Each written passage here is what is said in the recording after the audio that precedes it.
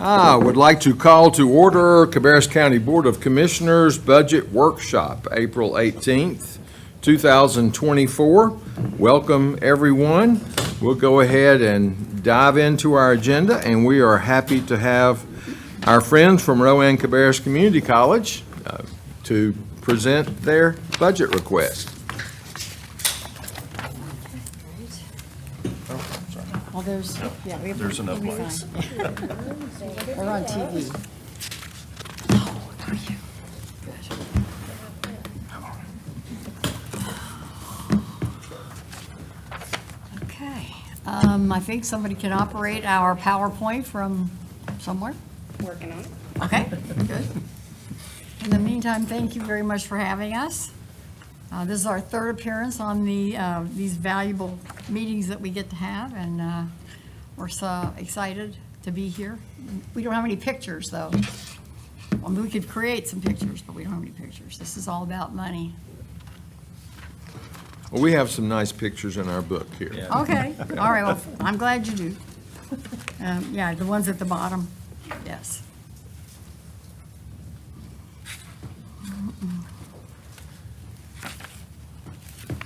Okay. Well, when we get there, here we go. All right, thank you for letting us be first. We're excited about that.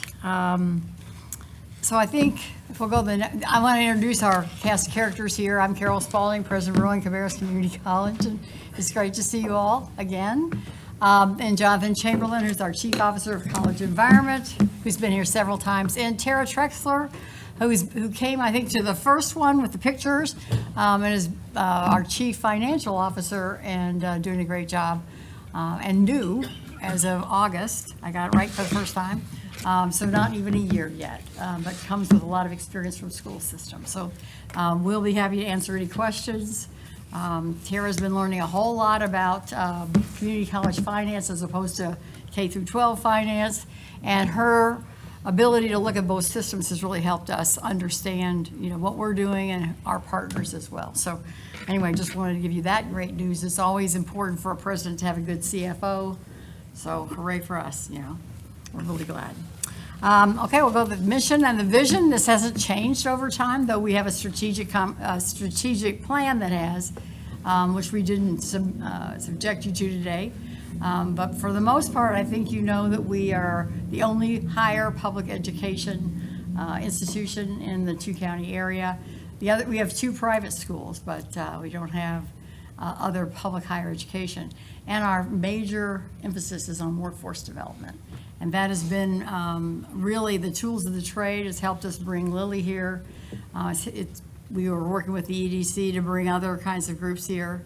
And we are very committed to having our own people in our own county get this workforce training and go into these new jobs with great benefits and higher salaries.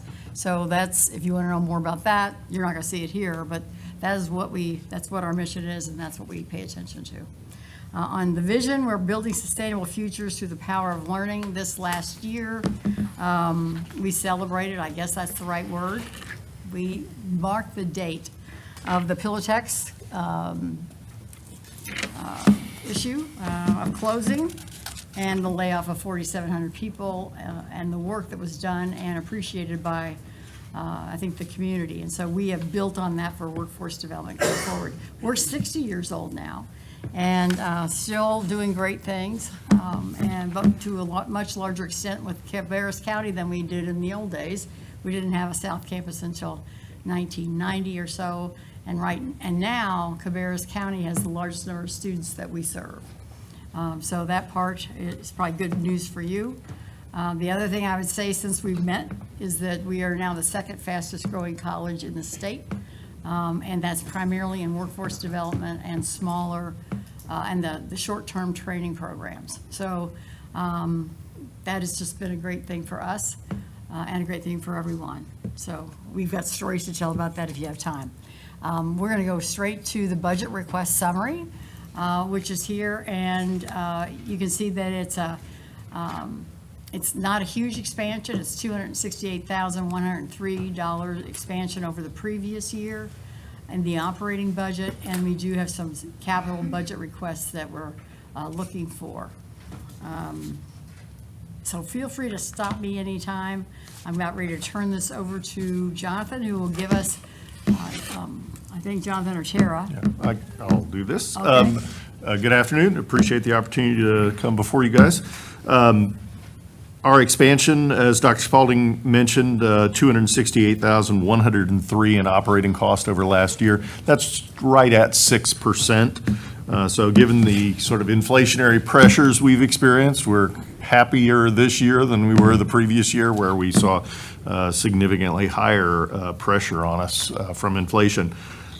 This expansion is made up of salary and benefits, the largest portion of it, and that is really our state. The state government gave pay raises to staff, and the staff that are funded out of the county-funded operating budget were given corresponding raises as well. So appreciate the opportunity to do that.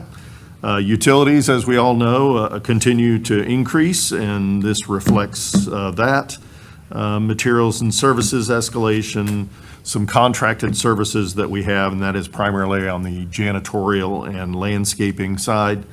And then finally, insurance premiums, which have actually been in the news recently, that the insurance marketplaces are putting pressure on us. So we would have you consider our application there for that additional 6% in operating funding. Moving into the capital budget request. You all traditionally have granted us $100,000 in reoccurring capital every year. Over the last few years, that $100,000 has not gone as long as it, or as far as it used to. I went back through my records, and I think it was, we'd been getting $100,000 a year since 2013, if I recall. So quite a bit of inflationary pressure since then, and so we are asking for an increase in that to $500,000. That will allow us to do the smaller projects that come up just during the year as we manage our facilities, replacing smaller roofs, doing some smaller renovations of spaces without having to actually come to the county commission and ask for that. It also gives us some flexibility to accomplish projects that we might not know about here. When a new employer comes into the area and we have to renovate a lab or something like that to accommodate their needs, that annual capital is how we accomplish that. So we would appreciate consideration there. The next is actually one of those projects really that is centered on a new employer. This is the aseptic simulation lab. We were initially in conversation with Lilly to build this aseptic lab to support workforce training for Lilly, but also for other employers that are coming in as well. We have received a donation from Cannon Foundation in the amount of $489,000 that really gets us a long way towards this. We estimate the total cost is $200,000, and so we are asking for, $650,000 total, and we're asking for $200,000 from the county to add on to the donation that will allow us to accomplish that project. At the NCRC building, we do not have a mass notification system. That is essentially a public address system. The North Carolina Building Code update that is going to be issued this year actually requires that any new buildings at institutes of higher education have this means of mass communication within the building. Of course, we're not required to install that at this point, but it is best practice to have that a means of communicating to the occupants of a building, and we would like to implement that as well as some security camera upgrades in that building. And finally, the largest one is the South Campus Building 201 phased renovation. Building 201 was our first building on South Campus, constructed in 1991 or occupied in 1991, and just needs renovation in certain areas. We have greater need for our science labs, which are located in that building, and so we want to expand those science labs and some corresponding office spaces. Our library is in that building as well, and we want to do some upgrades and changes to that to better serve our students. That has a price tag of $7,109,000. That's been on our request for several years, and we appreciate the funding that you've given us for the other projects, and we feel like this one, it's its turn, and so we hope that you'll be able to find the funding to move that project forward. Okay, so I just pause here and say that for a lot of these things, we go looking for private money, as you heard about the aseptic lab, because this is an important addition to our skill set and our equipment. That we think that finally, we're going to have a life sciences sector, just like you have a manufacturing sector or farming sector or whatever, that the life science sector will be there. We're already doing the training for Lily. It's 8 weeks, and you get a good job at the end of that. There's no barrier to entry. You don't have to have a college degree. You can have a GED or high school diploma to get in and get a good job with benefits. And so this is the next piece of the pie. We also got $500,000 from the state to start the bigger project, which is called Biomed, and that is the name of the course. So we're far along on this. We're excited about it, but we know our next step is this. It will help attract others. Right now, they go to another community college in Raleigh to get this training, and we really want to keep it here or have it here. So that is what we're asking for, is the final piece of this to make it all happen. On the NCRC security upgrades, upgrading and replacing security cameras, we have a relationship with Castle and Cook and the NCRC. And that set of buildings and property has gone through one part of a sale and now is on the second part of a sale. And so we know at some point in time, these security cameras will not have anybody watching them. So we need to adapt to that and replace the security cameras with 2024 vintage kinds of things. So I think those are the additional things. The repetition on South Campus is that we've already enjoyed the welding lab that was put in, paid for by this group. It is doing really, really well. We're putting more face-to-face kinds of courses in South Campus, which means that we need to upgrade this space, or at least modernize this space and move some things around. Our mailroom is huge and we don't need it, so we're looking at reallocating space for basic law enforcement, EMT, and not so much fire, but a little bit of fire that are moving out there. That we shared space in the jail for a long time, and now we've pretty much moved into our space. And that has been okay because our transfer program is largely online. So we're really doing well with our enrollment and our different kinds of ways of serving students in this community. So that's the budget request of $8,109, and we're happy to answer any questions on that page. We'll just keep rolling. I got a question. Okay. So for the lab that you had mentioned, for some of the training. Yes. So an individual, you said, does not have to have any sort of college degree or any kind of certification to enter that. And how long did you say that? 8 weeks. 8 weeks, Mm-hmm. okay. And so now what type of jobs you said that, the jobs would kind of feed into Eli Lilly or other Yes. private companies. What types of jobs would that be? They're specific to the industry, but they're technicians. Okay. Lily is going to, well, let me just start here. Are you familiar with medicine that's prepackaged in a shot? I'm not, so that's Good for probably the you. reason why I'm asking, yeah. Good for you, okay. He's not old enough, okay. Well, some of us are. Okay, and that is a really good way of managing people's health. And so they're gonna load that. So the formulate for that is not gonna be made here, but it's gonna be filled here. And so this is a very exacting kind of experience. The clean lab, which is what the aseptic lab does, is that, you have to gown up before you go in there, and then also there's a way of also I hate to say gown down, maybe, I don't know what they call it. But it's very exacting. People who've got good attention to detail would enjoy this work.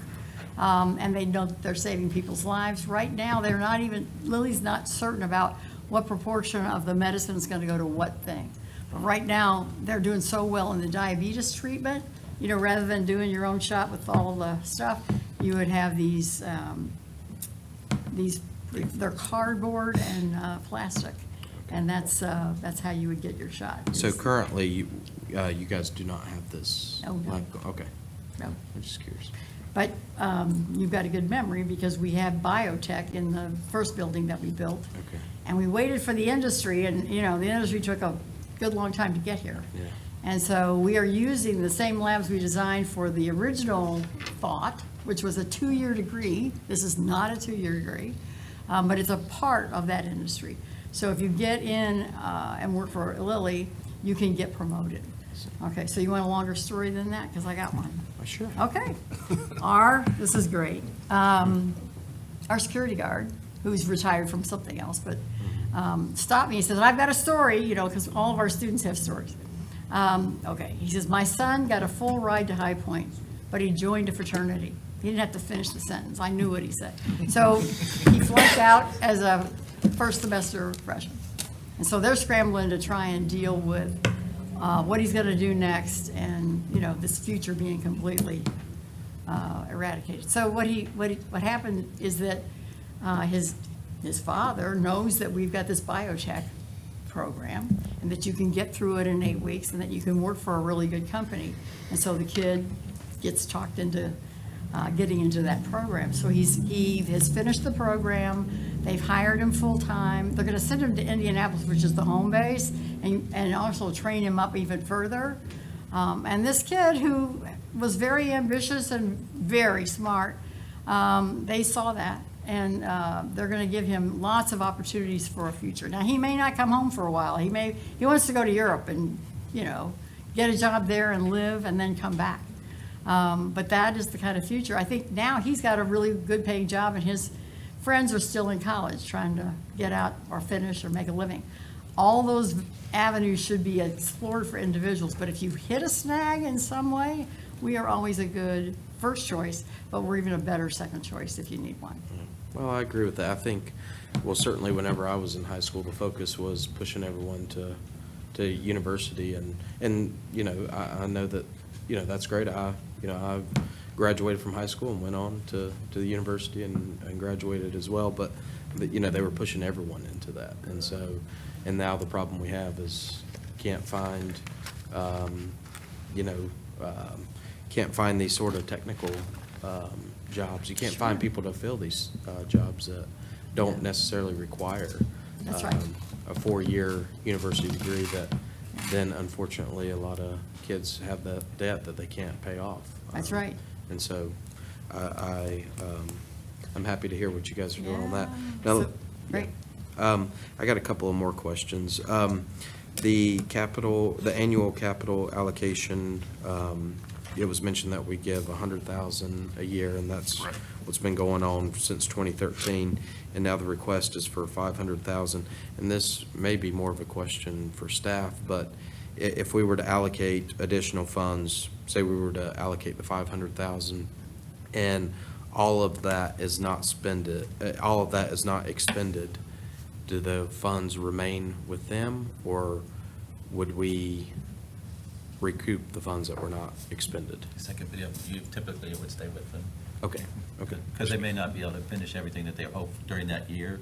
Right. But they could take those additional funds into the Okay. next year. I wasn't sure if it was the same as the county school system, or, okay, that answers that question. And then also too, with the security upgrades, the mass notifications, and I know this is probably the case, but I just want to ask it, if there was an event or situation currently, you have a way of communicating via text and email if there's some sort of big Yeah, event? that's correct.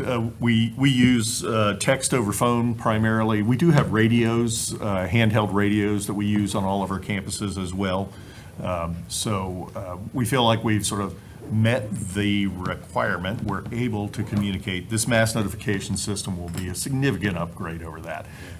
And the bigger issue really is the individuals in the building.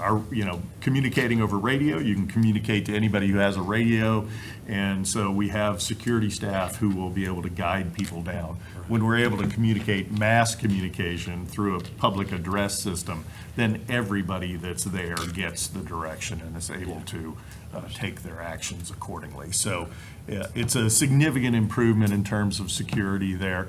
It's interesting, this is the only building where we don't have a mass notification system right now, and I think that really came from the design and development of that building by Castle and Cook, who is a commercial developer and really didn't have their expertise in education. So we've had these systems at our other campuses, and we're anxious to try and get it implemented here. And it's just an interesting aside that the International Code Council has recognized the need in institutes of higher education for these systems, and North Carolina Building Code will be adopting that as well. So, And then I have one other question. On the previous page with the salary and benefit increases, you had mentioned that the state has increased salaries for the positions, and then you had mentioned about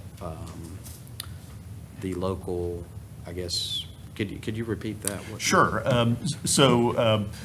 The majority of our faculty and some staff at the college are funded through the state. And in fact, probably ought to turn it over to Tara, who could probably speak to that better than I.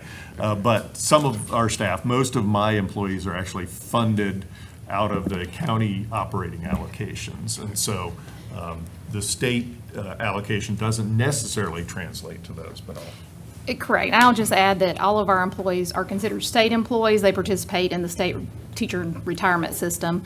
So our insurance premiums are with the state health plan, which are now going to be over $8,000 employer match per employee. So that's part of what goes into that. But we do have maybe a handful of grant-funded positions, and then we have the local facility staff by statute that have to be funded by counties, and then we have the state that will, the support administration and the faculty, they're all paid from state. So they're state employees, but the funding source is local. So when the biennium budget passed and it said a 4% raise for this current year and then 3% for next year, all our employees are considered state employees, and then the retirement rate and the insurance rate, we have to use what the state sets as well. So the local employees, the ones that are funded by the local county, were they given the increase for this last? Correct. The 4%? Yes. Okay. And where did that money come from, if you don't? From the Yeah. county budget. Okay. Yes. I think it was We actually did. 3% was what we had in our budget request last year, because, of course, our request to you all preceded the actual approval by the state legislature. So I believe it was last year, we requested 3% in anticipation. When the legislature voted 4%, that was 1% short, and we're making up for that. You'll notice in the notes that this is a 4% increase in salary and benefits that we're asking for. The state increase this year is only 1%, so we're So making to up that. balance out. Exactly. So those employees did not get the extra 1% last year, is that correct? I No, I they believe They did, They they did. did. We just Shuffled. shift the funding around between the line items to make it work. Yep. And now, how many positions is that are locally funded? Just I should know this. around number. It don't have to be exact. Roughly 20 of 20 or my less. maintenance techs and security folks. Yeah. So we have the facility in Kannapolis, as you know. Right. We have the cosmetology center called College Station. And then we have the Cabarrus Business and Technology Center on 29, which is where we have our HVAC and our electricity and other kinds of trade programs like that. And that's really, where we spend the bulk of the money for our employees that are doing maintenance and landscaping and all these kinds of things. Okay. Yeah. Thank you. I got something. Yeah, I just want to ask you one quick question about your lab. And you said that the Cannon Foundation giving you 480, you want 650. Since this is primarily for Lilly and companies like Lilly, And y'all may have, I don't know your partnership with Lilly, they may give y'all all kinds of money, I don't know. Not But- yet. But they, okay, why wouldn't they be involved in the private sector of, since you're training their employees? Okay, so I would say this about that. We want this lab to be agnostic to Lilly. We want other people to be able to use it. And so this is a way that we can make sure that that happens. We anticipate that there'll be more need than one of these going forward, at which point, if they've occupied it, fill it up, then we'll go back to them. Well, yes, doing it that way, they can't control it. Thank you. I just have one question for the finance officer, and that is relevant to the grant-funded employees. When the grant money runs out, aren't we asking to retain those and fund those through county funds? No. No, we either seek additional grant funding, they have a sunset date on their, the contract of their employee, or sometimes they may be able to, the individual may be able to fill a existing state-funded position. So unless there's a, you know, a technician, that's not usually our institutional funds don't support these type of positions that are in the county budget. Okay, are those funds that we get, or the school gets, sometimes require a match from the county? We have some that require a match. I'm not aware of any with county matches. Yes, we've had to match some with other institutional funds. But that's not a bad idea. I thought about it. Are you offering? Couple questions, and some of this may be for you, some of this may be for staff, but looking at the current operating budget request compared to the previous year, as well as some of the items on the other side, which of these items are we, as a county, required by statute to provide? I know that we are required to provide capital for facilities, but how much of a lot of this is not flexible on our side, and our budget folks can answer that as well, but can you kind of break that down a little bit?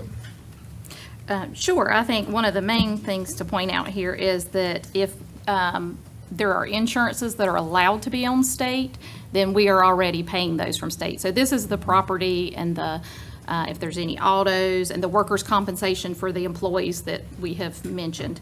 So these have already been parsed. So when it's available from state money, and they're eligible to be paid from state money, then we go ahead and place them on state. So these are the items that can't be funded by state. Utilities aren't allowed, that type of thing. And so part of our statutory requirement is to cover the cost of utilities for these facilities, as well as property and liability insurance also. Right. So we really don't have a lot of flexibility there as the cost of those items have increased. Yeah. Correct. And these materials and services, these are not instructional type of materials and services. These are upkeep of the facility materials. Great. I noticed on the South Campus building phased renovations, some of these, well, you've got the mass notification improvements on that one as well. Updating the lighting to LED. I imagine that's going to result in some savings utility-wise for us. Am I correct? Yeah, that's correct. When we do our renovations, particularly these sort of periodic renovations, we always do upgrades to our facility that makes sense. So LED lighting will improve the envelope of the building in some ways. Oftentimes that includes changing out old windows, many of the same things you do at your home, and you hear about, we do those during these renovations. And so, you know, at 30 approaching 40 years old, the facility is due for a number of those. And so we take those opportunities to do it because oftentimes they're disruptive of the activities within the building if we try and do them during, sort of ad hoc during the year. So we wait until we have a larger renovation and we can actually vacate areas of the building and accomplish those improvements. Right. Okay, any other? One last page, and then there's a thank you. Okay, We don't want to miss that. The last page is looking forward. So this is, there are different dates on here from 2026, 28, 29, and 2030, so that we can all be aware of what's happening and what's going forward. And then I think there's a building in here, as you know, we've got the 3 small buildings at our South Campus, and we are moving in more workforce development programs in there. And so this one is called Workforce Innovation Center. So we think this is the next best building for Cabarrus County going forward. It takes about 5 to 7 years to build one of these. If you don't start, you don't finish. So Cabarrus is growing exponentially. It's one of the fastest growing counties in the state. We are obviously one of the fastest growing community colleges in the state. And so we want to call your attention to the need for a new place, a workforce innovation center to deal with the growth in the future. And so as the population grows and as the industry grows, we want to be able to be right there with them. So this is 5 years from now if we started today. So it could be that we can, put this on the list in 2028, but we're going to need to have the planning money and the design money, which is now not a bad thing, is to have a design ready so that hopefully the cost of building will go down somewhat because it keeps growing exponentially. But the longer you wait, the more money all these things cost. So we're putting in just to, as a partner, we feel like we're a partner with the county, that we grow together. And so that's what we think we're going to need in the coming years. And we'll be back to you to talk about it as it gets closer. But if you'll think about this as far as design money or something and try and get ahead of the game, I think Cabarrus is going to need it going forward. would you anticipate that would be constructed on the additional property on the other side of Trinity Church Yes. Road? Yes. There's really not space on the main campus? That's right, Yeah. that's right. Yep. Okay, commissioners, other questions? What's the size of roughly a building S203? 2, 3 is, I'm only asking because that roof replacement is $410,000. And when we get to another roof replacement and a couple of presentations, it's over $1.2 million. I'm yeah, so it depends upon the size of the roof, of course, and what you're doing on that roof. And so for our S203 roof, we're planning on increasing the level of insulation under that roof. We also have to add a fall protection system on it. So that increases that. I believe S203 is 48,000 square feet, give or take, between the 40 and 50,000 square foot range. But roofs can be, from roof to roof, they can be very different. And so the square footage costs can vary pretty significantly. We use a PVC roofing membrane on our roofs. And if you choose other membranes, price can either be much higher if you're using metal, for example, or cheaper if you go with a roof that has a shorter lifespan of it. This is a pretty straightforward square box, flat roof. Absolutely, yeah, Yeah. very, very much rectangular, and that certainly also is a part of that cost. It's a relatively simple roof, all one level, rectangle in shape, as opposed to something where you might have different levels and slopes and things like that. Yeah, so that's one of the things we try and standardize on, is a pretty simple building form, because it allows us to sort of do some of these things a little bit more efficiently. Yeah, and we want it to have as long a warranty as we can, because it makes the money go further, and this is a 20-year warranty. We have a building that's got a 10-year warranty somehow. That's right. Well, in fact, this roof actually had a 10-year warranty. It's, I believe, on its 14th year now, so we've been able to keep it going, but we certainly will need to replace it sooner rather than later. So Jonathan always talk about at the end of its useful life. Is it leaking? No? Okay, leave it alone. So, you know, we're anticipating that this one will not be fixable at some point soon.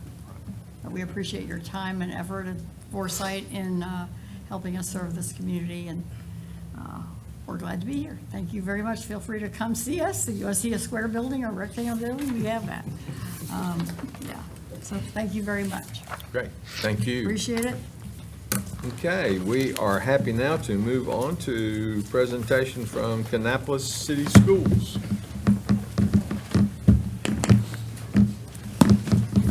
Is this usable? That's there. That's theirs, okay. Hi. Hey. How are you? Good, how are you? Good to see you. Good to see you. Hi, Lou. Good. Yeah, if you want to just speak it up.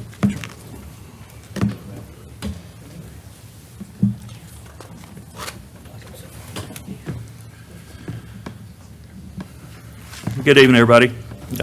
Good to see you. I want to thank the commissioners for their ongoing support, also the county manager's office for their support. We have several members behind us as well we want to thank. Rodney, appreciate all that you've done and wish you the best. I'm Kevin Geary, Superintendent of Kannapolis City Schools. I'll ask the others to introduce themselves in their position. Good afternoon, Chris Triolo, Assistant Superintendent. Kim Greek, Director of Human Resources and Finance. Scott Rogers, Director of Operations. Good, and Dr. Torello oversees academics for us. So we'll start just by going through some general information just with our historic funding, particularly fiscal year '24. So this is a background. We actually presented most of this during the retreat in February, but this is our funding categories. That's Lauren Linker. These are our funding categories for fiscal year '24. So you kind of see an overview there, and certainly see the breakdown of what Cabarrus County contributes to that, which is critical.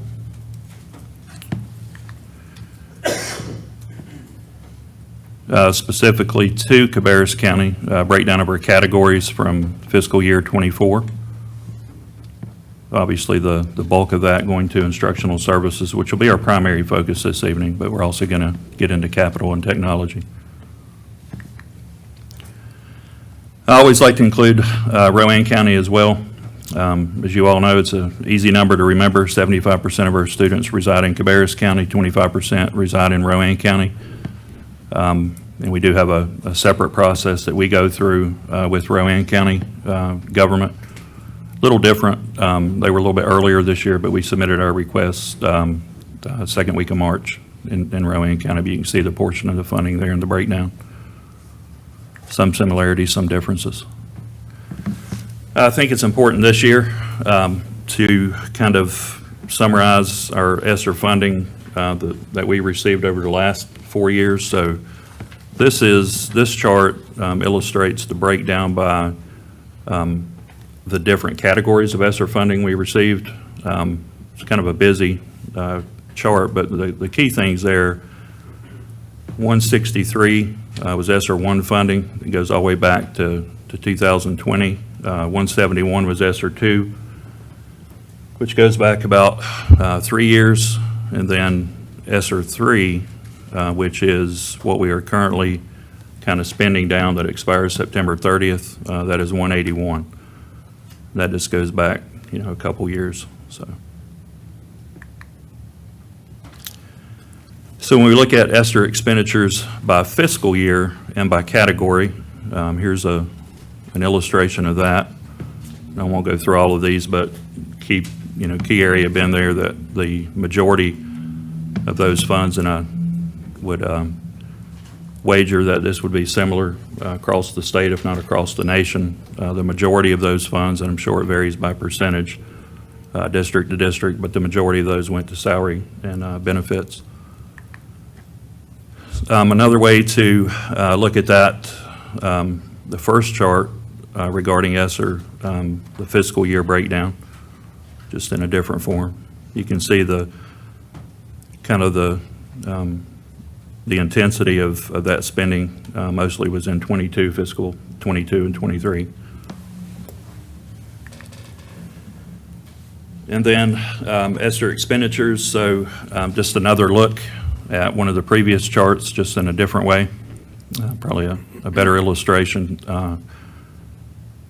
to see where that breakdown kind of was categorized in terms of where the funds were spent, and this includes, again, all ESSER funds that KCS received.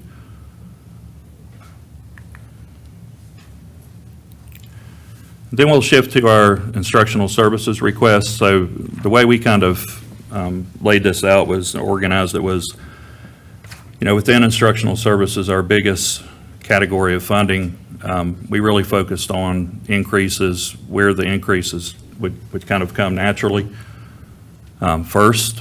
And that first category, and RCCC actually spoke to this just a few moments ago, was in terms of state salary increases. So I asked Ms. Greek to kind of add to that what the expectation is in the second year of the state biennium budget. So the legislation has already provided a 3% increase for all of our classified staff members, so we owe that. We already have to work that into our budget. It's not a negotiable, so it's kind of a cost that we're going to incur whether we accept it or not. It's due in our salaries. And then we averaged a 4% because, as you know, the certified salary scales for teachers come out in increments, so some of the teachers might receive a 2% increase while others receive a 7% increase, so there's an average, so we averaged at a 4%. And Why is there a discrepancy on that? You say some would be 2%, some would be 7%. What's the reason? The legislation provides different percentage increases for various levels, experience levels for teachers. Is that Yeah, where if you- they cut it off at like a 15? Yeah, the 15, so yeah. year 15, 16, up through year 30, but especially through year 25 is it's challenging. I mean, that you see some increases there that are, around a 1.8% increase. You have some, like in the first, 5 years or less experience, you actually have some double-digit increases. But again, double-digit is, we're not talking about, going from 95,000 to, 120,000. We're talking 37 to 41. But, if you talk those numbers like a $4,000 increase, some of those are, 9, 10, 11.1%. But the average across the entire scale, the entire state scale, is about 4%. So. And these numbers are just based on our local paid staff members, not our entire group of staff members. So Yeah. Even though the legislation said for state employees, we're providing a 3% increase, we still owe that 3% increase for all of our local paid employees. Yeah. So, and that total is 230, just south of 235, that number at the bottom. And again, that's what I said, kind of leading off in instructional. We kind of tackled the ones that are naturally going to occur first, so.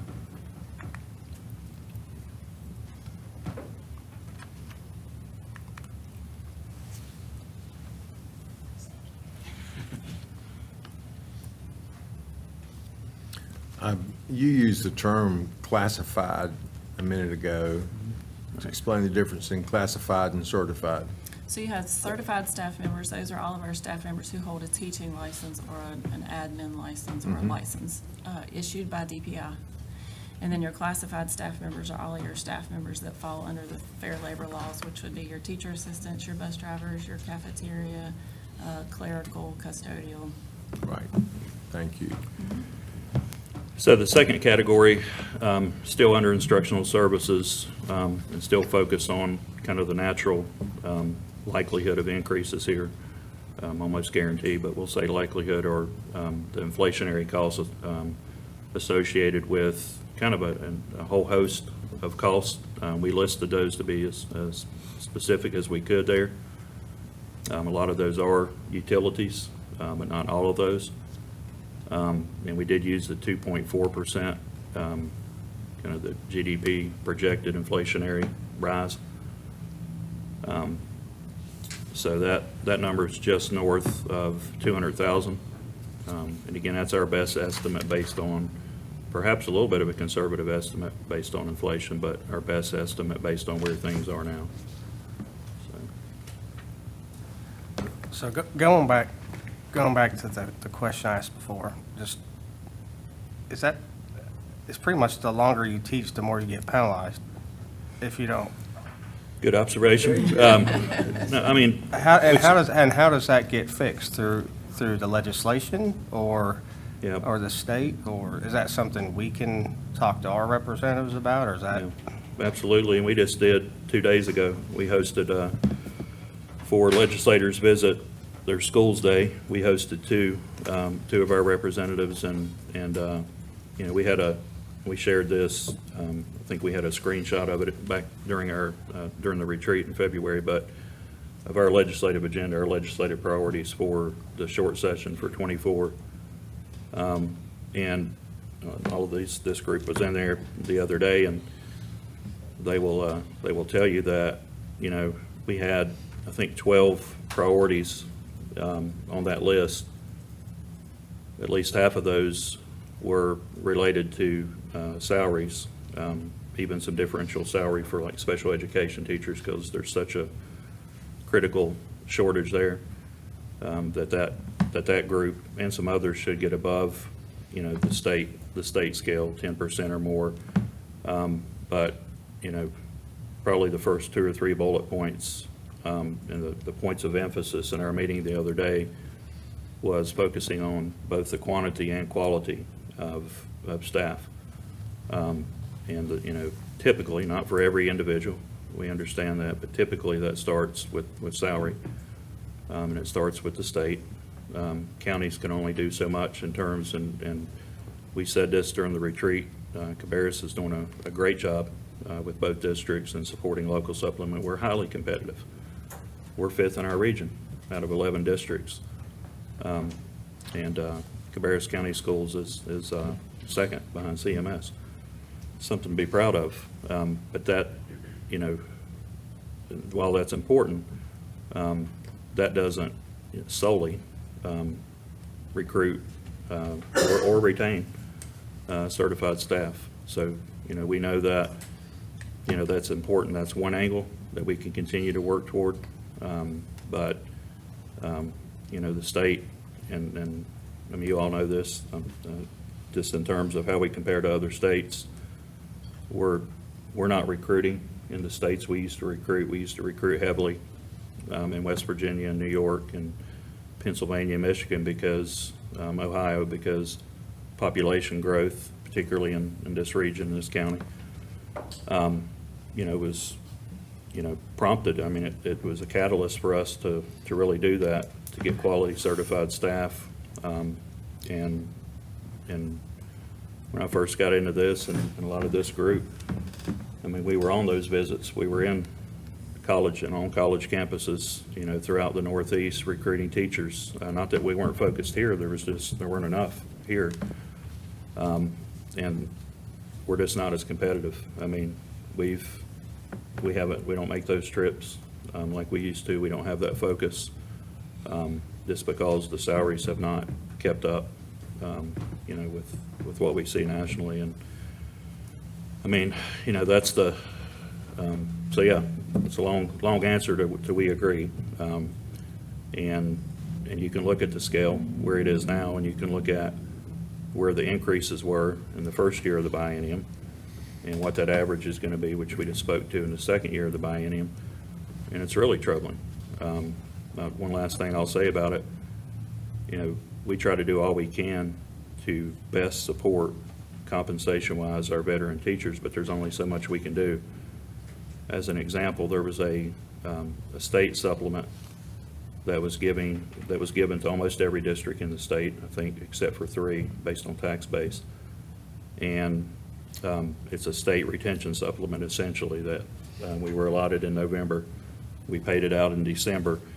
And this year, so in December of '23, we actually, and our school board was very much in favor of this. We actually tiered it so that we did not do one flat rate across the districts. Nothing wrong with doing it that way, but we actually tiered it so that our veteran teachers received a much higher percentage. That was well received, obviously, and I would say that it was even well received by a lot of our beginning teachers because they understand.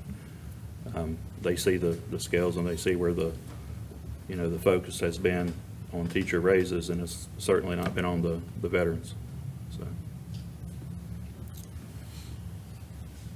So these are kind of still under still under instructional services, but kind of going the other side of the coin with positions. So, I spoke about this during the retreat. We only added 10 positions over 4 years out of ESSER funds, which we were, I think, pleased and proud of how we managed that. We tried not to pour into recurring costs.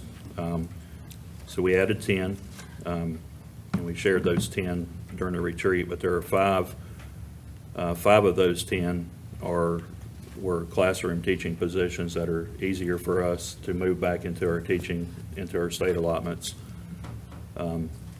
use attrition or whatever to kind of address those. These are 5 that we added over a 4-year period. And part of our argument for this, or not argument, but part of our rationale for this is that we did not try to do one of X, Y, and Z at every school or any approach like that. These, for the most part, are serving entire district or at least multiple schools. And we have some data to kind of, hopefully demonstrate the need for these and continuing these. But, really, when we really think about this, and we've had a lot of in-depth discussions about ESSER positions, some of the questions we ask ourselves is, would we have added these without ESSER money? The answer is a resounding yes. Now, was it convenient to pay for them with ESSER funds? The answer is even a more resounding yes. But it was more about the position and the need versus frivolous spending in regards to, well, we have ESSER funds, so let's add 1 more of these or 2 more of these. And hopefully the data points that we'll go through will demonstrate that. Because all of these are serving, they're impacting the entire district, I guess is the best way to say that. So what would be your totals on, for example, social workers? What you already have and what? Right, so we currently have 4, so we were at 3, so we added a 4th during that 4-year period. How about psychologists? Psychologists, we are at 6 in the district.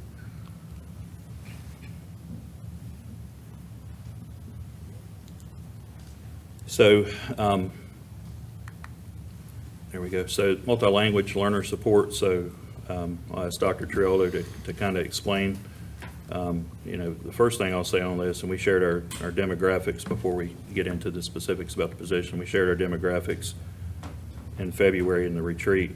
We've seen a dramatic increase. We talked about our Hispanic population growth, and I don't want to unfairly couple those two together because all students, every student as part of our Hispanic population is not receiving multi-language learner support. However, almost all of our multi-language learners, and we're at 17% now, we were at 14% just 3 years ago, or 2 years ago, now we're at 17% 2 years later. Almost all of those are, their first language is Spanish. But we've had a tremendous growth, and our Hispanic population is growing greater than 1% per year. We're now at 40.2% district-wide, but all of those students are not receiving multi-language because all of them don't qualify. Some of them are there's an assessment, some of them are advanced enough that they're not receiving that support. But that 17% of our student population who are, I'll ask Dr. Triolo to kind of speak to that and the importance of that position. So on this slide, you'll see, I think, I would draw your attention to the ratio, the far right-hand column. At A.L. Brown, we have 2 teachers serving our multi-language learners. At Kannapolis Middle, we have 2. And so they're carrying a caseload of 136 at the high school and 84 at the middle school each. Elementary, I would highlight Fred L. Wilson. We have one outstanding teacher. He's doing a phenomenal job, but he's serving 120 kids. Yeah. And so right now, as a district, our ratio is about 1 to 93 in our ability to serve.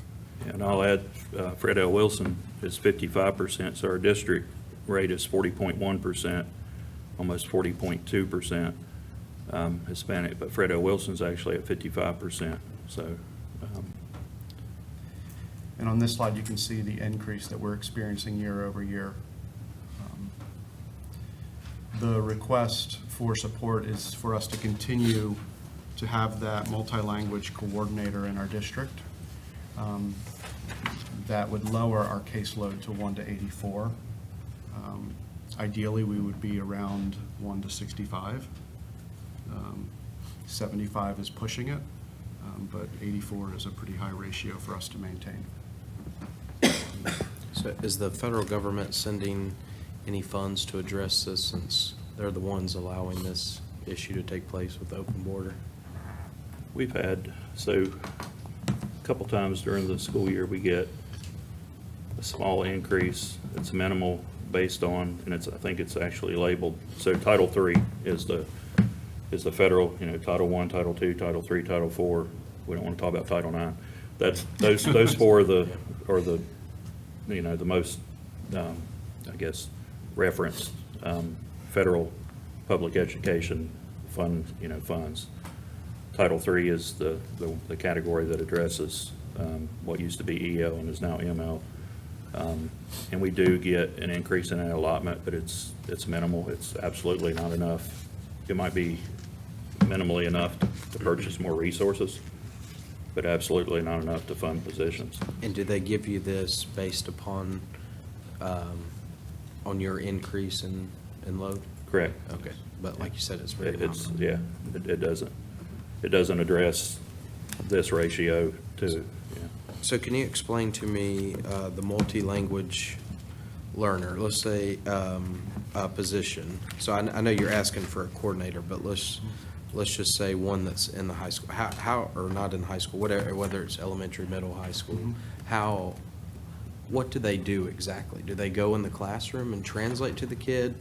Is the kid that is not speaking English as their first language, are they pulled to a separate classroom? How does this work? All of those, and even, even depending on the grade level, you got a master schedule, so everything kind of has to work in terms of where this fit is, but for a lot of our core subject areas, for some of our core subject areas, we even have situations where you're probably familiar with inclusion for special education. So there's an inclusion model for ML as well, where there are 2 certified teachers in a classroom, and if, a heavy percentage or a high percentage of that classroom may be ML. You see that more often in required courses, like in some of the Englishes or biology. So that's one end of the spectrum, is an actual inclusion model. The other end of the spectrum would be kind of consultative services where, and it depends on where the student is, what their needs really are, but, consultative services would be, kind of least restrictive in terms of, check-ins or pull-outs occasionally on a schedule. Then you have everything in between. Everything in between could be, going into a classroom, not leading the instruction like an inclusion model, but, certainly assisting, making sure there's some planning done with the regular ed teacher, so that if students are pulled or if a teacher pushes into the classroom, they know how to best support those students. It's a lot to keep up with. It's tough situation. Yeah. And then Yeah. as a district, we're offering PSYOP training this summer for just any teacher to come in and learn best strategies to teach English language learners. So that will be offered with our coordinators, and we're actually partnering with the state to have that provided. Now, are these students put through intensive English language training or teaching so that then they can be, off of this program? Are they? Yeah, and best we can, and in fact, one of the measures, about the school report cards and state accountability model and all those components. You have, integrated tests, and of course, exams, ACT work, all those things that are factored in there you've heard about. One of the other components that doesn't get talked about as much actually is related directly to ML, and it's the percentage of students who are exiting the program. I don't pretend to know the specifics of the formula, but it's essentially where students come in, and there's a time frame of expectation for them to exit the needed support, and that is, we are held accountable to that.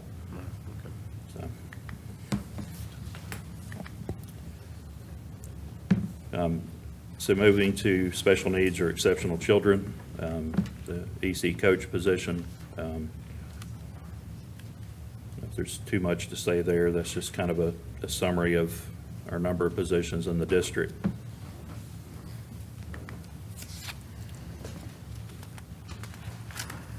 This slide, and we've certainly talked about this before, just we're already in a hole with special education funding just because of the state funding cap of 13%.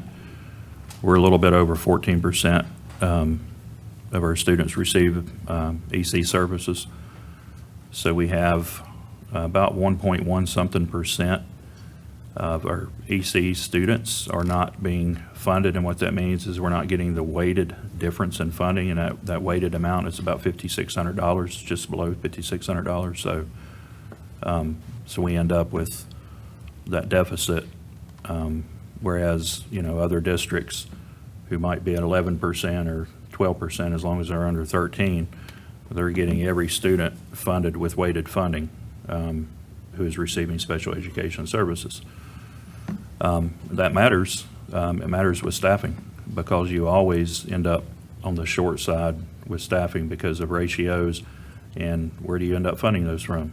Local, because you're not getting the state allotment for your full EC population. So that's just again to highlight why it's ultra important for us to be able to continue the EC coach position.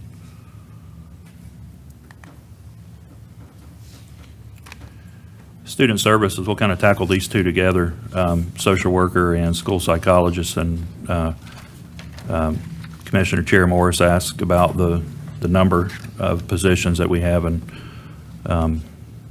social workers and school psychologists. And, we pulled some data, that we know is relevant. There's a lot of other data.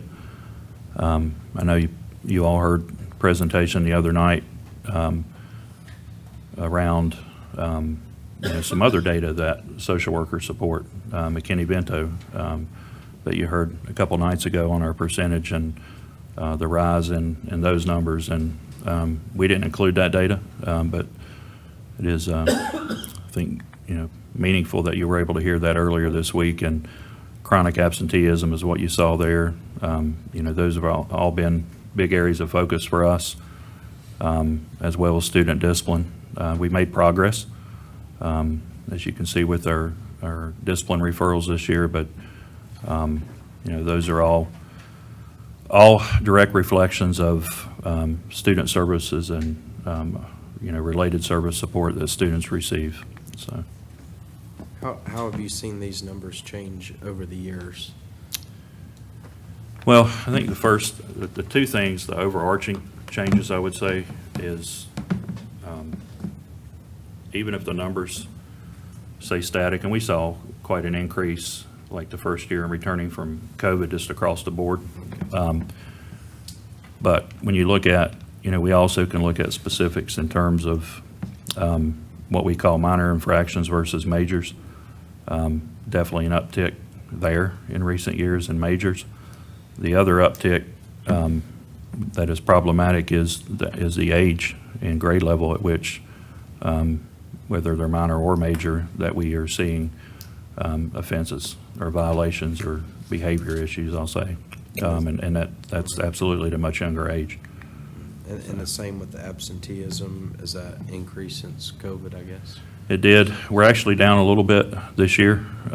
It's not something that we would have a parade over, but it is, I mean, we've made progress in our chronic, where we were at day 150, we're at about 26% as a district, which is troubling.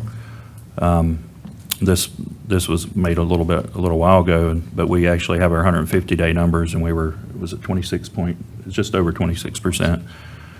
And that's down a little bit from where we were at day 150 last year. So we're making progress, but we're also putting more effort into it than we ever have by far.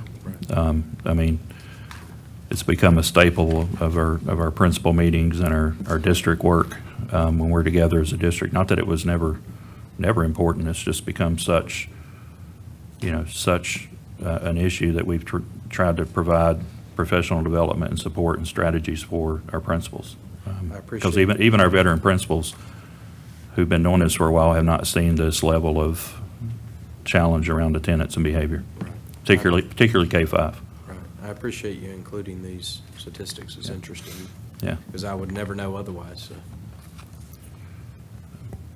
And those, Looking at the student discipline page, you got a couple of really big, one with a really big improvement and one with can you put your finger on that? you know, speak to Forest Park.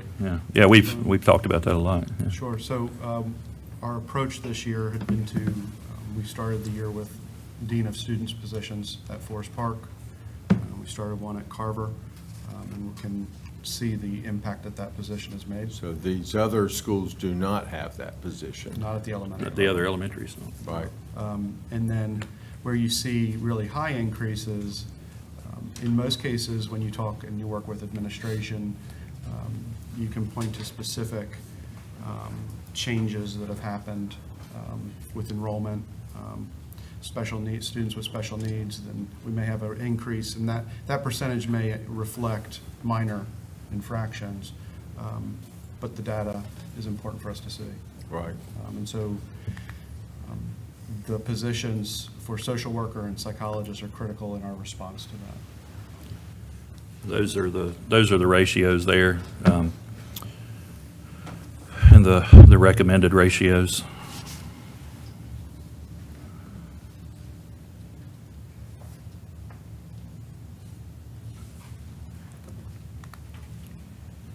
And then the other position is what we call an ITF, an instructional technology facilitator, and they're everything from break fix on the spot at the school level to addressing software issues, addressing instructional technology issues, to actually leading instruction with regular ed teachers or with our classroom teachers. And then there's that was one position we added because we, at our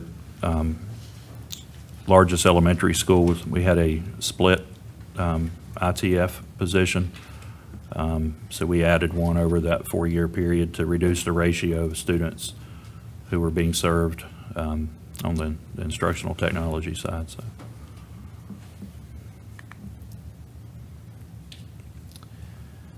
All right, and then our last category in instructional services is supplements, and we didn't, address this as priority 1 this year to increase supplements because of the importance of what we already shared, the other 3. But it is important and significant to include that even staying at 9%, if we stay at 9% for fiscal year 25, we're still going to incur a cost of just over $100,000 because of the state salary increases. So that's, again, our best estimate based on that 4% certified increase across, and of course that then we have to factor in all of our employees, state and local paid or funded employees because they're all receiving the 9% supplement. So that's our best estimate, and I think it's very close to what we would incur just on with the state increases and what we have to pay out in terms of local supplements. So, and that's the bottom left, to remain at 9%. And of course, you can see if we went up 0.5%. And that's not in addition to, sorry about that. That's not in addition to, as you read that from left to right, that's that 240, what's that number? 247, I thought. That includes the 101, and the 399 includes all of that, so. That's the total. So this is a summary of that instructional services category. We just kind of went through all of those subcategories. Okay, then moving to another funding category. This one's pretty quick. It's technology. Most part straightforward, I think, in our notes there and what we're describing. The maintenance of materials, I do want to describe that a little bit, so we're not trying to be vague with that. The maintenance of materials is your, I hate to use the word consumables, but it's your cords, your chargers, the things that support the top two categories there, and even to an extent the third category. So, what we have to replace on a weekly basis, a monthly basis, and certainly an annual basis, it's an increase in those replacements, just managing the day-to-day, week-to-week of school life. So that's that bottom An amount. example of one of those, I just had a conversation with our director. iPads have changed their power source recently. Well, we either have to upgrade all of our cords when we do that, or all of our charging stations, or we have to stay with an older model, which are more costly to maintain. Do the students take these iPads home? They do not. Okay. No. So none of the technology goes home with them? So our high school Chromebooks go home. Okay. So, And what happens if they lose one, lose a cord, damage it? yeah, we have a system. I know it could happen. Yeah, it does. It absolutely happens. We have a system. We have a policy. We communicate all of that clearly. Parents understand that. Do we always get the amount?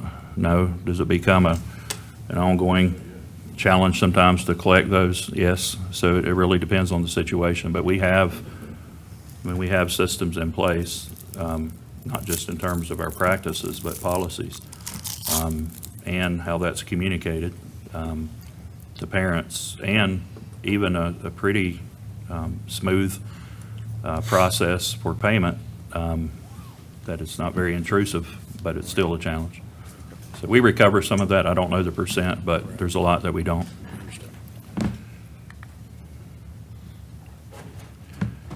Shifting to capital as we close out. So with capital, we kind of categorized it first as fiscal year 25, our small capital projects, i.e. our pay-go projects. So we started with that, and then we will move to our deferred maintenance, the priorities for fiscal year 25, just the priorities for 25, and then we will move to our current capital projects for fiscal year 25, and there's really just two of those. And then after we cover fiscal year 25, we'll move into our CIP, really our longer term categories, and we'll look at deferred maintenance there. And we'll look at our capital projects in two categories, both expansion and renovation. So Mr. Rogers, anything you want to add? Just, we don't have to go through all of these, but just anything you want to lift up. There's a couple things I'll point out on the pay-go stuff. As we look at addressing our immediate needs, the one place that we really focused this past year was on life safety. We put access control in all elementary schools, K through 6, camera systems, K through 6. And the two schools that we have left to do are now A.L. Brown High School and KMS 7-8. So we've gotten the grant funding for most of that project, just to look at finishing that project up so that system-wide will be access control cameras, same system. And the other big thing here is a playground. We've got several playgrounds that are beginning to need replacement. So our goal is to replace one playground each year. That's what we hope to do, a major point. There'll be EC swings, there'll be exceptional, we put in exceptional children's swings this year that are little handicap swings with wheelchair access. Those things just come up. So a lot of these things happen, you have to end up doing them, and those types of things, but that's addressing our immediate needs there. And like I said, this is deferred maintenance for fiscal year 20, just priorities around deferred maintenance. Can I, Yeah. the one thing I would say about this, we went around with the maintenance managers, with Chuck Taylor and his fine group of men, the managers, and after we got done looking at every single school, we sat down and we talked about what's the carpenter's number one priority in this school system. HVAC, what's your number one priority? What are you spending your most money on that needs to be replaced now? So when you look at this is each of those groups' number one priority, and then we prioritize the priorities. So the chiller replacement at GW Carver was their number one priority for our school system. Then comes the front lot, parking lot drainage at Shady Brook, so forth and so on. But this came about not from what we thought, but from what the maintenance managers told us to do as far as their priorities go. Sure. And then, like I said, these are our current large capital projects, the two there. So.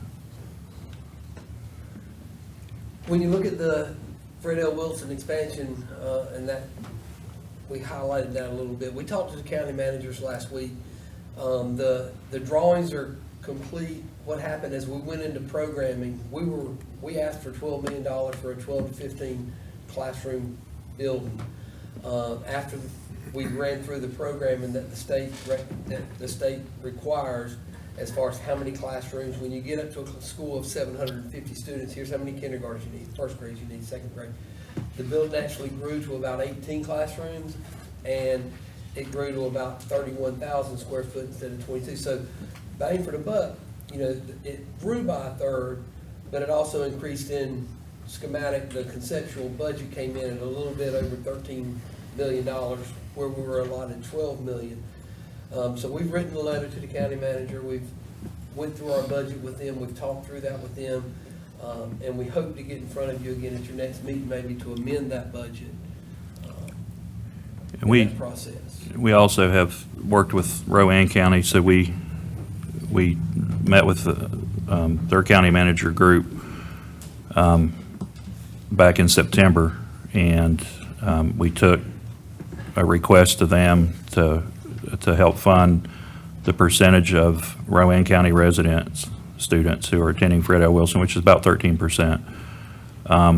They were, we believe that was well received. That was the messaging we got, and we know the county managers have spoken about that some. And then the kind of next ask from Rowan County back to us, Cabarrus and us, was that we include that in our formal request, which we did when we submitted our budget to them the second week of March. So, and it's just over $1.5 million that we've formally submitted to them. So I guess no news is good news on that, but we did make that request for Rowan to contribute to that project. So. Then as far as the Forest Park project goes, it's going along as planned. It's just still in design phase. Bids should go out this summer. But it's sort of in that design phase still. And then this kind of goes into our CIP for deferred maintenance, and the other two categories which I mentioned, which Mr. Rogers will speak to, are renovation or expansion, and then renovation to close us out. So when you go ahead and flip to the next thing. When we look at our construction projects, if you remember last year, we came in with an A.L. Brown addition / renovation of probably about $75 million. we've gone to the state 3 times in a row for the needs-based grant, and we're not receiving it because of the tiered status of where they're giving the money to for those needs-based grants. So what Mr. Gary and I, we've talked about, is splitting that project instead of an addition renovation for $75 million. We've looked at an A.L. Brown addition, which is the most critical need. That's an immediate need for us. If we could get that for $25 million, 50,000 square foot building, including the cafeteria and dining area, that's a priority for us. We'll talk about the renovation in a minute, but then the Jackson Park addition that was on our, list last year still remains there. It's a little bit more because it would require a gymnasium to be built, where Fred L. Wilson didn't have a gym. Jackson Park needs a gym. Yeah, and really, for us, and you can go ahead to the next one too with the renovations, but, we kind of paint the picture of, how do we solve for growth? And our growth is different. It's much more incremental than what Cabarrus County Schools has faced. We completely understand that. We're also, totally different dynamics in terms of our district footprint and acreage available and all of that. You all have heard that before. So, our way to solve for that is really our priority is to expand our existing campuses as much as possible. We also, think it gives us an opportunity for some savings, but the reality is that, building a school is a pie in the sky idea, not one that's really favorable to us and our community anyway.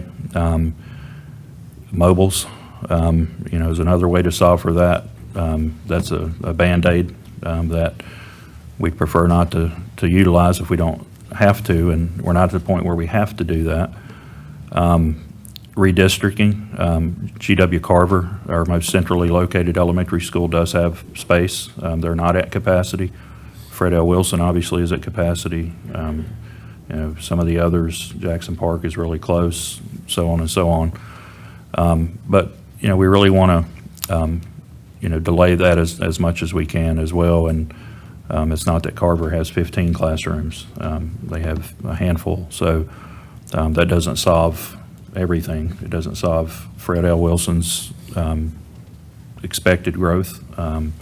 And it doesn't solve what's coming on the other side of the town in Jackson Park zone either. So, we've really kind of hung our hat on the expansion, campus expansion, and Fred L. is going to be a great project.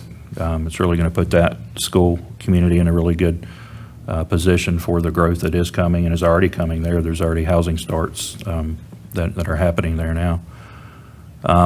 And then A.L. Brown eventually and Jackson Park are the other two kind of in the docket for us. They're kind of 1 and 1A in terms of addressing over the next few years to make sure we're in good shape as a district, for the long run. So, and we do work with the city of Kannapolis and monitor all that per school where that growth is coming in their planning department.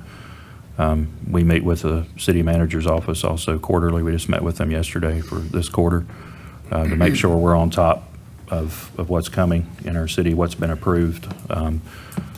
So we do our best to make sure we're fairly addressing that. And then just a summary of going back to, kind of in totality, summary of the increases.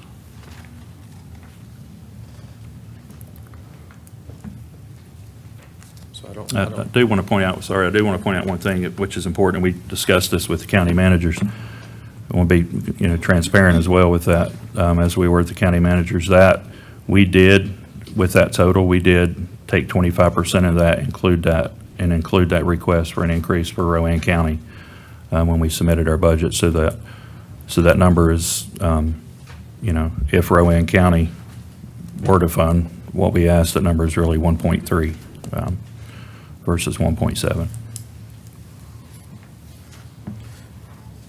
I don't see any requests for roof replacements anywhere. All of your roofs are in good shape? We had one in the Talking about top priorities. Okay.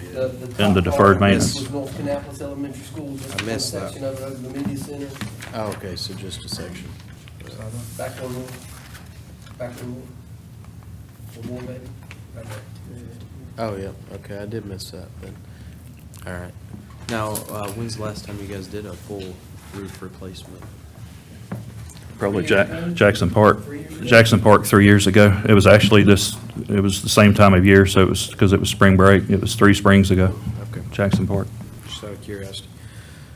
Thank you for your presentation. I know it was mentioned at the retreat, I believe, by Commissioner Wortman, that your presentations are always clear and concise and to the point, and we appreciate that very much. You're welcome. Thanks for the ongoing support. We appreciate it. So let us know if you have any additional questions. Any questions while we still have them here? All right. Yes. We thank you very much. Thank you.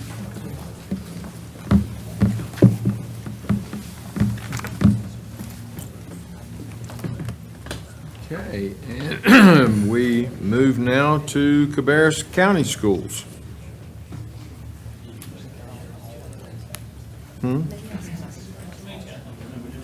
I wondered where they were. We're only half hour late.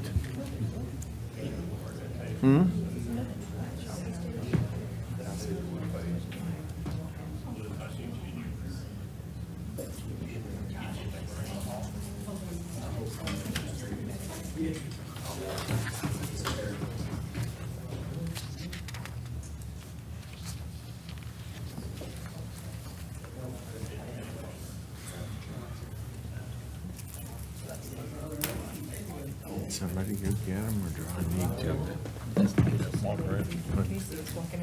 Do what? Yeah, I would have thought.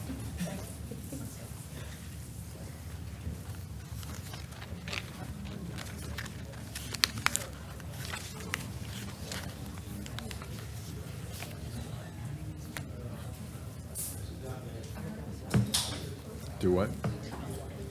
I'm good, thank you.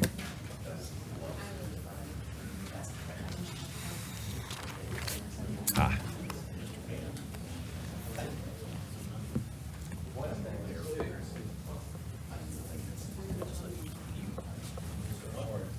How are you?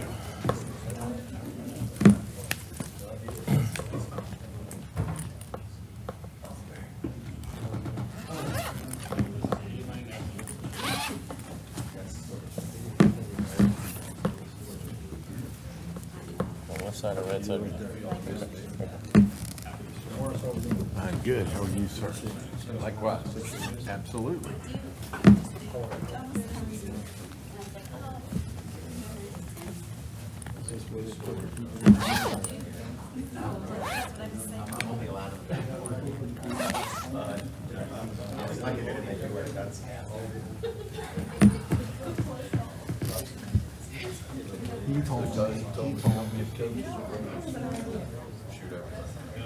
If you'd like. If you'd like.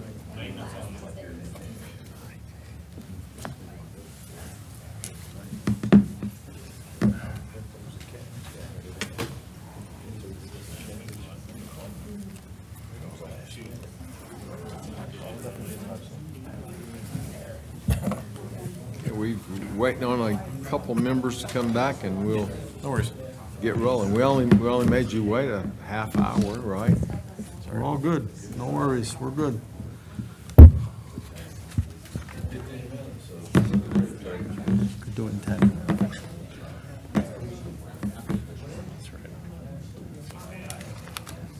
Good. What do you think you need? How much time? Just turn on the last line, just ask any questions. How long did it take you? Seriously. 25 to 30.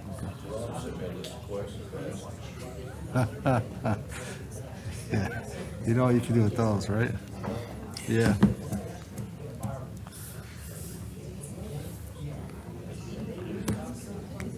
Are we being taped right now? Hot mic, be careful. Hot mic. No, no. Yeah. It's all good, Mr. Fur. It's all good.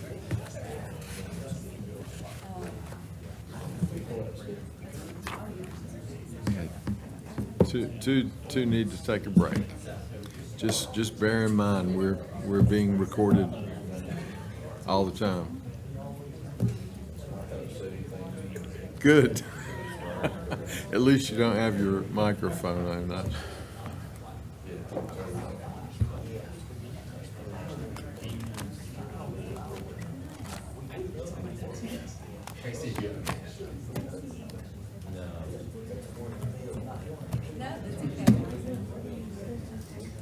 Okay, I think we are all back in place and ready to get started. So, Dr. Kopicki, we will turn the floor over to you.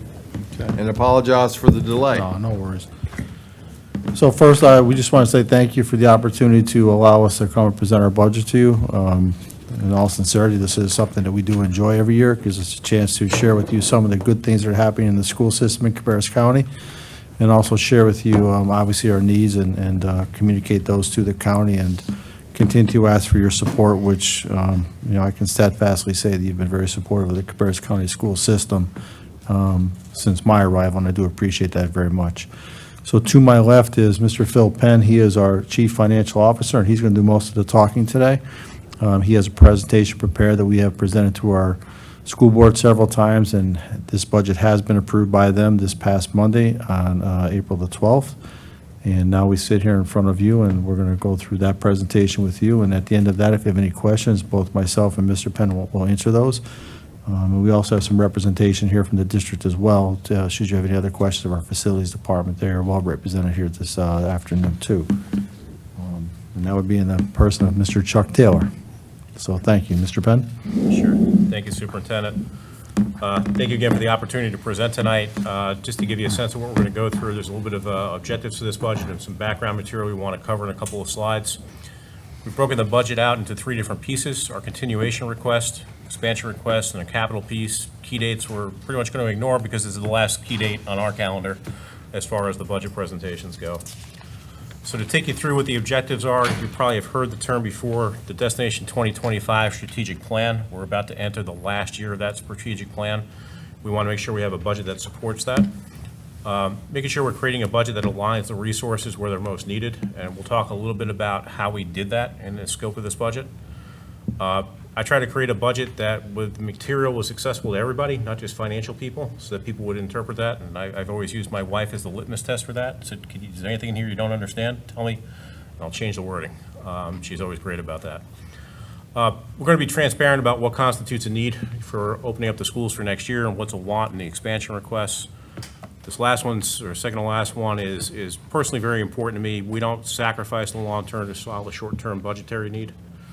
I'm not going to create a problem for a future CFO or a future superintendent or a future board to have to deal with. It's something we're doing today.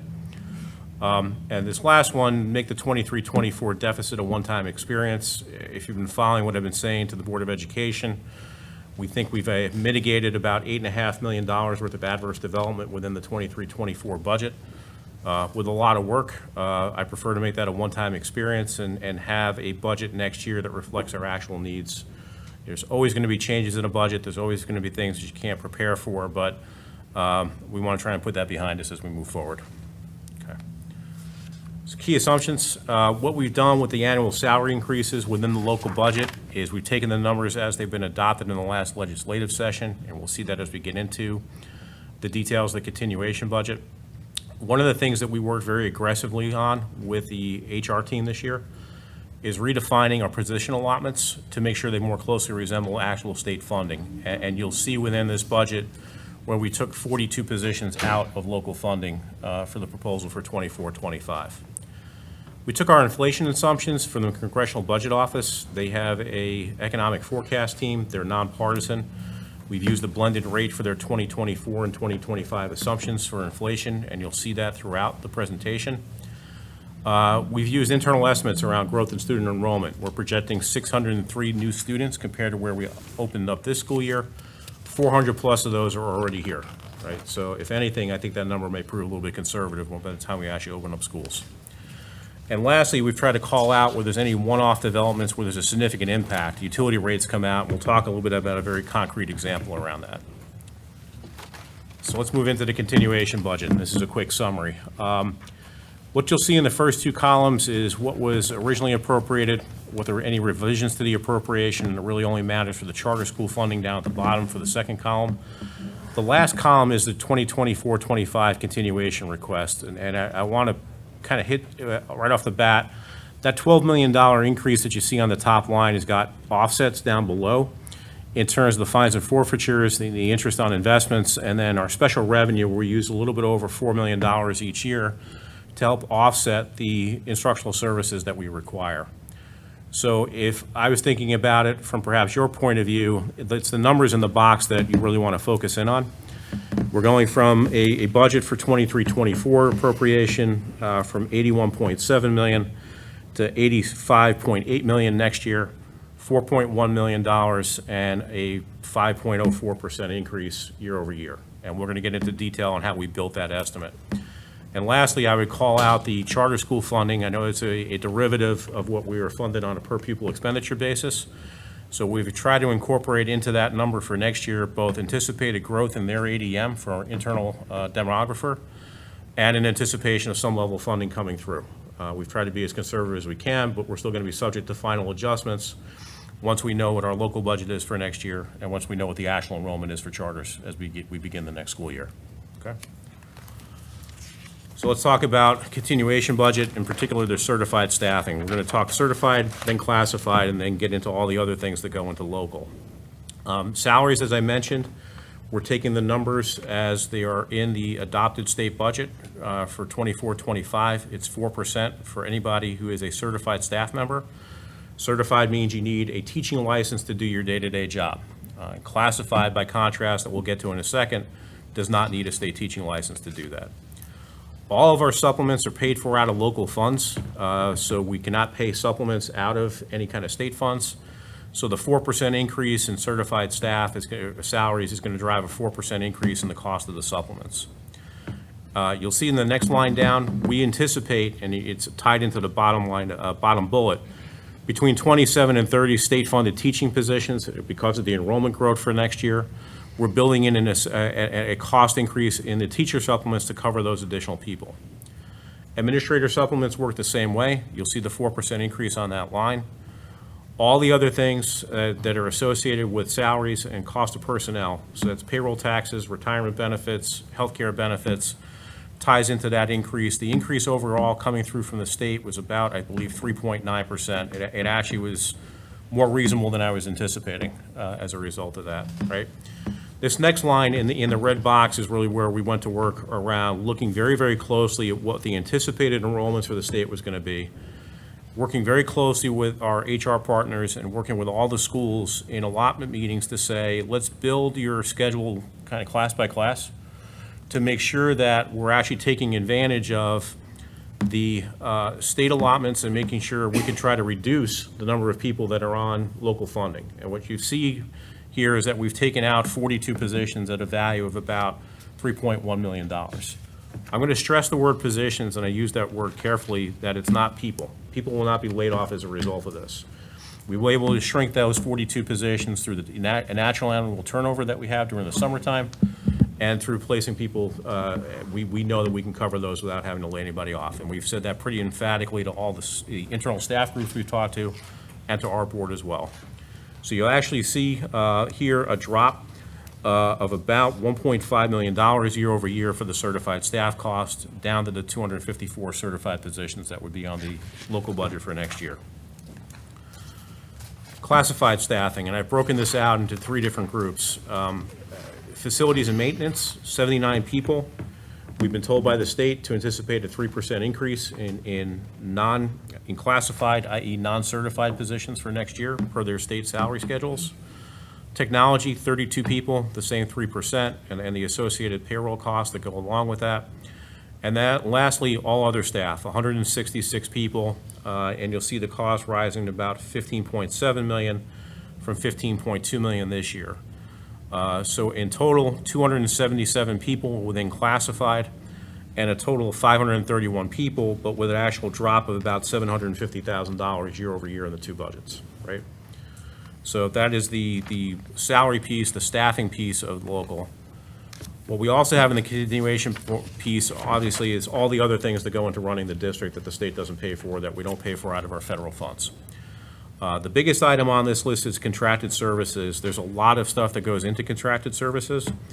Everything from our copiers to our services that we get for exceptional children that we don't, or we're unable to cover internally, the cost of our SRO contracts, our audit fees, background checks, drug testing, there's all those kind of things that go into contractual services. We're forecasting spending $5.3 million on that this year. We think next year's number is closer to 5.7 based on cost increases we're already starting to see in the current fiscal year.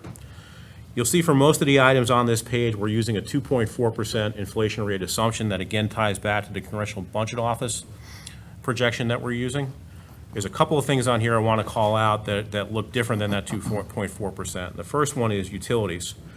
If any of you are a Duke Electric customer, you've already known that January of this year there was a 6% rate increase. They've already gotten approval for a 3% increase for next January. So we have to factor in the cost of those utilities for electric. Conversely, as we look at the natural gas usage that we had this year, we see an opportunity to take that number down slightly. And based on where we project energy costs to go, again, using that Congressional Budget Office as a reference point.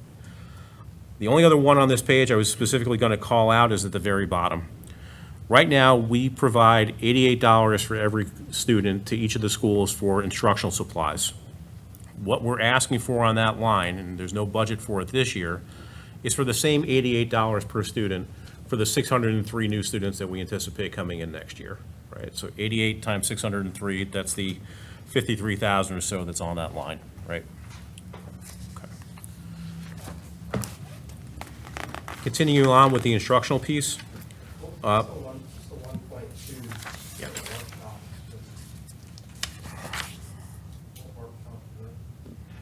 That's the second one right underneath the contract. It's predominantly professional development costs. Yeah. Okay. All right, sorry. All right.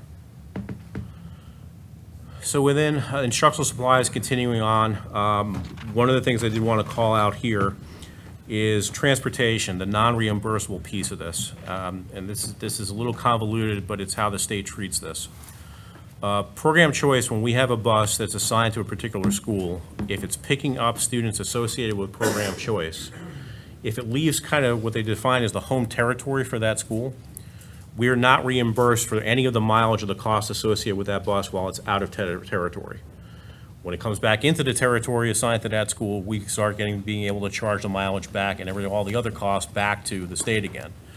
So the system is very sophisticated in the way that it looks like at that. We have never included this cost for program choice in our budget before.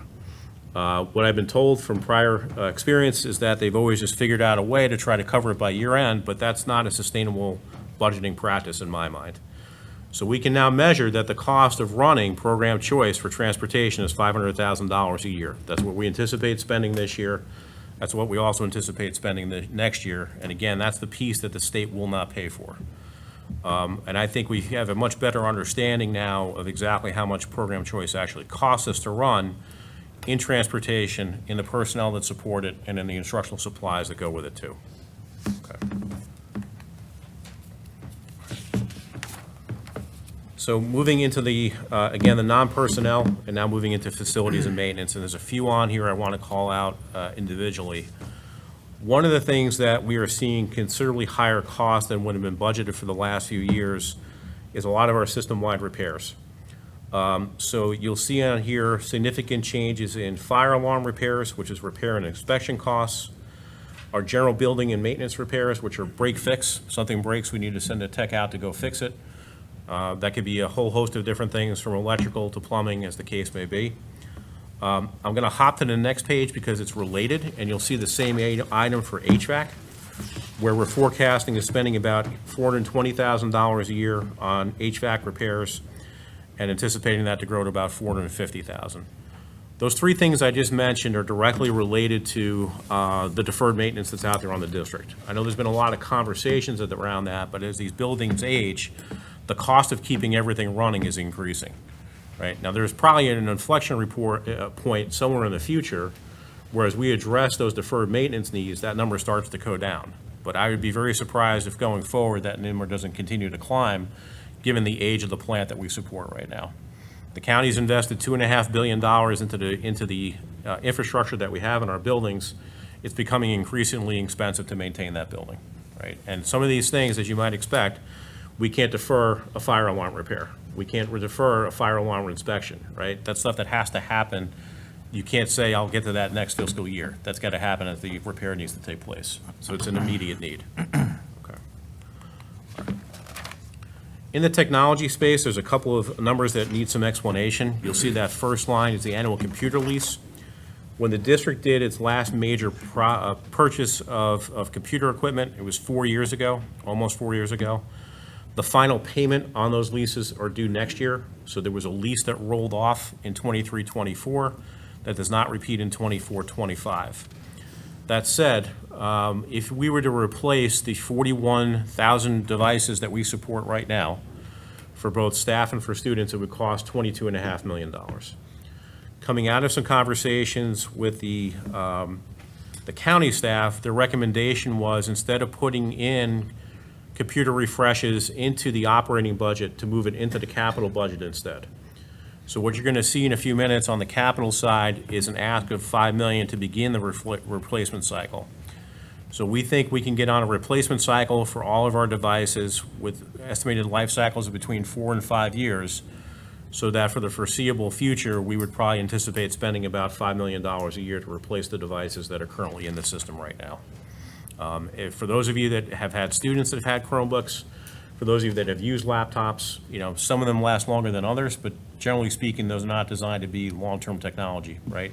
The kids break them, they drop them, things happen to them, they go out of mode quickly. There is designed obsolescence in those products. And so we think there's a need to continue to refresh the technology to maintain the one-on-one initiatives that we have. The other one that's worth calling out on here is the computer software, where we projected inflation of 8%. That is running pretty close to what I've looked at for the last 3 years our actual cost is. Inflation on software almost always runs significantly higher than the general rate of inflation. And the reason for that is, well, bluntly, once they have their hooks in you for the software, they want to keep you, right? And they know it's difficult for you to move off a particular software to change to something else, right? So we're being realistic about that 8% based on the last 3 years that I looked at, when we looked at all the different software changes and what the actual price changes were that we were incurring, okay? But technology overall dropping about $800,000 year over year within this part of the budget. Okay. Any questions on continuation before I move into the expansion piece? Yes, I've got a few questions here. On page 3 of your presentation, you had mentioned the new enrollment and 603 students. Yes. What is usually the average of that? Or what have you seen in the past? So right now, our projections right now, what we're looking at are about 2.2% growth over each year. March, I'm within probably 100 kids. March of 2023, we had about 34,000 and say 6,000 students. Right now, we're at 35,400. So to give you an idea how we're growing, we're anticipating to be around 35,800 when we start the school year this year. So in the past, we'll say, well, since you've been the superintendent here, what has been about the average each year, number-wise, not percentage? If is 603 about what it's been I'd each say, year? I would have to go back and look at the exact numbers, but I'd say 600's a safe bet. About each year, okay. You're growing about a good-sized elementary school every year right now. Okay, all right, and then next page on page 4, so the special revenues, can Yes. you explain what the special revenues are again? Sure. So we receive Medicaid reimbursements for services that we provide for Medicaid eligible students. They always run significantly in arrears. We're currently owed a significant amount of money that goes back about 2 years. That's a piece of it. That generally runs about $1 million a year. We use that as part of the offset to some of the instructional needs that we have within the district. The other big piece is that we are allowed to charge our federal grants a percentage of the grant for indirect cost. So if you're familiar with how federal grants work, there's a breakdown between direct cost, say a person was paid for out of the grant. That's very easily identifiable. You have the salary for that person, you have the benefits for that person, that's direct cost. The indirect cost is the electricity that person uses when they're doing their work, right? This is the cost of the facility around them as they do their work. So the federal government allows you to charge back a percentage of the grant for indirect cost. So we sweep all the indirect costs to our special revenue account, and then we're able to use that to help offset the instructional services that we have within the district. Okay. So it's an offset to that total number at the top. Okay. And then on that same page, the 5.04% annual increase, you said that's what would be used going forward, is that correct? Or is that, can you explain that again? You said The we fi- would get back to that, but, So the 5.04% is the year-over-year increase from the 23-24 appropriation to what we're requesting for 24-25. all right. Yeah. Okay, and then the administrator supplements, is that for principals? Principals, assistant principals, right, exactly. Okay. Yeah. All right. And then I had a question on page 7, membership dues and fees, $275,145. So what types of memberships and dues is that paying for? Sure. Well, I'll take a personal example for me. I'm a member of the Government Finance Officers Association. I'm a member of NC Association of School Business Officials. So there's dues and fees that are associated with that. And with all the professional disciplines that we have, particularly within the certified staff, there are professional associations that are associated with that. There's an association, for instance, for superintendents. There's an association for school administrators. So that would support all the professional development through those agencies that we're able to leverage by being members of those groups. Okay. All right. And then on page 8, purchase of vehicles, you've got 4,500, or, well, 4,500 for last fiscal year, 4,608, so that seems relatively low. Or It is. It's for used vehicles, so it's a good question, right? And I have the detail. I will follow up on the exact detail for that, because I asked the same question of that when it was presented for me internally, but I'll follow up. It's something, there's a very specific type of vehicle that they're buying. It's a used vehicle. I will get you that detail. Okay. Yeah. Just curious, yeah. Yeah. Just seemed very low. That's all the questions I have on that portion.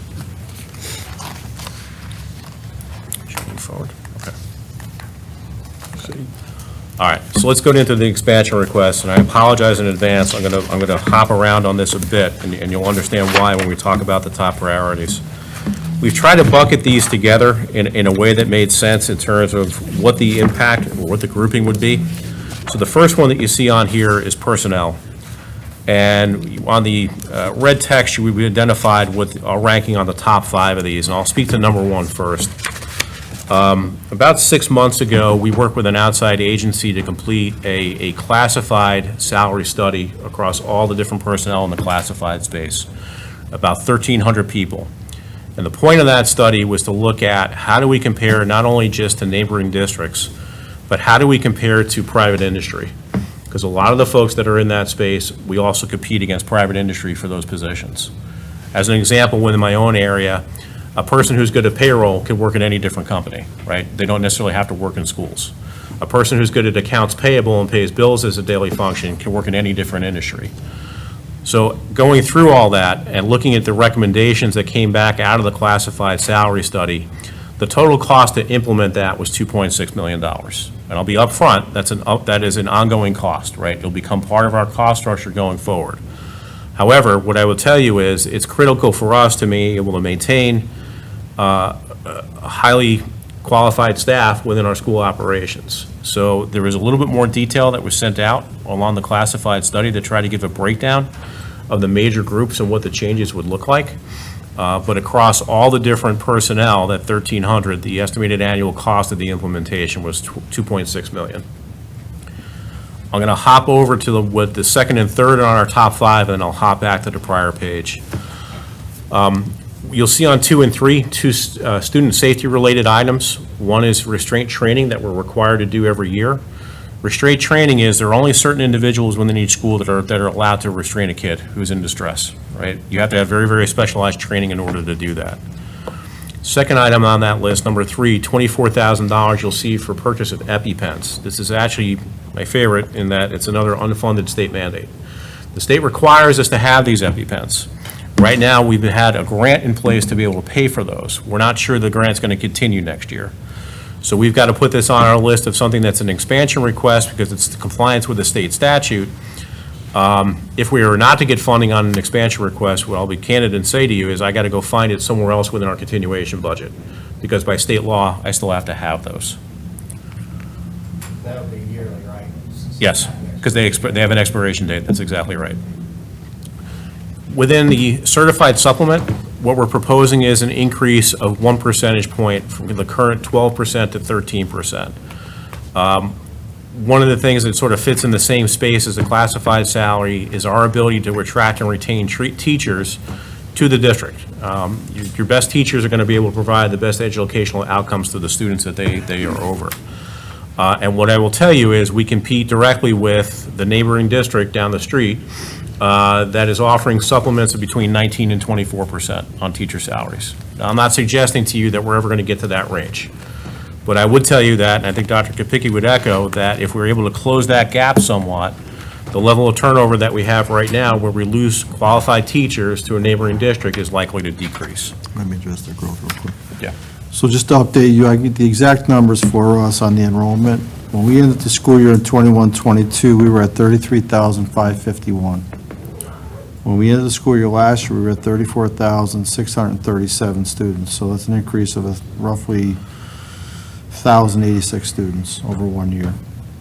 Right now, currently, we're at, including our pre-K numbers, we're at 35,934.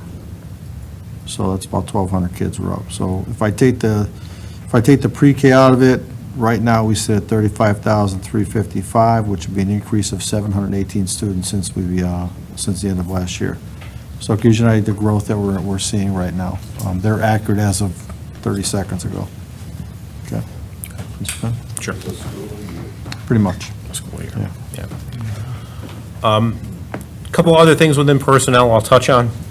2 are additional IT field technicians. That's 2 technicians, mostly because of the tech refresh we're about to talk about within capital. We've also got 4 positions. 2 are behavior techs, and if you're not familiar with behavior techs, they receive specialized training, and they are de-escalation experts. So if you have a kid in distress, if you have a kid in crisis, they're sort of the first line of defense before it becomes somebody that you need to contact law enforcement to then deal with the problem, right? There's a position on here in the data and accountability. That person would be responsible for the training, onboarding, and coaching of all the data managers that we have in the district. That is a gap that we have right now in the district structure. As an example, we've already turned over 7 different data managers within the district right now. So the need to continue to onboard people within the turnover within that space, we're going to expect to see continue. And it's exacerbated by the fact that the state is mandating a change to a new system next year that we need to get everybody trained and accustomed to. Right? And the last one on there is a professional development position, and that one would target the classified staff. We do a really good job on doing professional development for our certified staff. There's usually grant funding that's associated with a lot of that. Where we have a gap is with our classified staff. There's not robust programs around professional development for them. This would be somebody that would help to coordinate and help to identify funding sources for professional development for classified staff going forward. Dr. Kopicki and I have talked about the consistency of experience that you have within a school when you walk into different ones. We want to make sure that we're providing adequate training to all the classified staff as well, so that when you walk into a school, you have the same experience wherever you go within Cabarrus County schools. The 5th bucket on here in terms of priorities. Can I ask you a question about that? Yeah. You just said that position is for somebody that goes out to find professional development. That coordinates all the training and that type of thing as well. That's right. Do we currently have one of those? We do not. I just, because there's a big budget ask, and we're going through this, and like where I work, if I want to improve my skills, it's on me to find my professional development. How is that different than the school system? How do you justify that? Just out of curiosity. Oh, there's a fair question. It's a great question. It's a very fair question. I think within every organizational system, there's a complexity to it, and I think there are structures and procedures and processes in place. There's a lot of policy that's in place in any organization. In an organization as large as Cabarrus County, to my knowledge, I believe right now we are the #1 employer in the county and growing. So we want some consistency throughout our system that our folks understand our policies, understand our rules, understand our emergency standards, understand how to handle certain protocols and things that occur in schools consistently across the board, that we're all talking the same language, so that, God forbid, an emergency, one system, one classified staff member, whether it be a mechanic, a custodian, a maintenance person, an administrative assistant, is handled different than how we want it handled according to policy. The way the educational system works, it's unusual for, I'm not saying people don't do it, because they do, but it would be unusual for people to go out and get that professional development on their own. It's more incumbent upon us that we train our staff. So we're asking to employ one person that would develop that professional development across the system for our mechanics, for our bus drivers, for our food service personnel, for our administrative assistants, that we all are talking the same language consistently in the district, so that we are providing all those. I'm using safety as an example, how you're interacting with the public, what the protocol is and how we communicate things, what rises up to the communication department, what rises up to the superintendent's office, things of that nature, so we're all following the same steps and procedures along the way. So that's why we want to do that, for consistency. Right now, we do it, but we need to do it better, and it's that inconsistency that's occurring that is every now and again biting us a little bit, because we don't have someone that's kind of overseeing that. Also, in terms of record keeping, in terms of, what are the dates of your EpiPens? So I know Mr. Penn just used that, I'm going to use that example. What are the dates and expiration on the EpiPens? What are your first aid and your trauma kits in your building? What are the expiration dates on those? How are people trained on CPR, and how to use an AED system? Things of that nature we want to implement across the board consistently in our district, and we want one person overseeing that and doing the record keeping with that. So is this in a way to bring uniformity? Yes. Compared to the different silos that are out there? Yes, sir. 100% correct. Yes, sir. Thank you. So the next block below personnel is loss of federal funds. That's our ESSER grant going away. And I want to make clear that this is non-personnel, right? We have a very robust plan for anybody that's paid for out of ESSER funds right now to migrate into other positions, utilizing that turnover that we typically get during the summertime, which will more than accommodate the remaining people on the ESSER grant. What we're also looking at here, though, is 3 software packages that touch, if not every student, darn close to every student. And I apologize for the positioning in that bracket, that's an error. But it's 3 software packages that together comprise about $315,000. Canvas and Edgenuity are used almost universally across the district, right? That would have an impact on almost every kid. Gizmos and Explore Learning is science-related software. So it's a little more customized in terms of the content, but again, it touches tens of thousands of kids. Losing the funding for that software would be very problematic for us going forward, because it would have a very dramatic impact on our ability to continue to use any of that stuff. And I'm not sure there's good alternatives to it out there, to be blunt. I'm not going to touch on every single thing on every single page. I know you've had an opportunity to see this. I wanted to get to some of the things that are on here. We've already talked about the 2 student and safety related ones. What's that? We're just seeing it for the first time. Oh, I apologize then. All right. So let me change gears. So there's a couple of things also in the loss of ESSER funds. We have a college and career event at Cabarrus County Arena. That's the cost of putting on that. That is an extremely well-attended event every year, right? So that's currently paid for out of ESSER funds, and again, that funding source goes away. Second chance retesting, currently paid for out of ESSER funds. That's the cost of, you mind explaining second chance? Yeah, so the short story in second chance testing is every May we go through the required testing by the state of North Carolina, according to DPI. Our kids take those tests, we get the results back, we see how kids perform. When the school year ends, we have a short period of time where we can retest those kids that want to retake their test to improve their scores. And what that does, it impacts our overall percentages in terms of how we performed on the test. So it's a good way for us to give kids a second chance to perform at a higher proficient rate on those state mandated tests. Is that something that's been implemented since COVID, or was this? To my knowledge, since I have been here, Mr. Measer, that is something that we have done consistently, and that covers our transportation, our feeding of the students, and the expenses that it costs for the teachers to provide that instruction.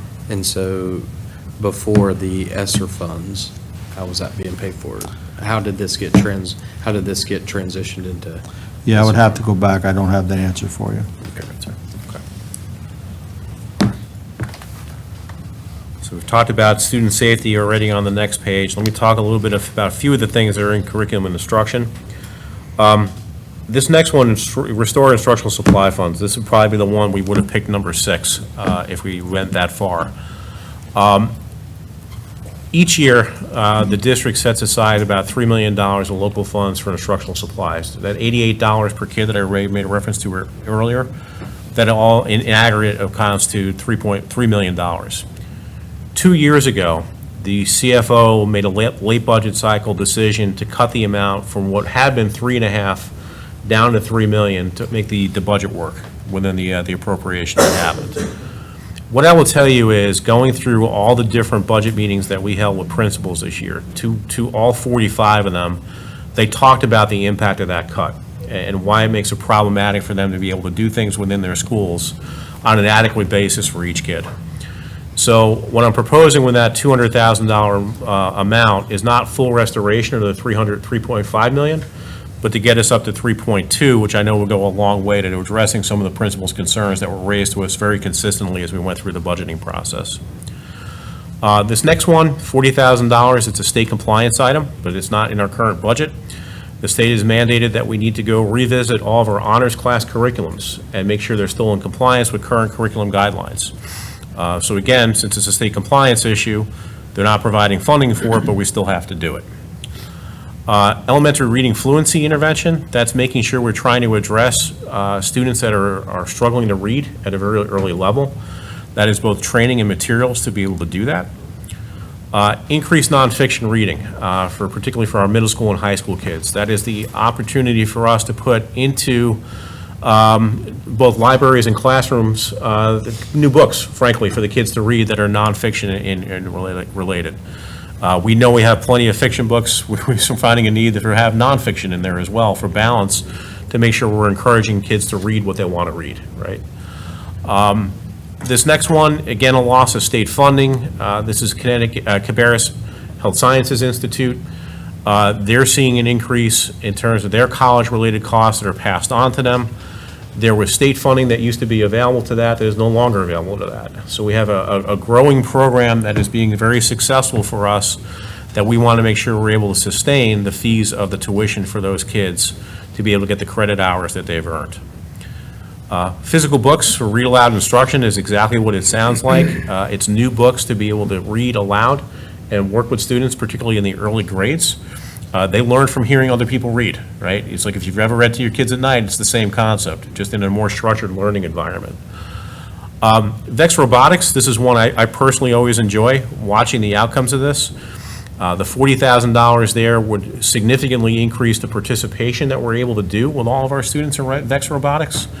It's a mix of both the stipends for people to be the VEX coaches to help instruct the kids on how to do it, and the supplies that go along with actually building the robotics to go along with the program. But that's been a very successful program for us. Do the VEX robotics coaches get a supplement like football coaches?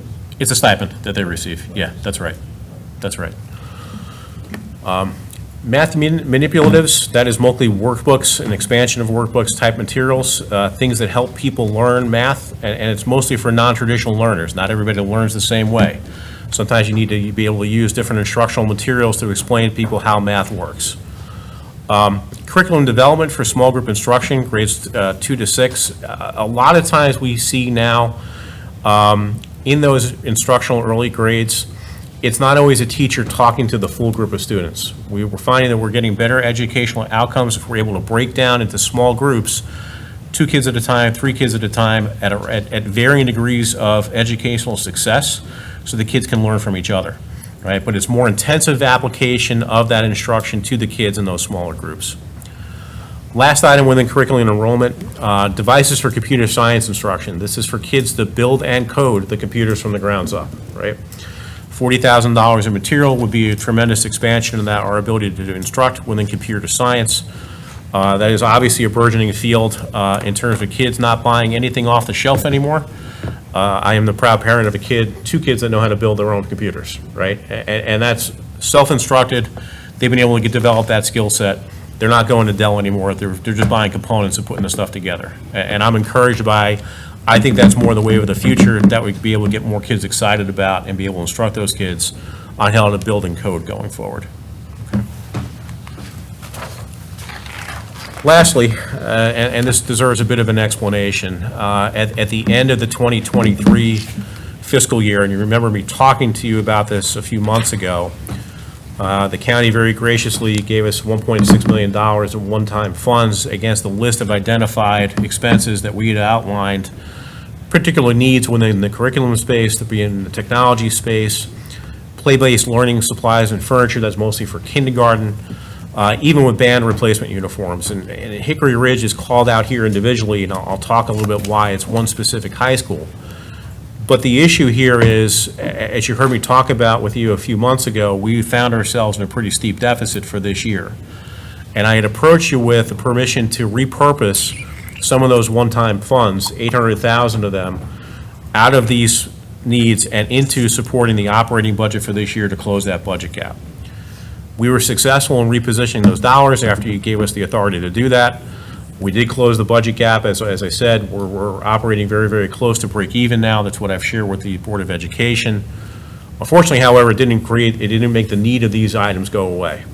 So these three items have come back in a request, again, for the play-based learning, for the marching band, and I'll digress for a second. One of the things that we worked on very closely with the Director of Fine Arts and his band leaders and staff is trying to get on a replacement cycle for these uniforms. What we have learned is that relying on schools' abilities to just fundraise for those type of things leads to a very, very inconsistent result. You're not going to be able to cover $80,000 to $100,000 to replace a band uniform through fundraising. It's just, you're not going to get there. So the intention is to have one school on per year to have the band uniforms replaced. If we were sitting here next year, it would be a different name for which school it is. We're sitting here 2 years from now, similar. We continue to rotate through that based on their ability to identify which band uniforms need the most replacement. And lastly, English and Language Arts ELA curriculum development was on that one-time funds list. This is for consistent English and Language Arts curriculum across the district. One of the things that's very, very important in a district our size is standardization of the curriculum to make sure that you're teaching the same concepts across all grades, across all those schools, right? So that is a mix of professional development, materials, books to support it, all the things that go into a new curriculum rollout, but that would address ELA within those particular grades I've identified, okay? So those one-time funds, as I mentioned, we successfully had frozen about 800,000. That's what's reflected in that line item. Total expansion request is 6.7 million, and if you recall from the beginning, the two biggest pieces of that were the salary supplement for the teachers and the $2.6 million for the classified staff. So I remember whenever you came before us asking for the flexibility on the 800,000, and from what I recall, that was money that's left over from elevator or? No. Well, I don't recall that these items were going to be moved off for that 800,000. So I remember us having a pretty in-depth conversation about that, and I don't recall these items being pushed to the side for that 800,000. You talking about the freeze of the one-time Yeah. funds here? Because I remember something with the elevator too, that it came in underpriced or I don't.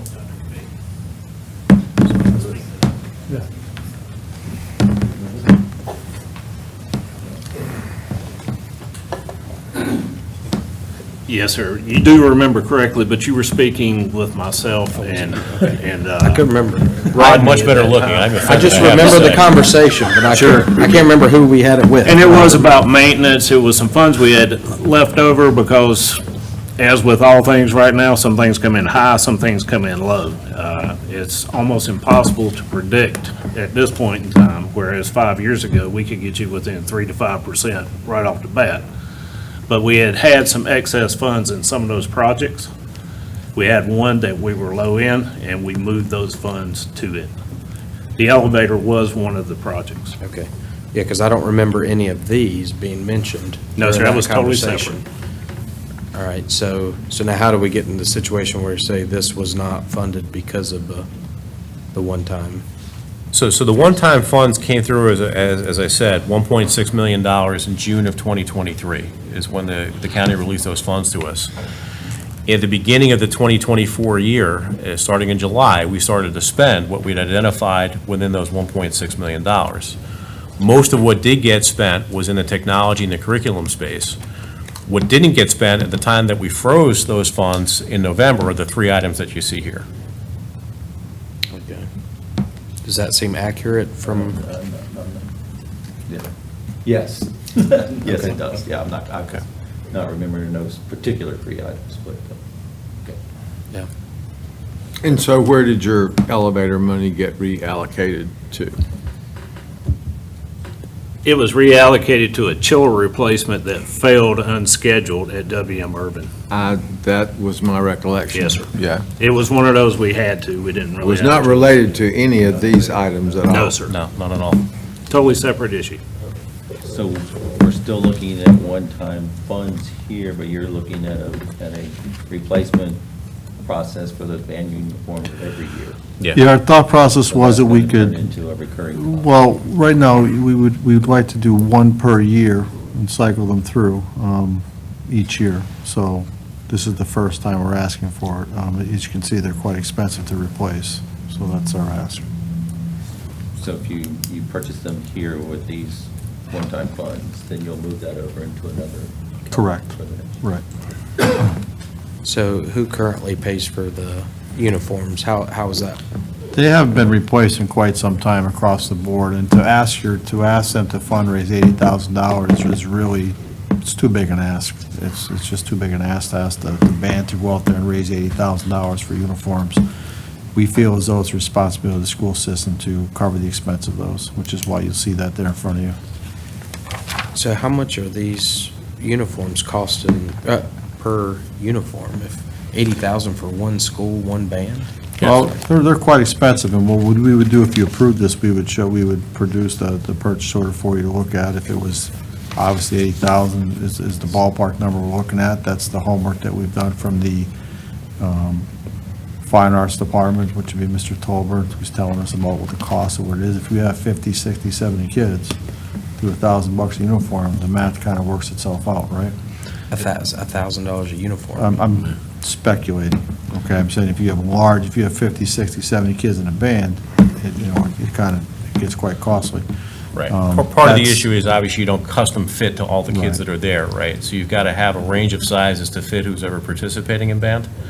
But it's not unusual to see $700 or $750 per uniform. That's pretty close to what they run. Does that include their instrument as well? It's not including their instruments, No. it's strictly what they're wearing. And expensive. they share these uniforms, it's not, They so if don't- I The were a next year, freshman going into the marching band, I would not get a fresh uniform. No, you're picking from the inventory that's there. Well, Right. to your point, though, to what Mr. Penn is saying, as a freshman, you might be 5'6", 140 pounds, and as a senior, you might be 6'2", 240. So you have to have a range of sizes, right? Number one. Number two, they don't go with you. Obviously, they stay with us. The inventory stays with us each year. But you have to have a range of sizes. And what we would do is get the PO and show the county what it would cost. So we are ballparking the number, but they are quite expensive. And so you say the uniforms that are at the schools now are pretty old, and whenever you say old, how often have they been They replaced? And haven't- each school may be different, but, They haven't been replaced in years, Chris. I mean, we're talking probably 10 years or more.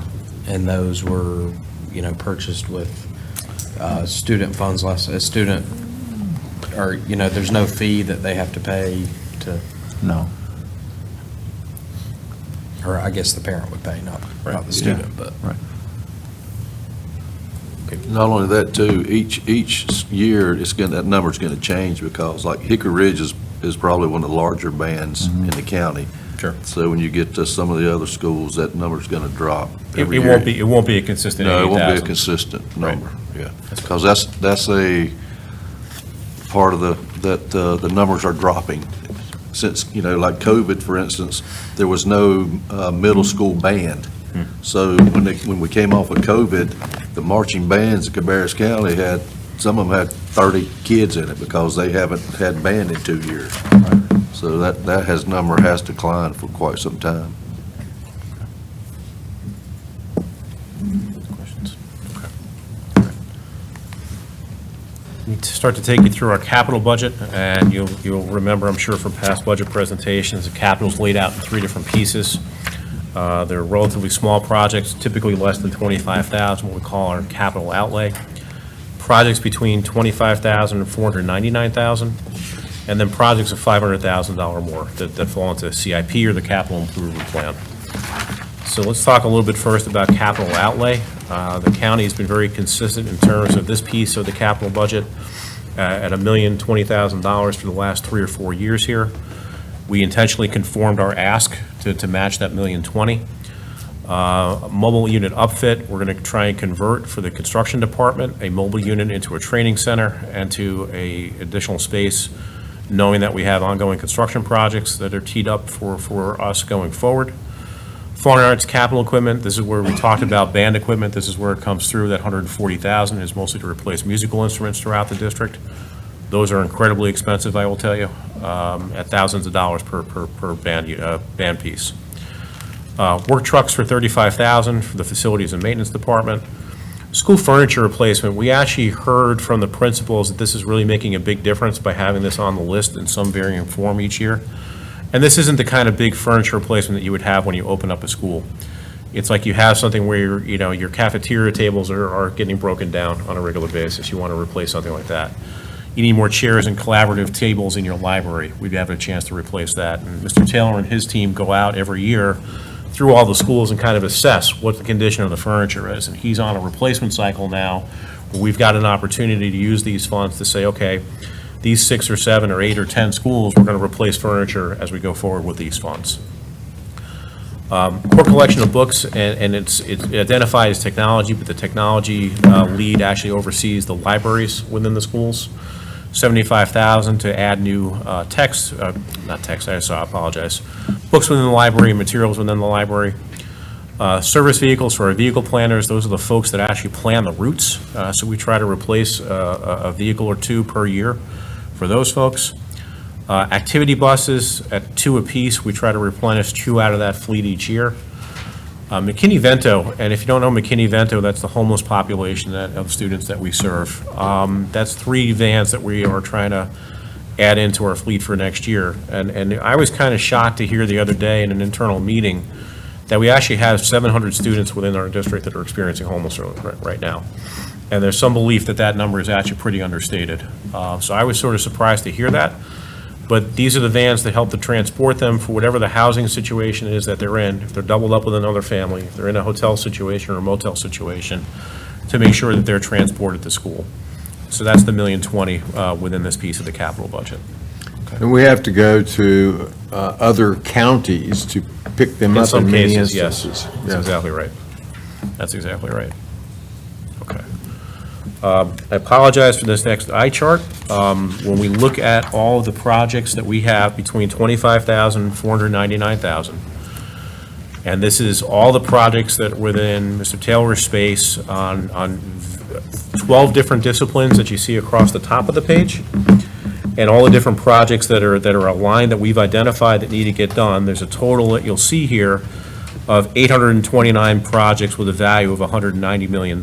So when we start talking about deferred maintenance, this is exactly what we're talking about. And what I would tell you is, taking Coltrane Webb and taking Beverly Hills off that list drops it down to a little bit closer to 800 projects and $175 million. So there is a piece that comes off the list as a result of that. As I've noted, it's been typical in each of the past budget cycles. We then go discipline by discipline to identify the top 3 projects within each of those disciplines. That generates a list of 36 projects. And you'll see here that we've captured the 36 have a total value of $7.9 million. And as we move forward in the presentation, again, Mr. Taylor and his team will then go through and rank from 1 to 36, all the different projects that fall into that space. And it's a very wide, diverse amount of different things that fall into that. You'll see everything on here, from exhaust systems to carpet replacements to playgrounds that need repair, to even things like access control in terms of key fobs and things of that nature. So you'll see as we go through the 2 pages, again, 1 through 20 on the first page, 21 to 36 on the next page, with again a total value of the 7.9 million I identified. And so, you know, we've typically, as prior guidance has been to come in with a list of 36, but there is a very, very extensive list after that, as I said, upwards of 800 projects that follow on after that. The last piece of our capital budget is CIP, Capital Improvement Plan. You'll see the top 3 items are items that I think that should be familiar to you based on previous discussions. As you know, there's a current budget out there for $7 million to replace the Opportunity School. That budget was developed prior to the pandemic. What we've seen in construction cost escalation since then, we're now indicating a project value of $9.5 million, so it's the incremental 2.5 to finish that project out. There are 2 elementary schools within the school construction piece, each $50,600,000 per. One is the Beverly Hills Coulter and Webb replacement. Another one is a new elementary school for growth. I know everybody here was participatory in that facilities plan, the joint meeting with the Board of Education, where we talked a lot about a lot of these projects. So those are our top 3 within new construction at a total value of just under $104 million. Within the equipment space, that first line that you see on there is the device refresh that we talked about earlier, coming out of the continuation and moving into capital going forward. The $5 million is to replace 8,000 student devices and 1,000 staff devices. Again, it's about 25% of what we operate, give or take. I kind of see that as going to be a recurring item on our capital budget going forward. So in other words, the same, if we were to receive the $5 million and we committed to spend that next year, 4 years from now, we'd be probably replacing that same tranche of devices again. The second one down on this list is kind of been one that's been here for a bit, and one I'm particularly interested in myself, because increasing the fuel tank capacity for additional tanks, and these are the diesel fuel tanks that we utilize to fuel our school buses. It's interesting for me for 2 different ways. Number one, with bigger tanks, we can go out and get more long-term contracts on fuel deliveries at a significant savings to where we are right now. Right now, we are exposed to the market on all the purchases that we do for diesel. Yes, the state does pay for a part of that, but we also eat all of the costs associated with all of our activity buses and all the other vehicles that we have that rely on diesel. So to me, there's a cost save opportunity that would take place with that tank expansion. That said, I think there's also a business resiliency issue that's associated with that. Having a significant supply of diesel fuel in the event of a large-scale emergency, a hurricane, a large-scale tornado event, would also give the county the ability to fuel its vehicles at the same depot going forward if there was a need to do so. If I understand correctly, you're on 30,000-gallon tank, something in that nature, within the county at this point. This would give you the ability to have access to run generators, to run emergency vehicles, a very more significant supply of diesel. So again, to me, that's sort of a 2-phase why we think it's a good idea. One, potential cost savings on the actual fuel purchases themselves, but the second one from a business resiliency standpoint. Security cameras, you'll see on the list, that is a cost of replacing broken cameras, putting in cameras where we've identified blind spots within a school, but also the storage space. Storing video is actually very, very memory intensive, and we're required to hold video for a period of time, so that if somebody was to come back and say, there was an altercation in a particular hallway, we need the video footage going back 8 days ago, between these times, go back and pull that footage. Well, in order to do that, you need to store that video somewhere. So there's an intensive process that's part of that cost that's related to the storage of those devices. Similar to what we're talking about with the computers, you'll see an item on there for $1.3 million. That's to replace outdated TVs and smart boards. The first generation smart TVs and smart boards that we use for instructional purposes are now between 10 and 12 years old. They're getting to the end of their life cycle. The newer technology is something called the Promethean board, but it's basically a second generation smart board that we would use for instruction. So the plan would be for the next 5 years or so to have an item like this to begin again on a replacement cycle, to be able to replace the ones that are out there failing and no longer work, with technology that would support the classroom going forward. I will tell you, the unit cost to replace those is roughly $3,000 apiece. That includes both the equipment and the wiring and the installation for all of those components. So you'll see on the equipment piece of this, a total ask of $8.6 million with the capital. And then lastly, within the capital improvement plan, there's also the building maintenance projects. What you'll see in the footnote at the bottom is that we've got 67 projects worth about $195 million. When you remove the old Mary Frances Wall, the Glenn Center, and the old R. Brown McAllister, but with a total cost of about $195 million. And what we've identified here is the top 10 that the facility staff has identified as the ones we would pick as the most important. And you'll see, probably you've seen in prior budgets, a mix of HVAC systems, roofs, and paving projects as well. The last one on the list, I will just call out specifically, it's about a $9 million replacement, thank you, very needed. HVAC replacement for Central Cabarrus High School. Central Cabarrus is on our 12 box for facilities replacements in the future, but that is at least, thank you, that is at least 6 years out from now. And as Mr. Taylor recently pointed out to me, something I did not know, that system currently relies on a refrigerant that's not been manufactured since 2020. So the global supply of that refrigerant is depleted and becomes increasingly more expensive if people buy up the supply that's left.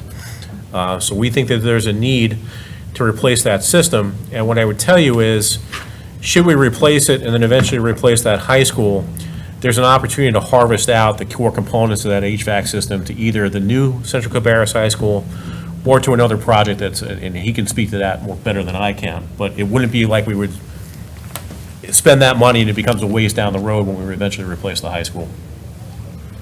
Chuck? Okay. All right. So with that on capital. Let him speak. I'm sorry, was there any questions? No, I'm sorry. Okay. Thank you. All right. So briefly, just to recap, and then we'd be glad to take any additional questions. The continuation request you see at $85.8 million. You see the different components that we have on the expansion request for 6.7. Capital is a total of 162.5, but you'll see the different pieces there. There's the capital outlay for the $1,020,000. The projects between 25 and 499, and then the capital improvement plan within the three buckets: new construction, equipment, and maintenance. So 153 total for CIP. Gets us to $255 million, and I'll be the first to tell you that I know that's a big ask, right? One of the things we try to do, though, was to go back and really sort of assess what's the real cost of trying to run this going forward. And the reality is, we're a big district, we're a growing district, and we have an aging plant that we're trying to address and playing catch-up with and trying to do that. So I think it's indicative of where I think we're going to land and what the needs are for the district, but Dr. Kopicki, I think, would echo the same. But I'm happy to take any questions you have about the core components that are in here. Did this budget pass unanimously on Monday night? 4-3 vote.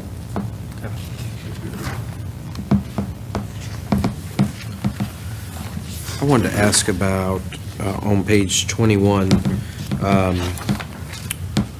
it says new elementary school and growth in parentheses. So this is to address the increase in student population, is that correct? Correct.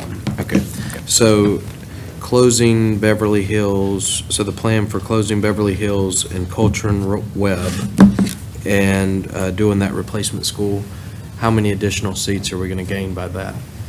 So you need to look at that a little differently, because the way one of the issues there is Coltrane Webb and Beverly Hills combined, we looked at a 5-year and a 10-year lookout. It does not have the population. That's not an area of the county that's growing. So one school will serve those students, and we project about 650 to 700 students to be there over the next 5 to 10 years. So we're going to build that. We're going to take the R. Brown McAllister, and the plan is to take that exact school that we just built and drop that on Coltrane Webb site, and that holds 756 kids, which will more than adequately serve that geographic location for the next 10 years easily. So there's no need for two schools in that area.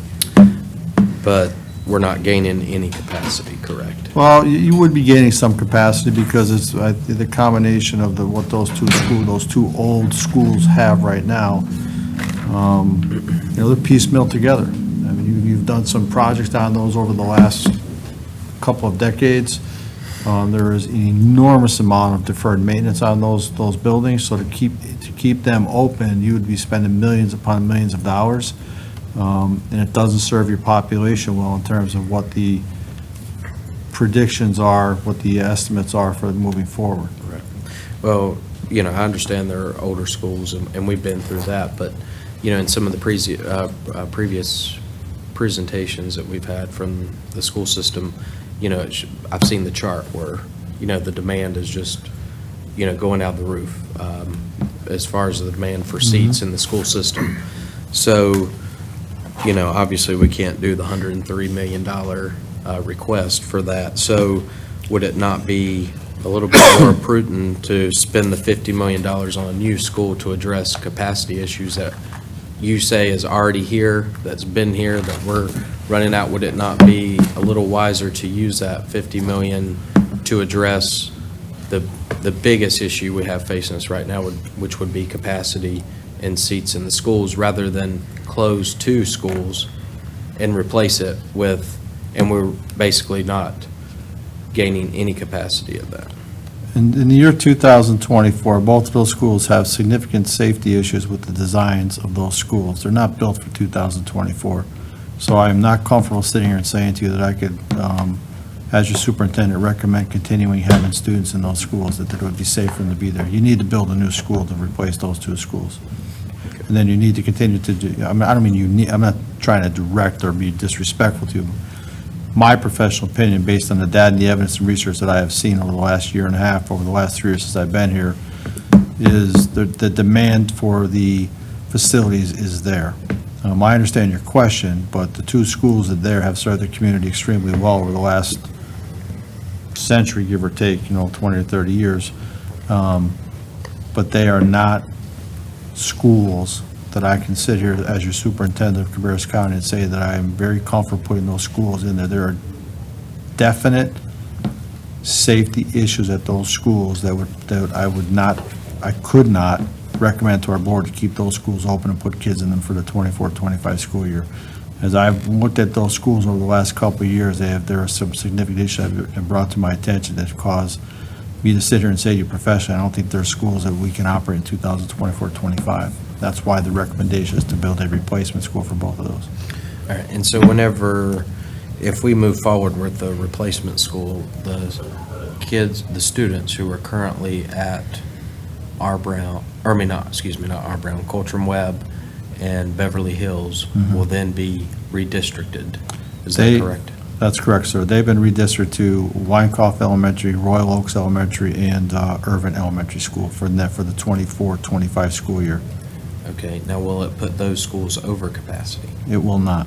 Okay, and now once the new replacement school is opened, will those students, the populations that currently are being served with Beverly Hills and Coultram Webb, will they then be redistricted back to this new school?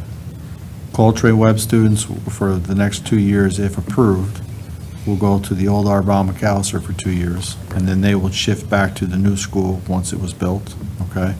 And we have stated repeatedly that any student that has been impacted by realignment that has attended Beverly Hills now, when the new school opens, they will have the option to stay where they are or be able to go to the school that is built on the Coultram website.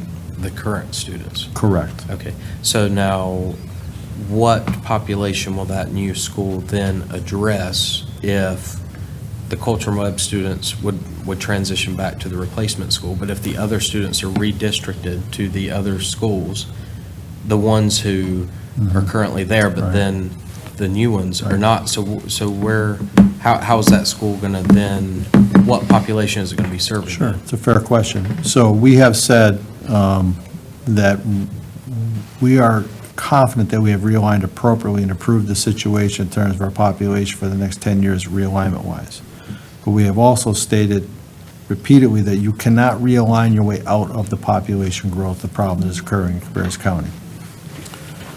So when that new school was built, we have stated that the only time we intend to realign in the next 10 years is when we build a new school. So we will realign appropriately for the schools for the students to attend the new school that will sit on Coltrane website. Basically 10 years out.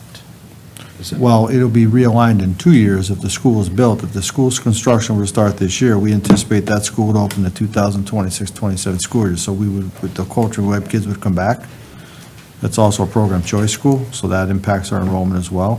And then the Beverly Hills students would have the option to come back, and we would realign that area as well. Our projection state over the next 10 years is between 650 to 750 kids over the next 10 years will be in that geographic area to realign back to that school. So the capacity of the school would be well-served for the population that is in that particular geographic region. Okay. We know some of those students also who are at Beverly Hills and Coltrane Webb will age out of the elementary level by the time the new school is built as well. Right. So there's a portion of that population that will not repatriate back to an elementary school. Right. Yes. So I guess I still have that question of the students who are, or the areas that are being served currently by Beverly Hills, they're being drawn out of that, they'll be redistricted They have while met- this replacement is going on, but it sounds like you're saying that they will not be then redistricted to the replacement school, is that correct? The area population that is currently serving Beverly Hills. They have been redistricted already. They've been redistricted. That vote has taken place. Those students have been redistricted for the 24-25 school year. What we are saying is in 26-27, if the new school should be built on Culture website, that students affected by that realignment will have the option to come back. But we will still have to realign that geographic region when the new school is built, which we plan to do. So that So school. it may not include the Beverly Hills area? you No, said it will include some of it. To sit here and say to you it's going to include this, this, and this would be disingenuous of me, because we're not 2 years out, and I have to watch what the realignment numbers say. I know what they say now, I don't know what they're going to say in 2 years, but all arrows point to growth, with the exception of that particular area, but we do know that there are enough students in that area for the next 10 years that are going to fill that school, okay?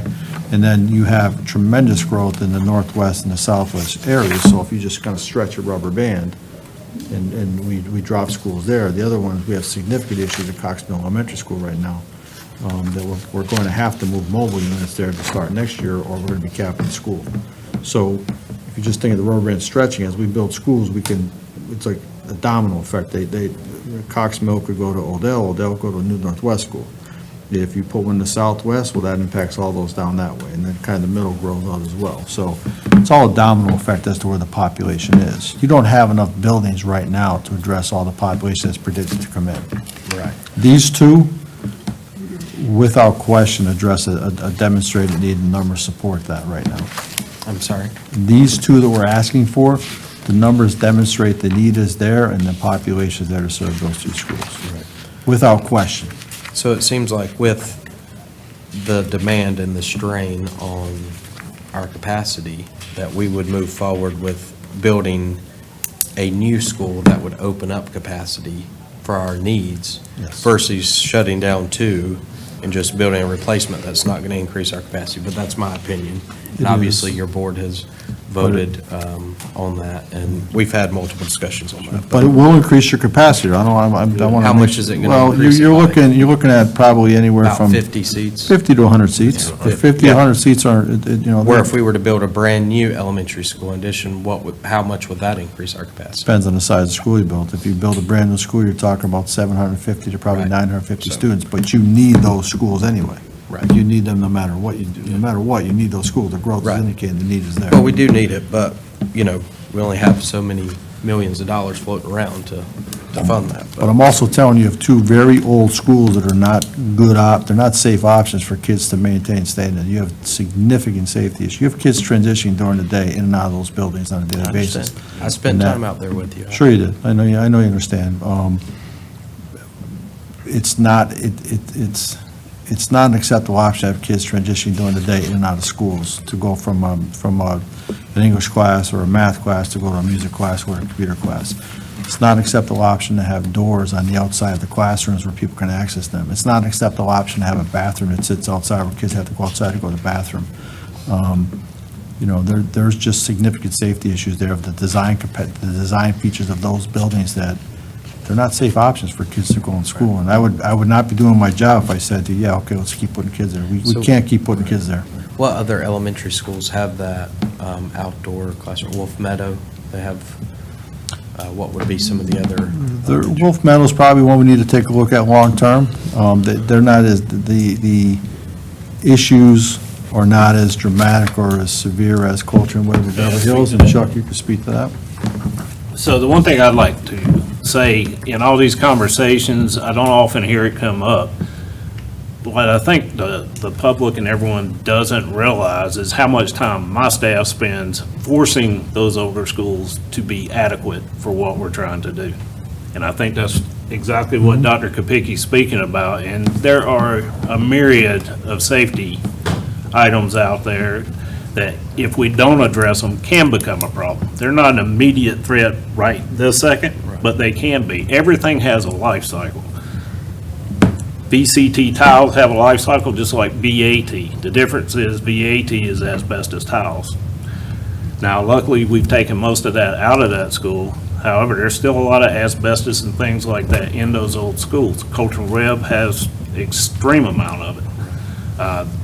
I'm not saying that to scare anybody. It's not dangerous right now. Nobody's in any danger, but that's something we have to deal with on a daily basis, and it never gets cheaper. It is not more cost-effective tomorrow than today to deal with it. Both those schools are beyond their life cycles. We are forced to spend operating dollars that could go elsewhere to make us more efficient on those two older schools.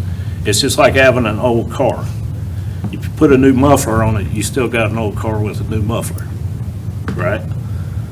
That's just one way to look at it. I'm a simple guy, so I'll put it in simple terms. Right, well, I understand. I mean, I've got an old car that gets me from point A to point B at times, but, I don't think any of us, and like I said, I know that this is all my own opinion.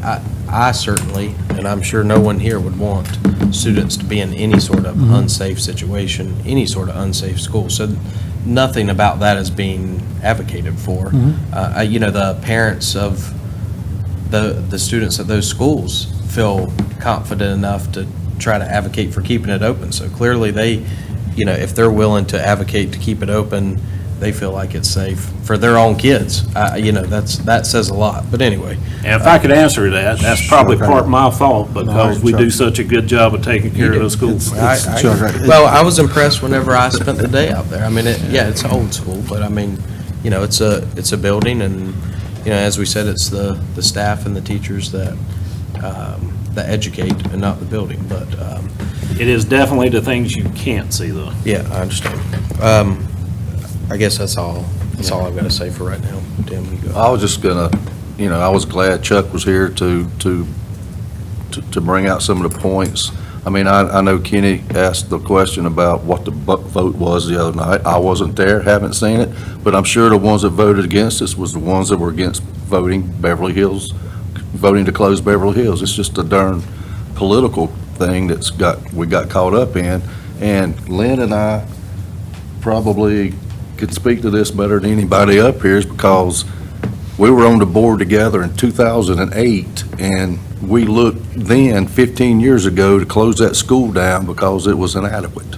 So 15 years later, we're still having that conversation, and I applaud the school system now, or the board and the superintendent, for having the guts to do what is right. And that's just the end, that's the end of my story on that one. But nobody wants to shut a school down, but I made a comment one night about just throwing money away, and that's what we're doing. I mean, we're continually throwing manpower and money into those schools that it's got to come to an end sometime. Yes. So that's just my 2 cents worth. One of the things that I wanted to say, I had a lot to say because I've heard this over and over and over so many times already anyway, but there's a lot of counties in North Carolina and probably around the country that we're in a whole lot worse shape than we are. Cabarrus County is a very wealthy county, and I think we can afford to do better than those counties that can't afford to do better. And counties that can afford to do better, their schools are like Beverly Hills. They're old, dilapidated, they don't have the money, and they close them down, or they combine them and all of that. And I think that, I agree with Commissioner Furr, it was the right decision to go ahead and close Beverly Hills. And it should have been done, in my opinion, years ago, even though the school was functioning, it was working. But it's not the school that makes the children. It's the staff that makes the children. And you've got a tremendous staff out there, and they put kids first. And that's what we, as commissioners, we want to see that happen, because it helps us in other levels, particularly economic development. It even helps us create our own problem, growth, that we have to deal with. But in the end of the whole deal, though, we're looking at a better educated child because of what we all do. But the school needs to be closed, there's no doubt. You made that decision. And somebody made the mention about, I think you did, Chuck, talking about, an old car or something. Yeah, I got an old car too, and I keep throwing money in it, and I still got an old car when the day's done. But when you're talking about having 300, 400, 500 children in a school, and if something goes wrong, it ain't like they just go home for a day. They could go home for the rest of the season. And you've got to make, what are you going to do with 300, 400 kids if the HVAC goes out? Or something major happens to the school that's going to cost millions and millions of dollars? It's just not feasibly adequate to do that. But anyway, Cabarrus County deserves better, and I think we can do better, and we should do better. And I want us to do all we can, and I would rather see us gain seats than replace schools. But there's a time when you have to replace schools, and that's what we're attempting to try to get done here. But anyway, that's my little 2 cents worth. Okay, additional questions? We thank you very much for that presentation. So we thank you as well. We enjoy coming and talking with the county. We appreciate your supports. We appreciate the dialogue, and we look forward to your decisions in the near future. So thank you very much. Great, thank you. That will follow up on that question that you asked about the vehicle purchase. Okay, yeah, and I would also, too, follow up, may I have a breakdown of what the 200 and some odd thousand for memberships and dues? I would like Sure. to see a breakdown of that, please. You do that. Thank Okay. you. Appreciate it. Okay, Commissioners, we've been at it for 3 hours. We're only running a half an hour late. Yes, sir. We were scheduled for a break from 6 to 6:30. We do have other folks waiting on us. Would it be agreeable with you if we make that break 15 minutes? And so we'll be back in at 7:15.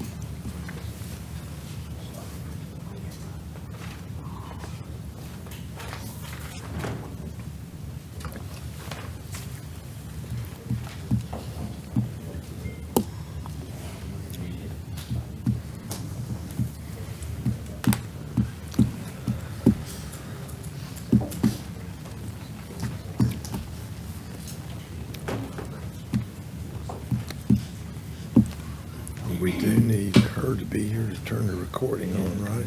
Yeah. Although, the other recording's going.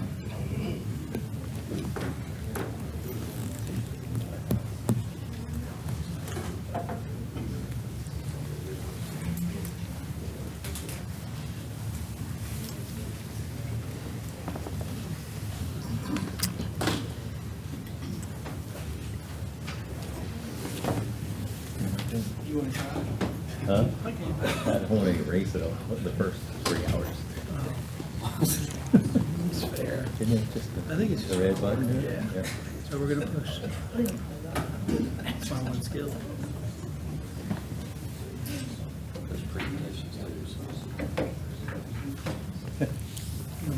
My way. Wait. Is it going? No? I'm afraid. You gonna go grab it? Yeah. Thanks.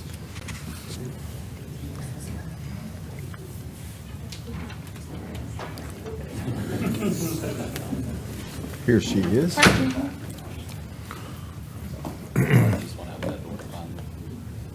ready to go. We're waiting on you to start your recording or whatever. Oh, we're good. We're Okay. Very good. Thank you, everybody. Sorry for the delay. We appreciate you all being here tonight. And so at this point, we're going to turn it over to the fire marshal for the presentation from our volunteer fire departments. So we'll go each department one by one. So I'll read off kind of what their requested rate is versus revenue neutral. And then each department's here to represent and to kind of discuss with you guys what their requested rate, what that's tied to, and then give you all a chance to ask them any questions that you may have. So first that we'll go with is Harrisburg Rural, which is of course served by the town of Harrisburg. So their requested rate is 15 cents, which is what their current rate is. That requested rate generates $2,321,278.13. Their revenue neutral rate is 10.3 cents, which generates $1,695,801.35 for an increase of $625,476.78. Chief Dunn is here to discuss with you all their request. Good evening, Commissioners. If you're not aware, the town has their budget meeting tonight as well, so management was not be able to be here with me, but they send their regards. So we have a quick presentation, just to kind of go over the history of Harrisburg Fire Department. So Harrisburg was one of the first rural fire departments organized in the county in 1954. In 1996, we hired our first full-time chief. In 1999, we were able to hire our 10 additional full-time firefighters, and that provided 24-hour coverage, 7 days a week, 365 days a year. In 2006, Harrisburg VFD merged with the town of Harrisburg to become a municipal fire department. In 2016, we opened Fire Station 3 with 15 additional firefighters. And if you're not familiar with the location of Station 3, that was mainly built for the Farm Mill Road area and to service our rural area down Hickory Ridge Road in that area.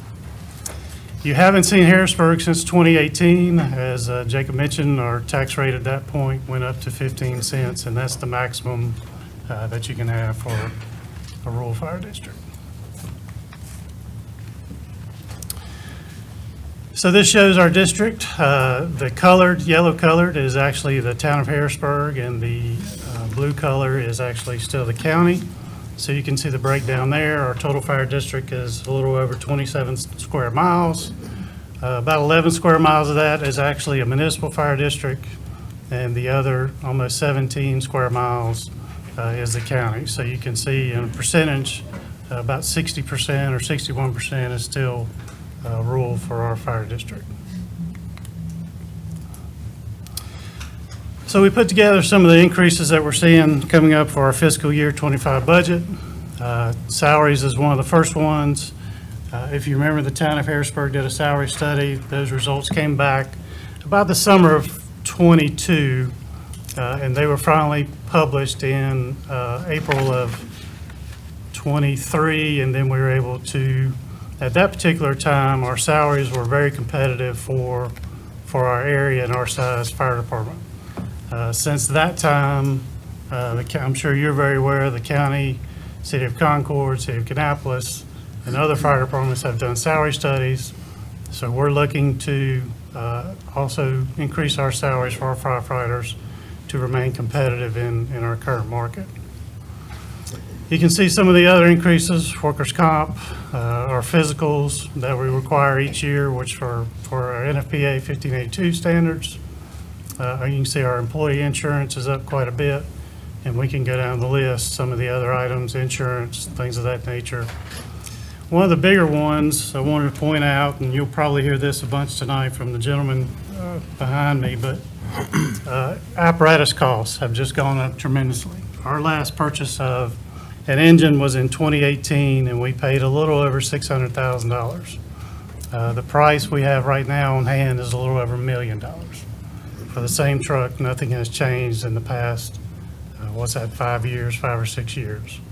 So that's a significant difference in what everybody is seeing in the market. That's just not one manufacturer, that's across the board for all manufacturers. So some of our highlights from 2023, we responded to almost 3,000 incidents. It's almost a 7% increase from 2022. The unit responses are actually how many units it took to go to a call. So some calls only require one apparatus to respond, others may require two, and so on and so forth. So that was the total. So 78% of the home values were saved from structure fires. So we had 25 building fires in 2023, and the value of those homes, we saved 78% of it. Because of, I'm sure you're familiar, last year Harrisburg was celebrating their 50th year, so we were able to interact with the public quite a bit last year, and that's why you see those fire prevention numbers. 13,000 kids, 300 adults interacted with our fire safety programs last year. And that's simply because of so many programs and events that the town had in relation to the 50th anniversary.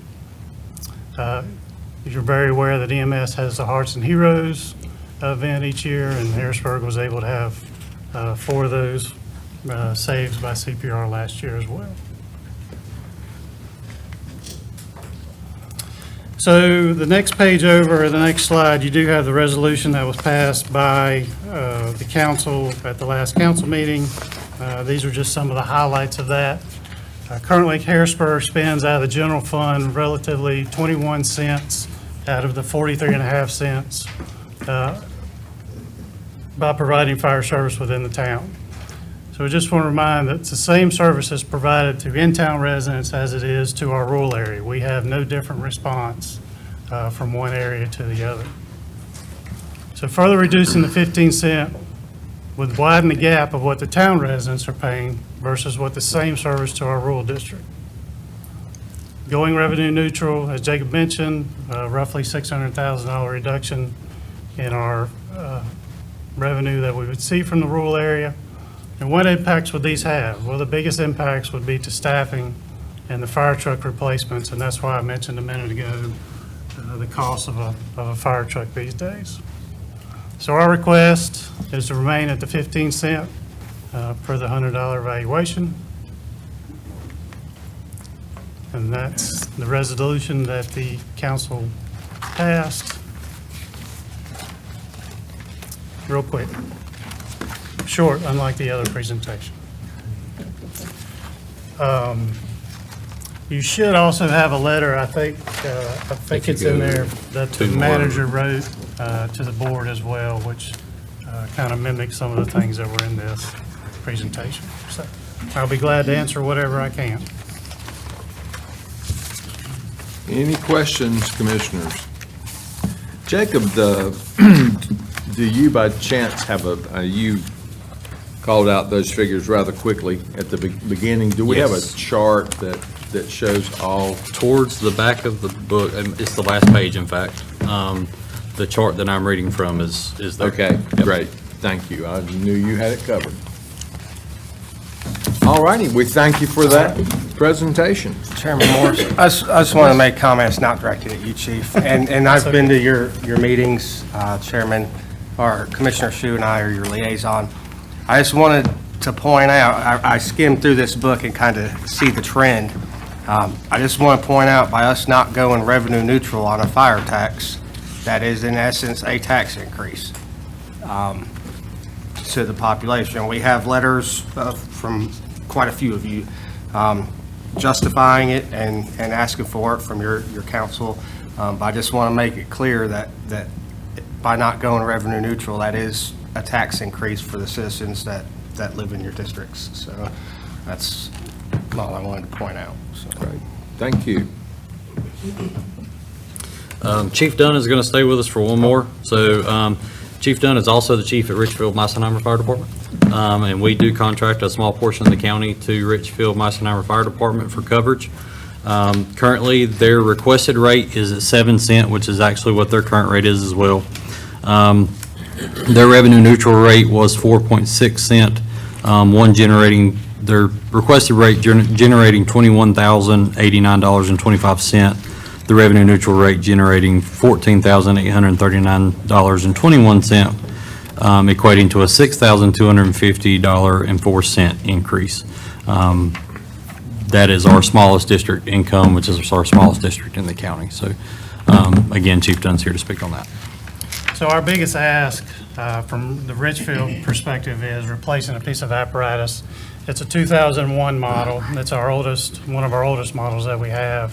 It's one of our first out engines. So again, as I spoke earlier to apparatus cost. Now Richfield being a little different than the town of Harrisburg, those costs for that engine there would probably be a little bit less than that. We're guessing somewhere $800,000 or so for that particular engine. We're also asking for an increase. Our main district is in Stanley County, as you're aware. So we're also asking Stanley County for an increase as well to share in the cost of that replacement of the apparatus. The other big ask for next year's budget, as far as Richfield goes, is doing some upfitting to the stations. That station was built and occupied in 1987. It's our only station, so we need to do some modifications to that just to get it up to par and maintenance issues. So. A lot simpler there. Any questions on that request? All right, thank you, sir. Thank y'all. All right, next up, we have Allen Fire Department.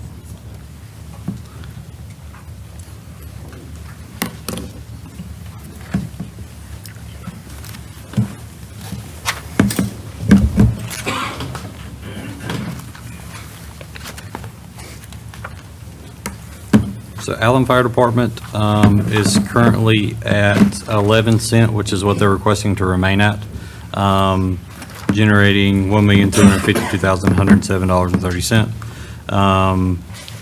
Their revenue neutral rate was 7.2 cents, equating to $877,771.10, with a difference of $374,336.20. Chief Dozier, Chief Barbie, and Chief Slocum, and then Captain Hakeem Simmons is here to speak on their request. Their presentation, it was not in order, it's towards the back, if you didn't find it. Page 131.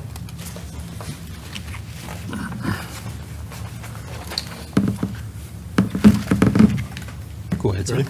All right, thank you for your time today. Brief history of the fire department: established in 1959. We have one fire station.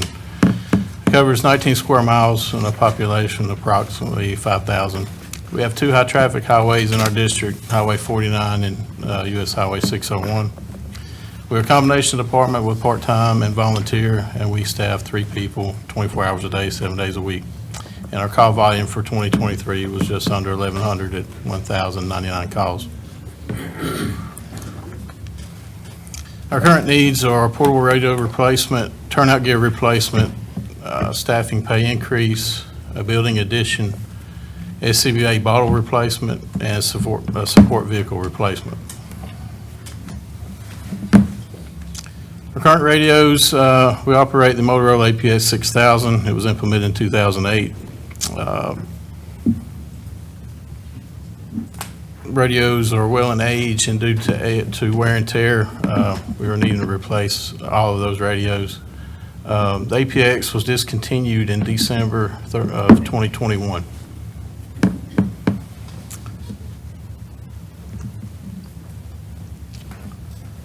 Following the recent Flash software update this past year, this will be the last update these radios can take, and they'll have to go out of service, according to Motorola. We received a quote in February of this year for 30 new Motorola radios. The quoted price was at $237,757. And if we do that on a 10-year loan, with the interest rate at 6%, that puts us at just above $31,000, and at 10%, $37,000 per budget year. Any questions about the radios before I move on? Okay. Turnout gear. Currently have 46 members on our roster, with 31 of those being certified North Carolina firefighters. According to NFPA 1851, our fire gear has to be retired after 10 years of the manufactured date. We currently allocate $10,000 per budget year for a replacement set, and at today's cost, that gives us 2.5 sets of gear per year. As of March of this year, 8 members are currently issued gear that is expired or will expire in the next 6 months. And our goal is to ensure every member has an in-date set of gear, and to purchase each certified firefighter a second set of gear to promote the Healthy In, Healthy Out initiative with the cancer-causing carcinogens and use what we pick up at fires. To reach our goal to replace 10 sets per budget year, the cost would be at $39,590 per budget year.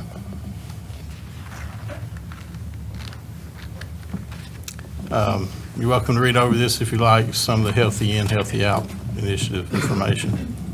Just let me know when you're ready to move on to the next slide.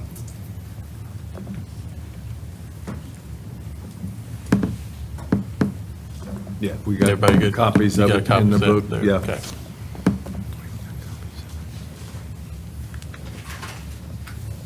Okay. Staffing increase, I'm going to ask Chief Barbie to touch on our plans for staff. So currently, like we said, we staff 3 people 24 hours a day. With that being said, we're the lowest fire department as far as pay goes for starting pay. Our starting pay currently is at $14 an hour, and we have no room for growth how we have our pay scale set up. So going forward, if we're able to get the reevaluation money, we're going to implement a proper pay scale. If you want to switch over, I think it's on the, yeah, so right here, starting pay for a firefighter would be $16 an hour, and after 2 years, it would be $17 an hour. And then with having this pay scale, it promotes people to learn new skills and obtain more certifications. So now we have a driver added into there. Starting pay would be $17.50 and top out at $19. And then officer pay would start out at $19 an hour and top out at $20. And there's certifications that have to be obtained for each pay level. Obviously, just for starting pay, you have to be firefighter and EMT certified. To be a driver, you'd have to have fire officer 1, instructor 1, and have to go through an officer skills assessment to obtain that pay. And it's going to be roughly about a $150,000 increase over our current budget for staffing currently, and that's what we look forward to doing with the reevaluation money, is pay our guys a decent wage for what we require them to have.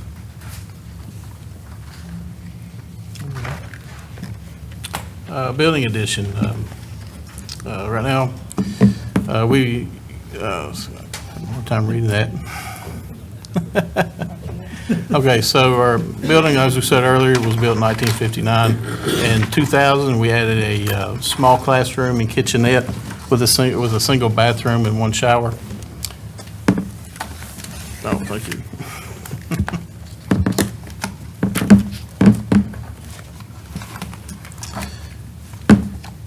When we added the 24-hour staffing in 2020, We added 3 bedrooms to our current classroom area, 3 small bedrooms. And our septic system currently was not designed to handle 3 people 24 hours a day, along with the volunteers who may come in and out. So we have a quote to overhaul the septic system or relocate it, and that's at $30,000 to upgrade our septic system.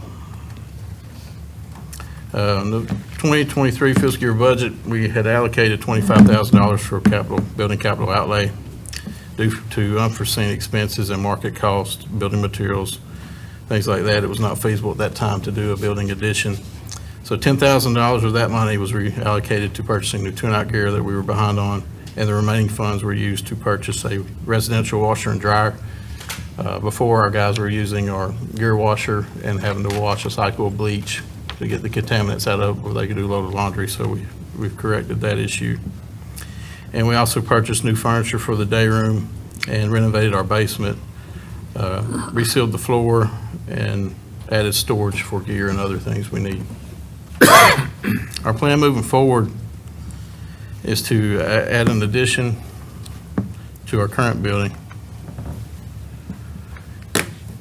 And on the screen there it is our current floor plan, and below that is our proposed floor plan of what we would like to go to. And this will provide more space and more room for our current part-time staffing. And there's a larger picture.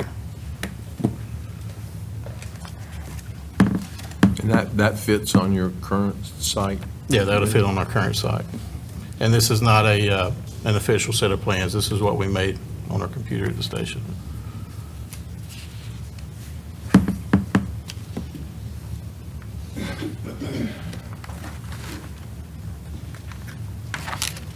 Any questions about the building? Nothing? All right, our MSA cylinders for our air packs are reaching, in 2029, they will reach the end of their life, 15 years, and we'll need to replace those. So we're wanting to start replacing now so we don't have that cost all at one time. And we are currently using batteries battery packs. Each air pack has a battery pack, and we are using the C batteries. It takes 6 batteries per pack. And we like to go to rechargeables to help save costs on having to buy batteries so often.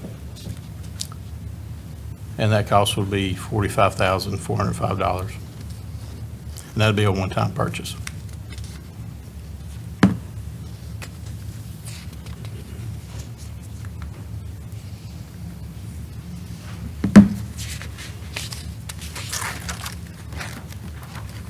All righty. Support vehicles, we are currently operating 3 support vehicles that are weighing age, 2 2006 models and one 2013. They're high in mileage, and with several mechanical issues, it costs more to fix them than what they're worth. So what we would like to do is purchase a squad-type vehicle, a 2500 truck, to use to help with response to calls, and also to use to pull the Firemen's Association's fire safety house. We rely on other departments now to do fire prevention at schools and things like that, and Mount Pleasant, Georgia have been kind to help us in the past. So we'd like to purchase that truck for those needs there. And also Chief's vehicle to use to help support incident command system on calls, and to be a secondary vehicle to respond if needed.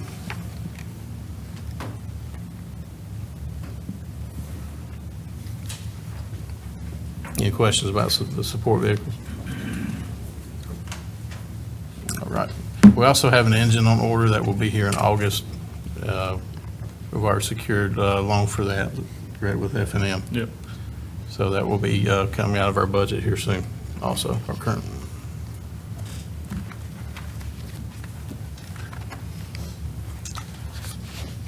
Summary there.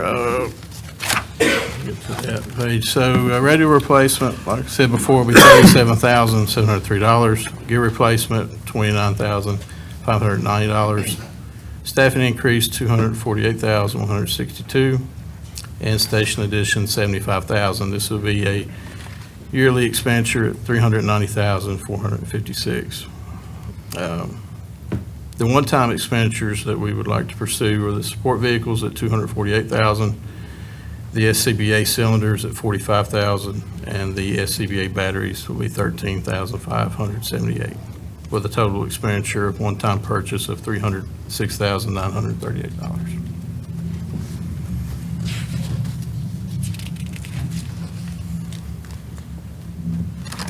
And that is all we have. So you really think you can make that expansion for $75,000? That would be a loan payment. Loan payment. Oh, okay. I Yep. thought, Yeah, yearly it's loan hard to say, payment. you're Yeah. good. We're gonna do the work ourselves. Questions, commissioners?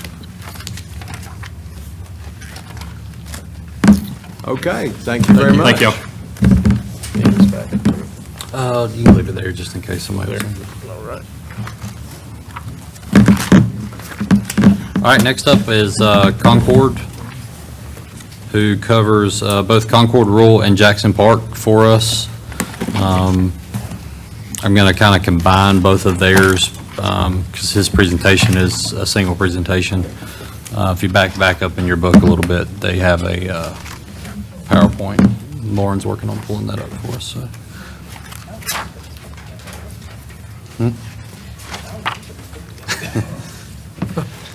All right, so Concord, like I stated, covers both Concord Rural and Jackson Park. They are requesting to stay at the same rate in both of those districts. However, it is a change from their current rate. So both those districts have different valuations, of course, but they are going to stay consistent in both those districts. So their request for both of those districts is 12.5 cents. With Concord Rural, that generates $43,294.28. And for the Jackson Park, it generates $307,393.45. The revenue neutral rate for the Concord Rural District actually was over 15 cents because they had a reduction in value in that district as a result of the reevaluation. So it was over 15 cents, but we can't exceed 15 cents by law. So your sheet will show 15 cents. And then Jackson Park actually was at 10.2 cents. So with both of those, it's actually an overall decrease of $22,254.76 with Concord Rural and $71.24 on Jackson Park. And I'll let Chief Williams speak to their presentation. All right. Good evening, Chairman, Commissioners, Mr. Downs. So just a quick overview. I promise you mine will be the shortest tonight, I'm hoping. But just a little bit of the area that we've got, we provide fire protection for. So you're looking at the areas with non-hash marks. These are the Concord Rural, Jackson Park areas. We do have a little bit of area in the north end of our district up towards Station 2 that's covered, but most of the primary areas that we have are at Fire Station 8 and Station 12's district. Those two stations, Fire Station 8 is located at 1485 Old Charlotte Road. It's housed with one engine company, 4 personnel, as well as a shift STO, and it's currently getting a wash and renovation after this morning's incident, so it's going to be a nice, clean station. Fire Station 12 is a new station that was constructed back in 2020. It's located at 3300 Roberta Road. It's got one engine company, battalion chief, and it's slated for a ladder company at FY26. That ladder is on order for that station. That was a $6 million investment for the city of Concord to work on some of those areas that we felt we needed some coverage at.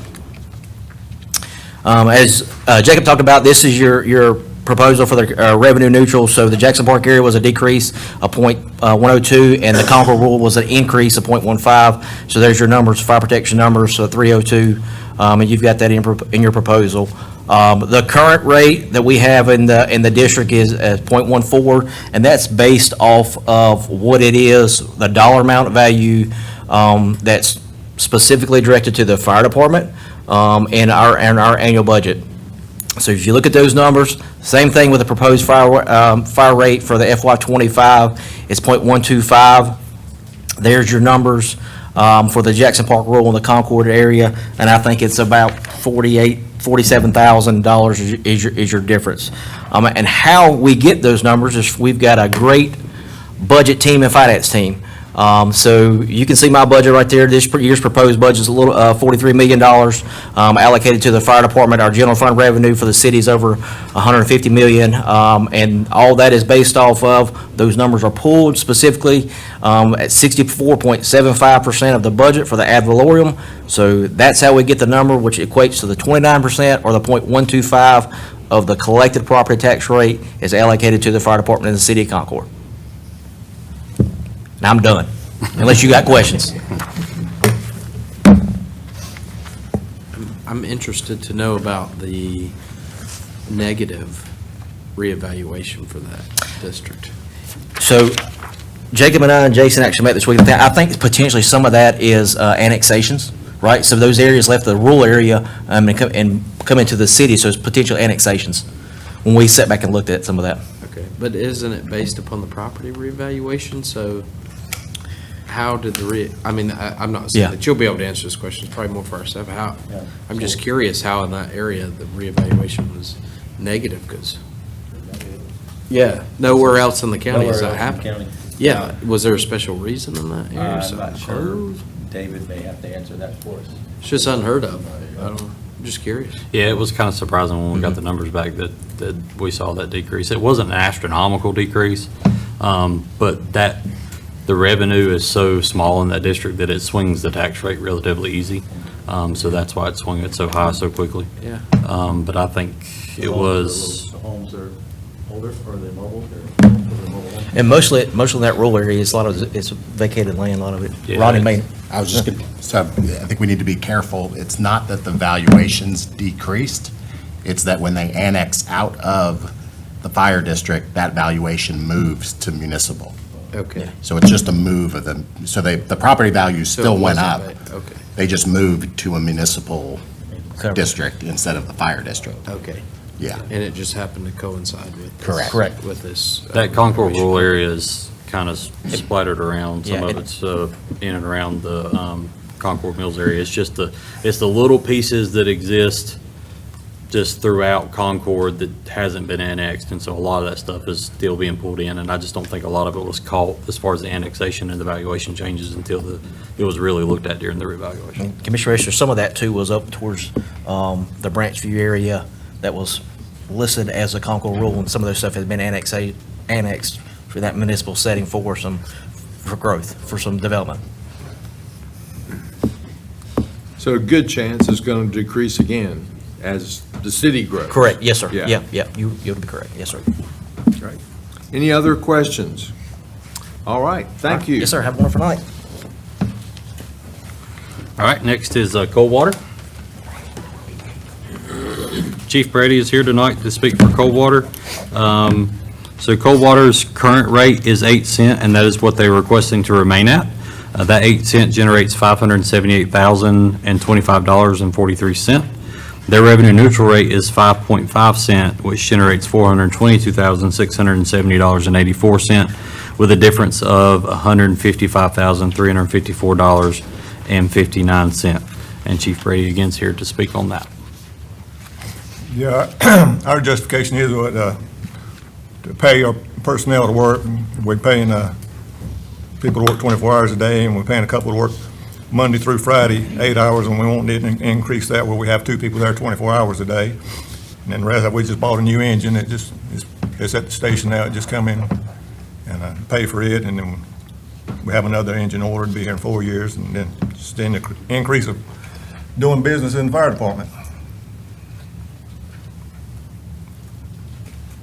That's all that was. Any questions? All right, thank you, sir. Next up is Flow Store.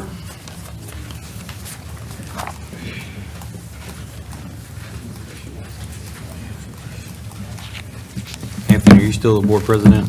Yeah. So tonight, Chief Houston and Anthony Messina, who is their board president and also a captain or a chief for their department. Are you captain? Yeah. Captain for Flow Store is here to speak for them.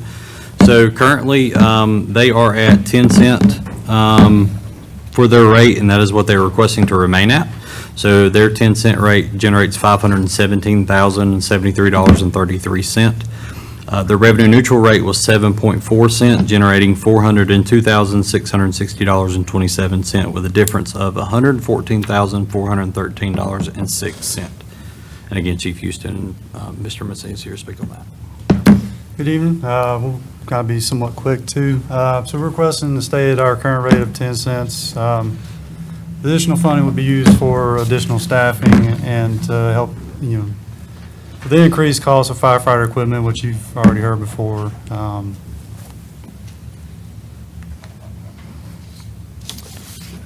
So the funding for additional staffing would allow us to add a third person, 8 hours a day, 7 days a week. We currently staff 2 positions, 24/7, 365, and our other members respond from home.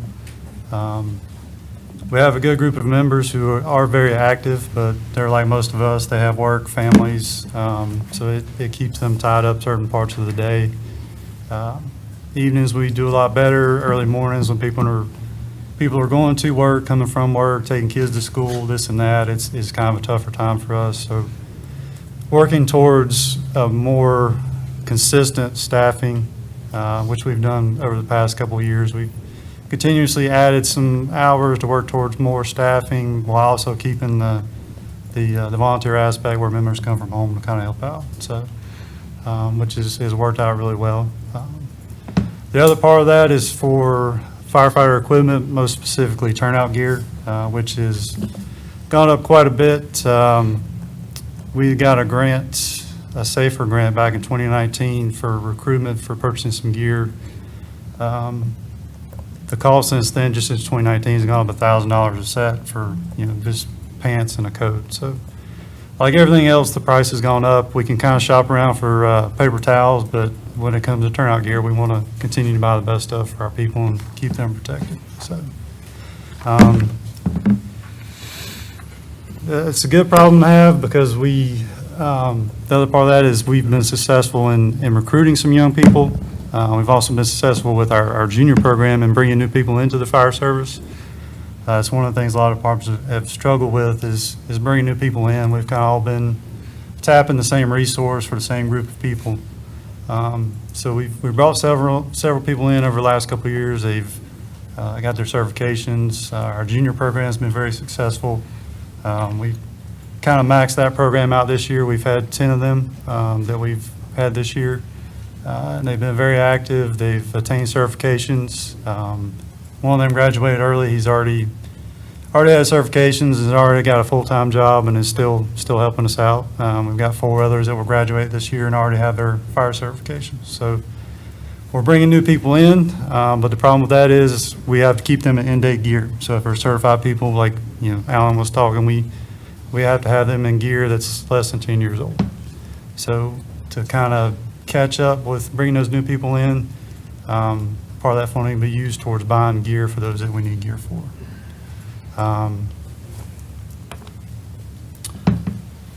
The other reason we were here for asking for an increase is our revenue neutral rate for this coming year at staying at revenue neutral would be $11,000 less than our current budget year this year. That coupled with the estimated sales tax for next year will put us $18,000 less than this current budget year. That's not, taking into account extra money from revaluations. That's just the way it is for this year. Even though the value of our district increased by almost $100 million, our revenue neutral was still less than this current year. For whatever reason, that worked out that way. So, like I said, this past year, or past few years, we've been successful in recruitment with our junior program and recruiting other members. We've also lowered our ISO rating to a flat 3, which will go into effect here in a couple of weeks. That's been our goal since 2018 during our last ISO inspection. So that rating of a 3 is for everyone in our area, whether they're close to a fire hydrant or not. So, I said we have a good group of people who work hard, and I think it definitely shows in some of the things that we've accomplished over the past couple of years. So, yeah, like I said, our members are very committed to the service we provide to the community. All we're asking for is just your commitment to kind of support us in what we do. So. Any Thank- questions? Questions? Jacob, I know you guys have asked for additional staffing since this is going to be posted. Can you explain what 2 in and 2 out is, and if that is a standard, and why it's so critical for these departments to maintain that staffing to keep them safe as well? So for the general community, so 2 in, 2 out is based on accountability. So if we send 2 people into a structure, we also want to make sure we have 2 people outside of that structure in order to maintain the safety for that. So if you have 2 people inside, in theory, in the absolute best case scenario, it's going to take at least 2 people outside to effect a rescue or do something in that time of need. The reality is 2 in, 2 out, as great as it sounds, is not reality. That's absolute bare minimum, but study after study, whenever we look at Mayday incidents, it takes multiple crews in order to effect a rescue of a downed firefighter. So even though we say 2 in, 2 out to meet standards, in reality is we need much more than that. So and that's one of the harsh realities of the day-to-day that the departments face with minimal staffing. And when they get to a house that's on fire, if they don't have the staffing that they're requesting, they have to wait for other units to get on the scene before they can go in, correct? Correct. So that's why this is so important, that they're asking for this staffing, not only to keep them safe, but so that they can do their job. Yeah, if you follow standard and they arrive on scene and they don't have that 2 in, 2 out minimum standard, then technically by standard, they shouldn't be entering the structure, and ultimately inhibits what they're there to do, so. Any other questions or comments? Okay, thank you. All right, thank you. Thank you. Next up will be Georgeville Fire Department. Chief Blackwelder is here to speak for them.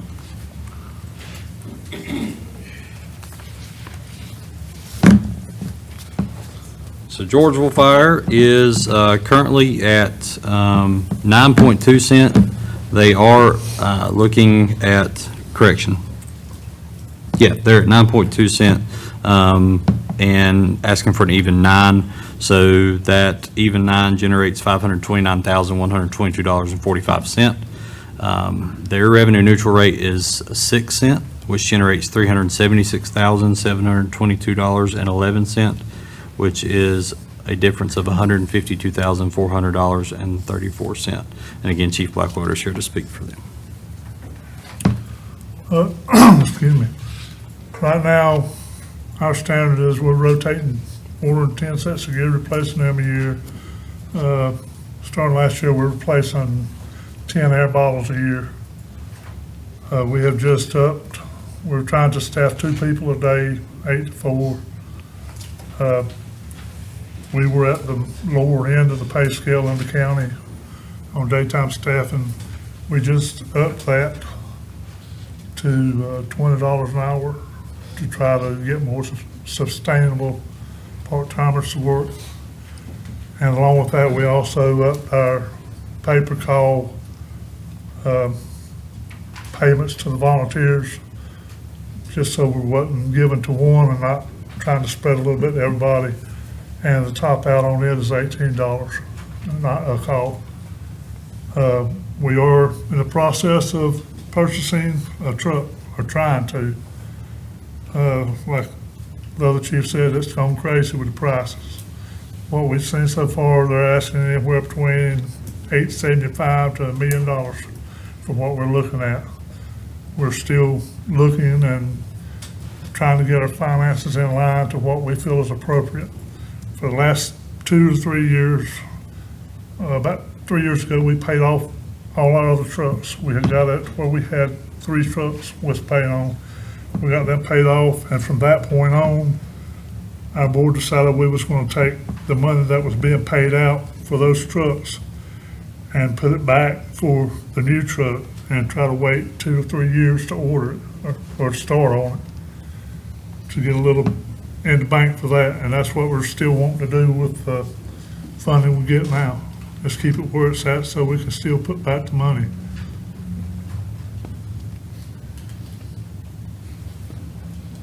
Any more questions? And it's short, sweet, but that's the way it is.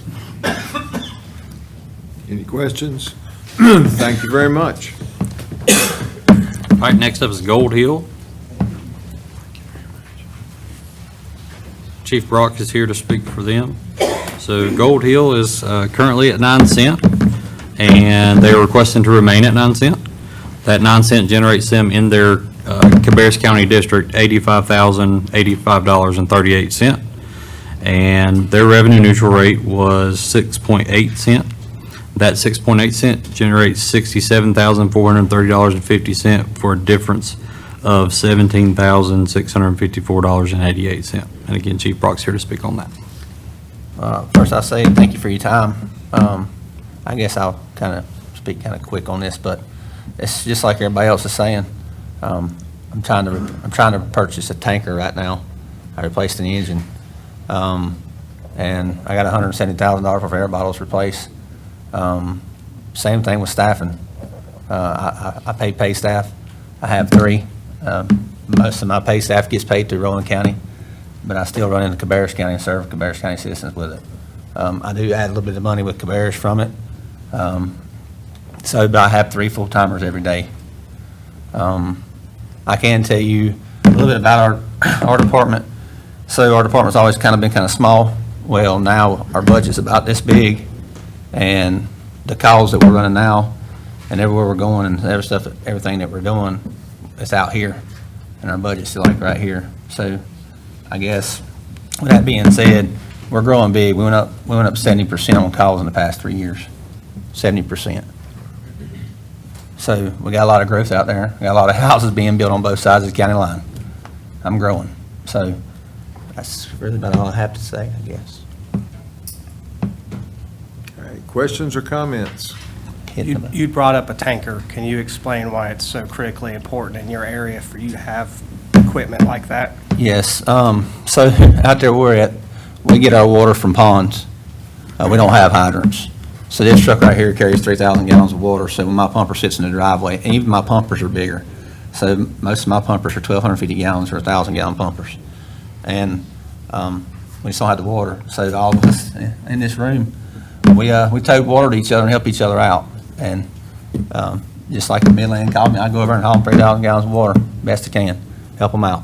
Same, they would do the same for me. Anybody in this room do the same thing. But that's why we have to have them. So not just we got to have an engine to put your house out, we got to have that tanker tote that water to feed that engine to put the house out. Depending on the size of the house, it might take 7, 8 tankers and plus 15 trips apiece. So, thank you. Good question. Anything else? All right, thank you, sir.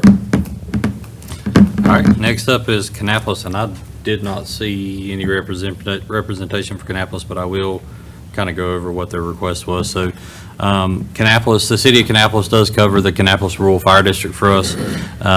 Their requested rate was at 10 cent, which is what their current rate is.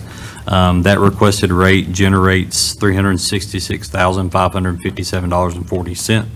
Their revenue neutral rate was 6.6 cent at $298,987.46 for a difference of $67,569.94. Next is Mount Mitchell.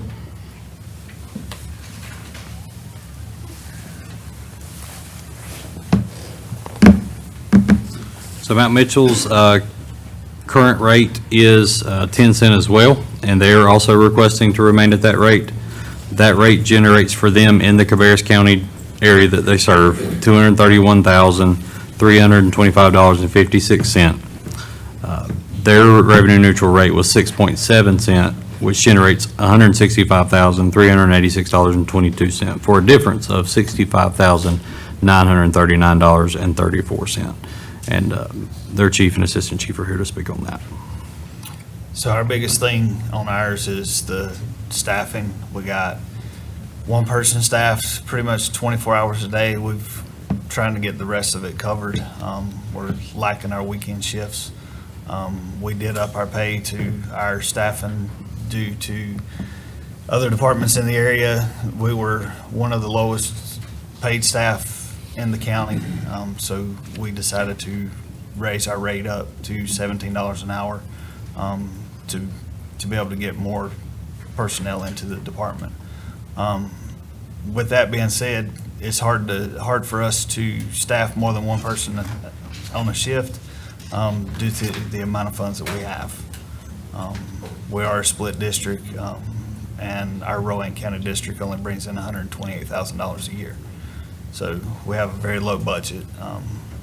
Still looking at all the gear replacements like all the rest of us. We're all looking at that increase, and that's our justification for wanting to stay at the .10.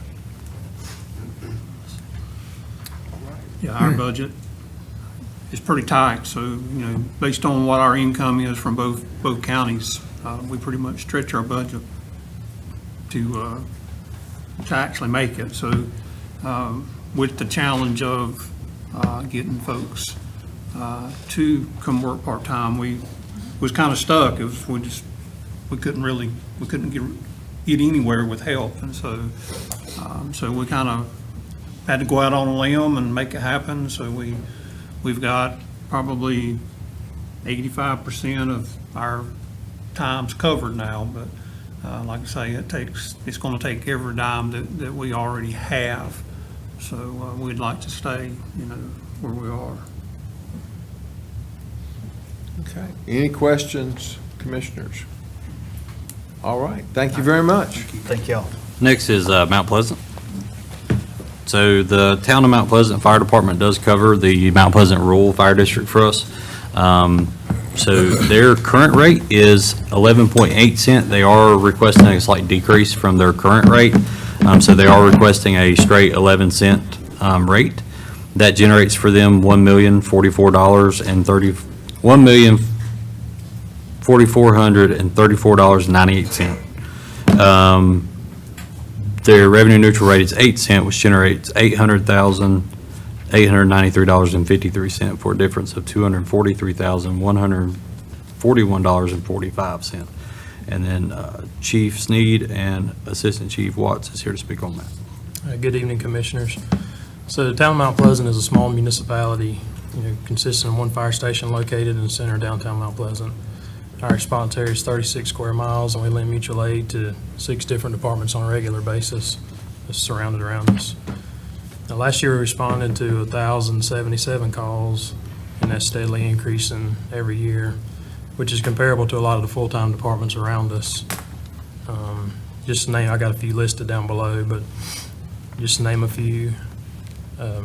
Charlotte Engine 33 responds to 929 calls a year. Engine 38 in Charlotte's 1128. Concord Engine 9's 869 calls a year. Their Engine 12 respond to 1,106. And all these departments, they run 4 people minimum on their truck at all times, and that complies with the OSHA respiratory standard. And that's where we're wanting to go with our increase. And add to that, I'm going to echo everybody else with truck cost. In 2020, we bought a new engine for $570,000, and a month or two ago, got another price on one, and it was around $900,000. So everything's going up. We just recently lowered our ISO to a Class 2 inside the town and a 4 outside. We were a 4 in town and a 5, so which that helped. So we're asking for the increase so we can meet the OSHA respiratory protection standard. It requires at least 2 in, 2 out, that we spoke on earlier. This assures that there's 2 inside and then at least 2 outside where they can monitor the conditions, call for help, or go in and help if need to be. So we're asking for 3 cents above the revenue neutral, for 11 cents in the town. Also, we get a budget from the rural side from the county, and we get one from the municipal side. So the town is going to go 3 cents above revenue neutral as well, and that would put the residents in town paying 11 cents and the residents outside of town paying the same. And to add a 4th person, this costs $175,000 a year. So we're going to do that and also increase everybody's pay just to keep up with everyone around us as well. And that allows us to set some for capital reserve for personnel. And right now, we currently staff 3 people 24/7, 365 days a year. That's pretty much all I have, if anybody has any questions. Commissioners, he did bring up OSHA, and something I will throw out there is there's current possible changes coming to OSHA standards that would increase regulations on fire departments. It's in the comment phase right now, and that's something we're looking at as well. If that does come down, we're looking at some major regulation changes on fire departments, which could also to equate to some major costs. So we're trying to keep an eye on that. We'll definitely keep you informed as that rolls along, but that's also something we're trying to keep an eye on, so. Okay, thank you. Thank y'all. Next up is Northeast.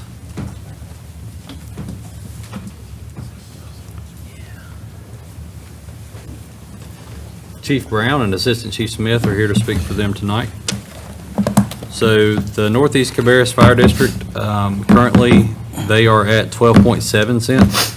They are requesting a slight decrease from their current rate to a 12-cent straight rate. That 12 cent generates them $351,614.45. Their revenue neutral rate was 8.7, which generated $239,046.82. That is a difference of $112,567.63. And again, Chief Brown and Chief Smith are here to speak on that. Thank y'all again for letting us come and express our concerns about not going revenue neutral tonight.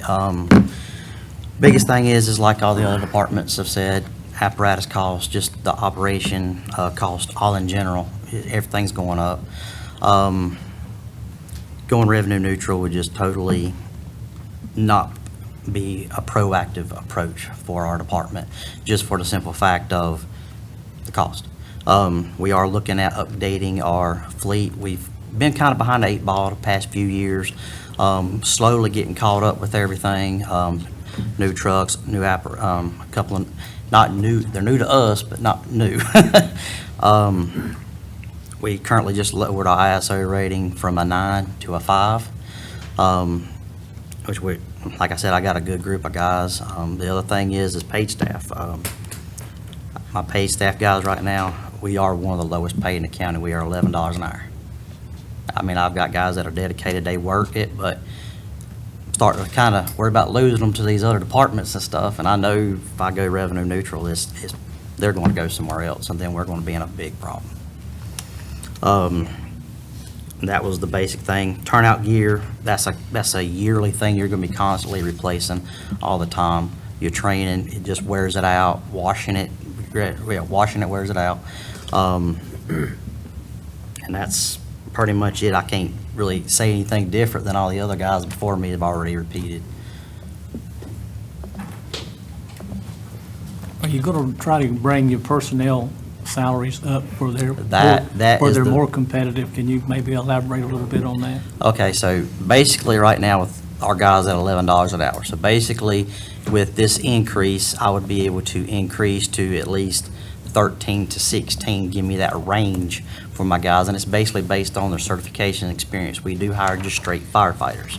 They're not medical certified or anything, but there's always a firefighter trained and EMTB certified personnel working 24/7. I currently was able to, with us running the budget like we're running, I'd like to get them guys more money. We are working 2 guys during the day, and we just currently moved to 2 guys at night, 24/7. So we're running 2 guys day and night, 24/7, 7 days a week. So with this increase, I'll be able to give those guys more money and potentially look at increasing and possibly another 3rd person during the day. I guess this is not really budget related, but just, I remember visiting your station probably about 10 years ago, and a big issue was the lack of water supply for sprinklers for the dorm. Did y'all ever get that? That is going to be another project that's going to be coming up as well.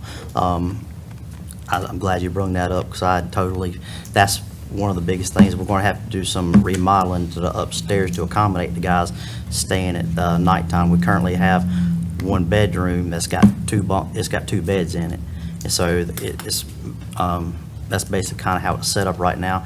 We're looking at wanting to get partitions to kind of separate that, but then in order of doing that, we did look at the possibility of getting the the sprinkler systems and everything that they had recommended and stuff, and that price was looking at around $20-some thousand, that we just don't have that extra money right now to actually do that. And it is one of the life safety things, not just for our guys, but for all the equipment that we're housing in there and everything as well.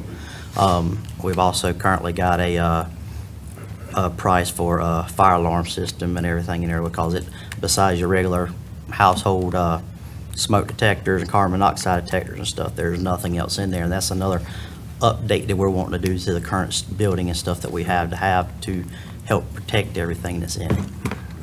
Right, thank you. Any other questions? All right, we appreciate it.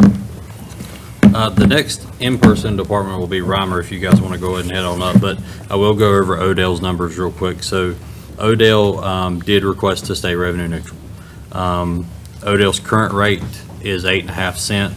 Their revenue neutral rate was 5.9 cents, and they did request to stay at that 5.9 cents.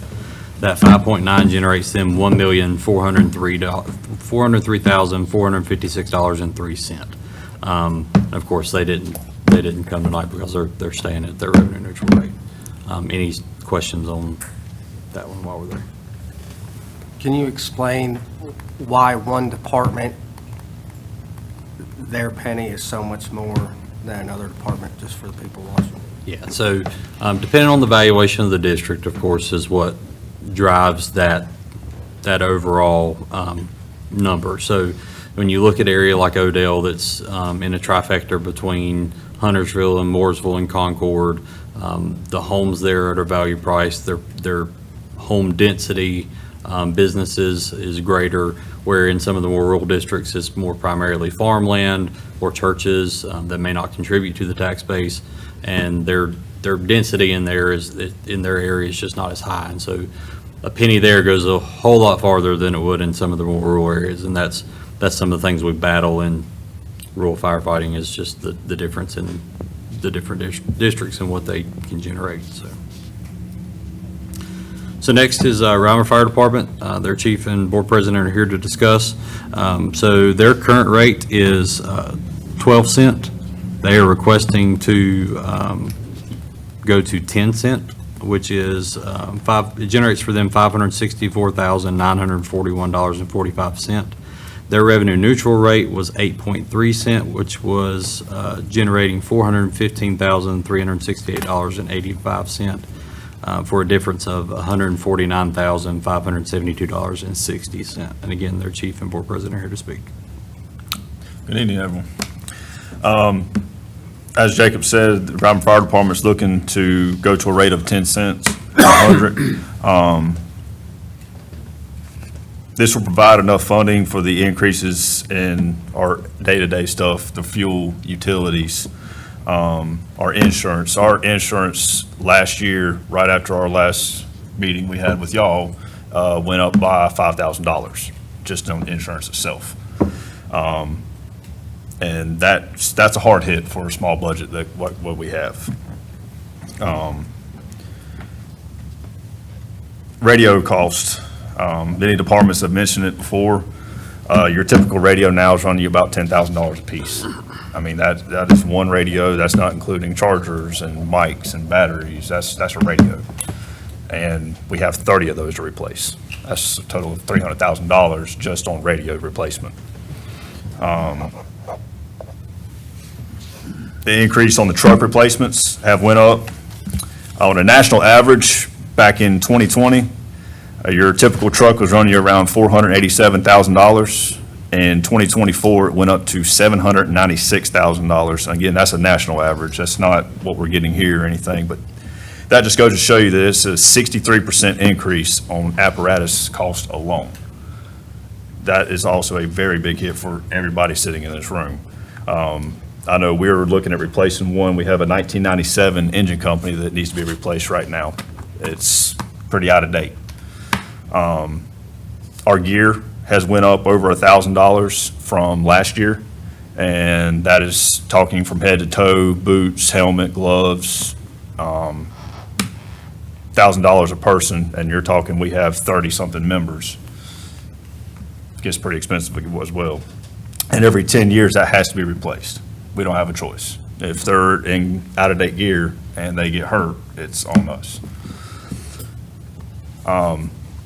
Buildings and grounds, we try to do a good job of keeping up with our buildings and grounds. Our original building was built in 1959, so it needs some updating. Our roof was redone a couple years ago, and we were told that the next time it has to be done, it's probably got to be replaced completely, and that's going to run us around $50,000 just for a roof. We're still looking at adding more part-time staffing as well. Last year, we were able to go 24 hours a day, 365, which was great, but we're only putting on one person. That's all we can afford is just that one person at 24 hours. I would like to increase the staffing, like we were saying before with a lot of the other departments.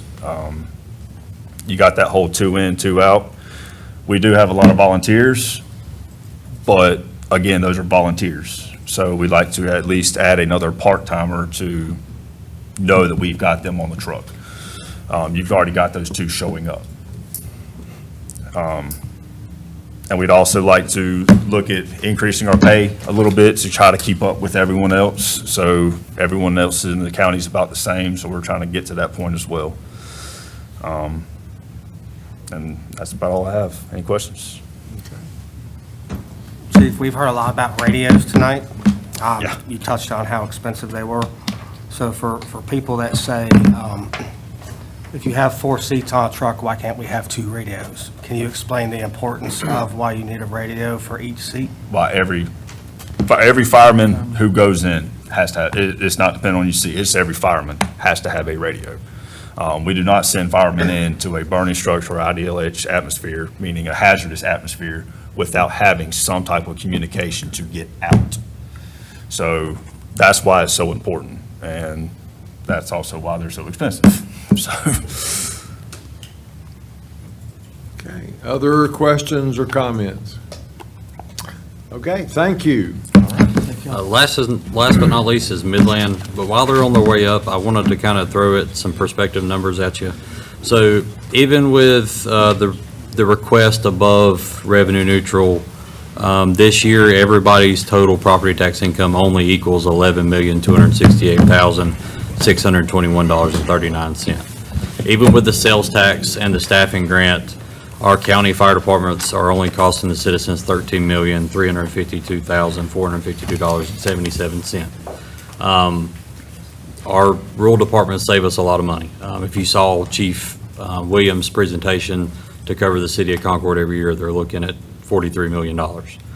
So we're maybe roughly a quarter of that to cover all of Cabarrus County. So just kind of put it in perspective of what the volunteer fire department saved the citizens of Cabarrus County. So tonight, Midland Fire Department's here. Midland does cover both the rural area and the town, but they are still a independent nonprofit fire department. They do contract with the town to cover their area as well. Their current rate is at 10 cents, and that's the rate that they're requesting to stay at. That 10 cent generates them $1,821,222.52. Their revenue neutral rate was 8.5 cent, which generated $1,593,601.52 for a difference of $227,621. Again, Chief Coley and Chief Yow are here to speak on that.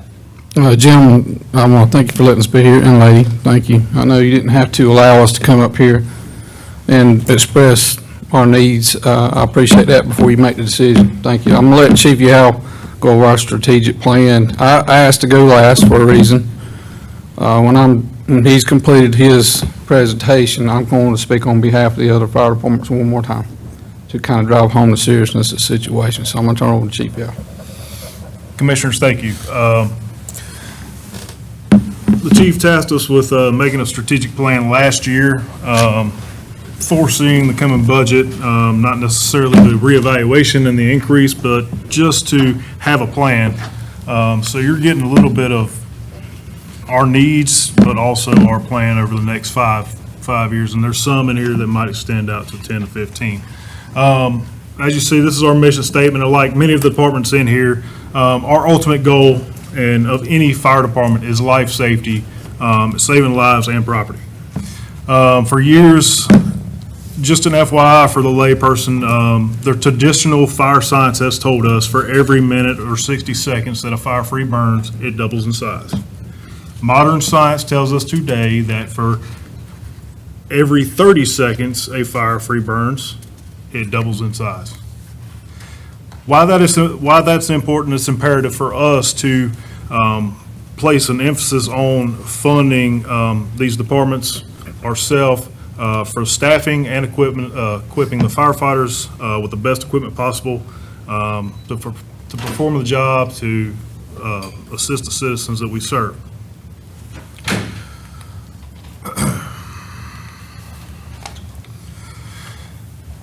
Whoa, too far. I think I know how to use a clicker.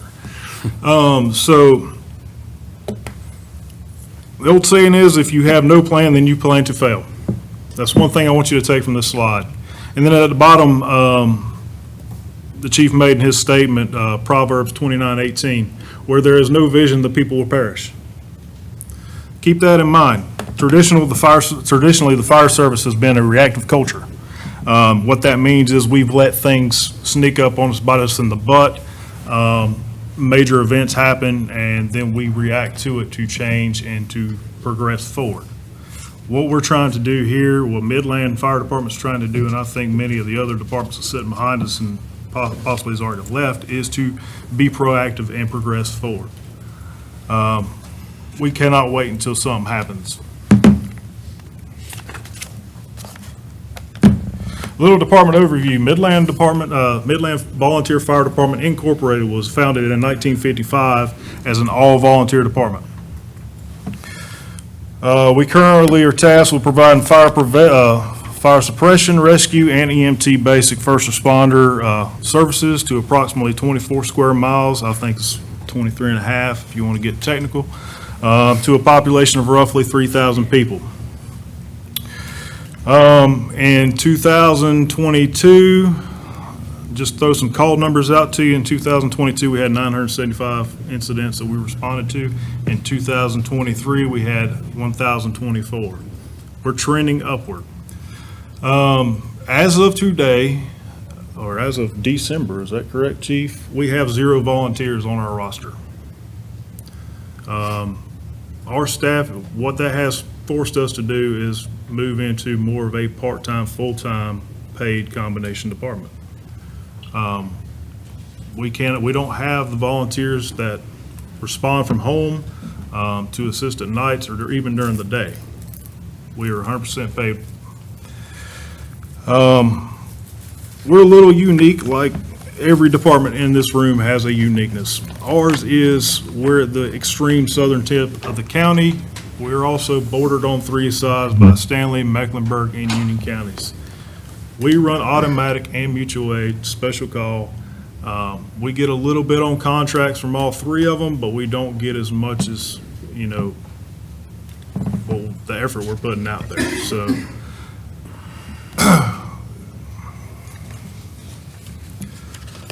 Station 1, if you don't know, is at 12805 US Highway 601 South. That's the one that was built in '77.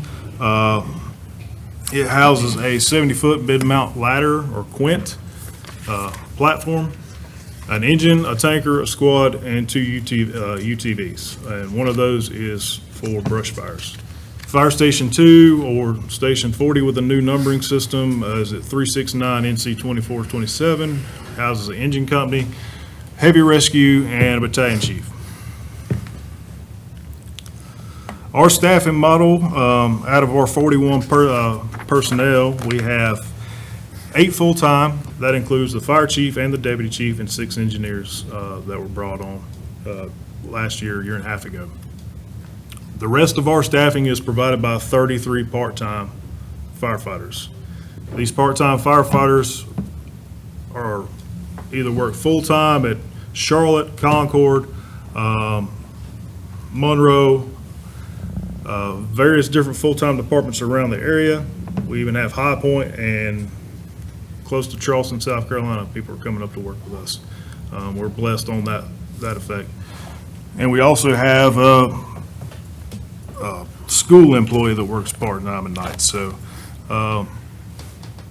unlike the other departments, we have no volunteers. We're depending on either our full-time staffing or our part-time staffing. And that goal is to meet close to an effective firefighting force within minutes from time of dispatch. What it would look like on our daily staffing, which is staffed 7 days a week, 24 hours, 365.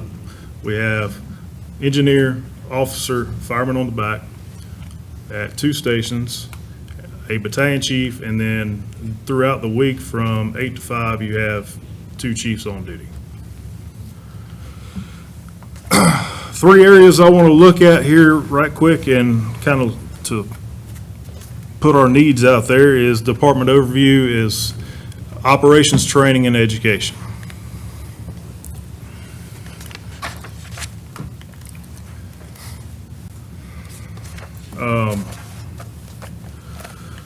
Through our operations, like I said, our calls continue to trend upward. We're not to the point of, thousands of calls. We broke the 1,000 call barrier last year, and it's continuing to go up, like I said. The Midland area continues to see tremendous growth and development. It's going to continue and to exponentially grow as long as, I guess, infrastructure allows. These are some of the calls we've been on. One of those is Jay's Fish Camp. Like I said, we've responded to Stanley County. The horse there that was stuck in a pool, that's actually out. We responded, I believe, with Georgeville, down to help those guys out in Union County. And then also last year, somehow, we ended up in Charlotte at the 5-alarm fire. So one of our operational goals, and like everybody, I hate we're beating this horse. Speaking of the horse that was in the picture, we keep beating this horse as the radios and interoperability communications. So what that is to make our radios compatible with the P25 Phase 2 upgrade.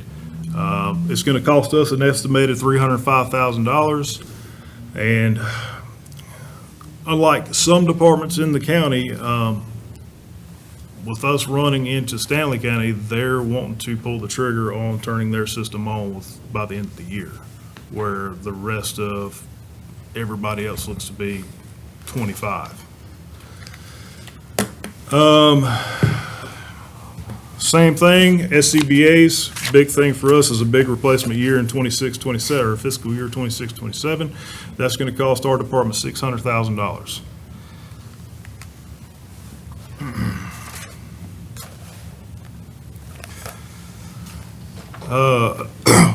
We also need to look at our staffing, even though we are blessed with part-time and 6 full-time members that are help staff that 365.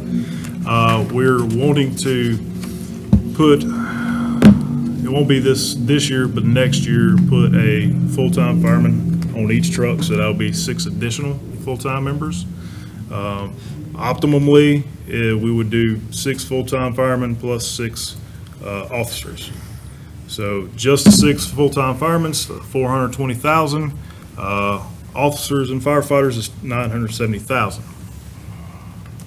That's additional to what we have paying out now. Now, keep in mind, our budget, just on the staffing side is at about 67% of our total budget. Okay. Concord, Charlotte, major municipalities, probably even some volunteer departments in here, you're looking at probably 80% of their budget. But as we continue to grow and keep up with inflation, we're going to get to that 80% as well.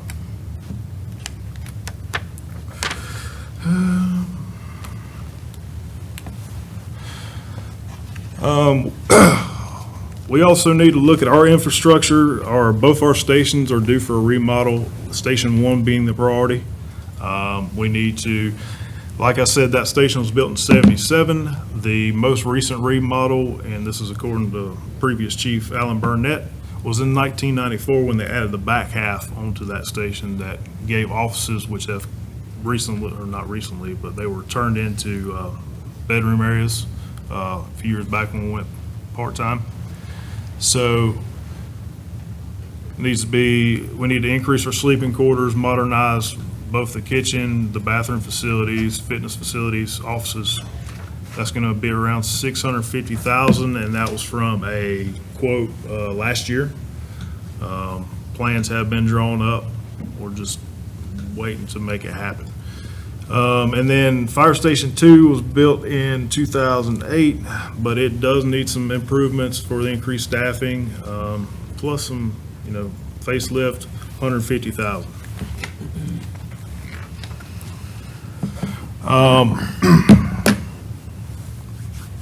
Our fleet, we need to evaluate our current fleet, which we have. Like I said, this was made last year.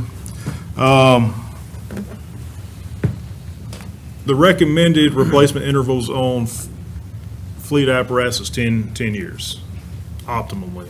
Right now, one of our second pieces is 2009, so let's do the math. We're 15 years behind on that. Another engine company we have is a 98 that could be put in frontline service.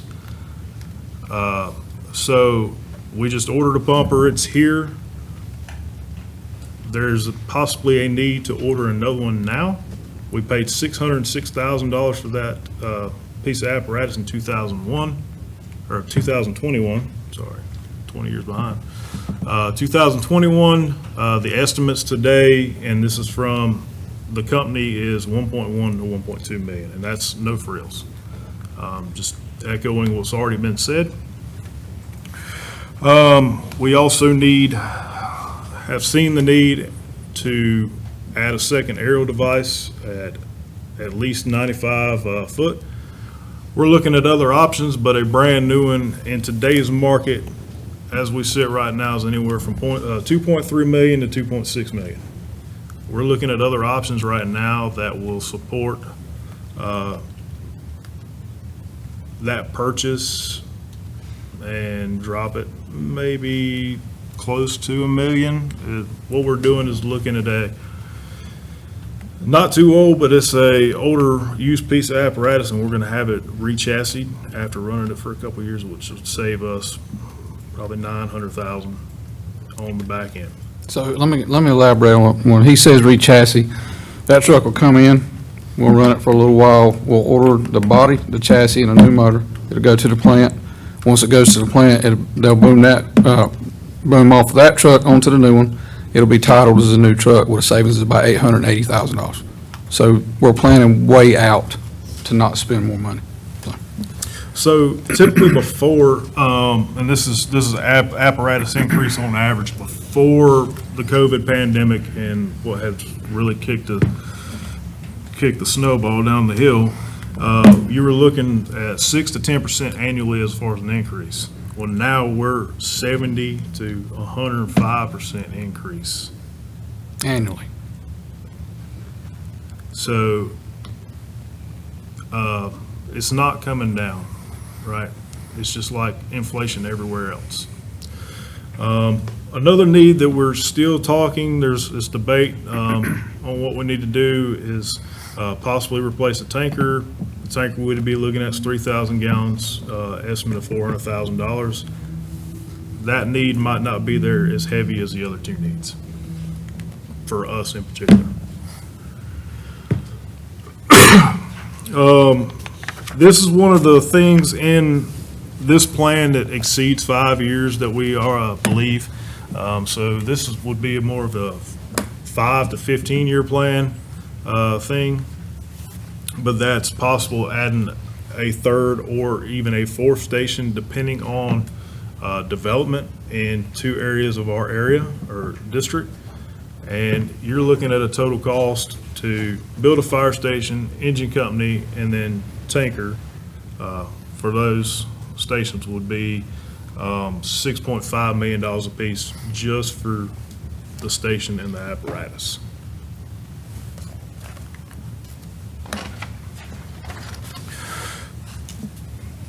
So, training, we're big at training. Reason being is famous quote, "Let no man's ghost return to say his training failed him." We have our own facility. We were fortunate enough, the state gave us a grant to rebuild that facility and make it better as a regional facility that is going to be open to any surrounding department, whether it be in Cabarrus County, Stanley County, Union County, or anywhere else that want to use it. That is actually in development now in the build phase. Should be open by July. Some things with that goes along with that is, being able to offer that training out for multi-agency training opportunities. We have a set cadre that we could continually add to. However, they're using their in-service gear or gear that's in excess of 15 years old. So this is on top of purchasing frontline gear for the members of the department. Training also put in a request for extra sets of gear for just the training cadre. Additionally, we're going to look at outfitting the facility with exterior lighting and privacy fencing. Estimates there of $45,000 to $55,000 for the privacy fence, and then the security lighting is $15,000 to $20,000. Outside training, the funding for our members to seek outside training, other classes outside the state, such as something possibly like FDIC that's going on right now. Estimated cost annually is $5,000 on that. Various other small things that we have, and then the other big thing on that is a water source and a direct driveway to the training grounds from our property, and not having to go on to 601 and then down the, I guess it's the gas line right away. We're looking at $30,000 for the driveway and $10,000 to install a hydrant up at the training facility. Big thing we're on, something else we're big on is education and public information. If you look at the Facebooks or the Instagram, David Bradshaw is good with that, and then also he handles our public education.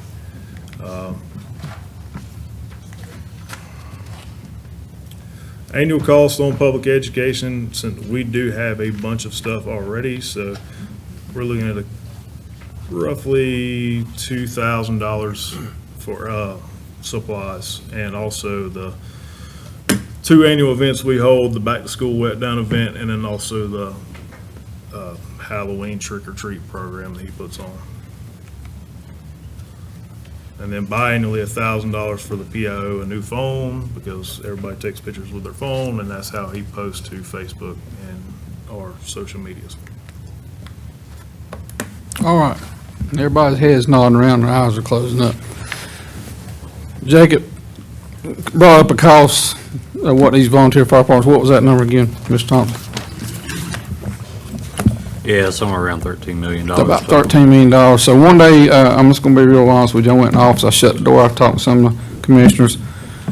I caught up with my work, I shut the door in there for about 5 hours, I started putting down what it would cost for this county to start its own fire department. And I think Mr. Workman, I believe I gave the packet to you.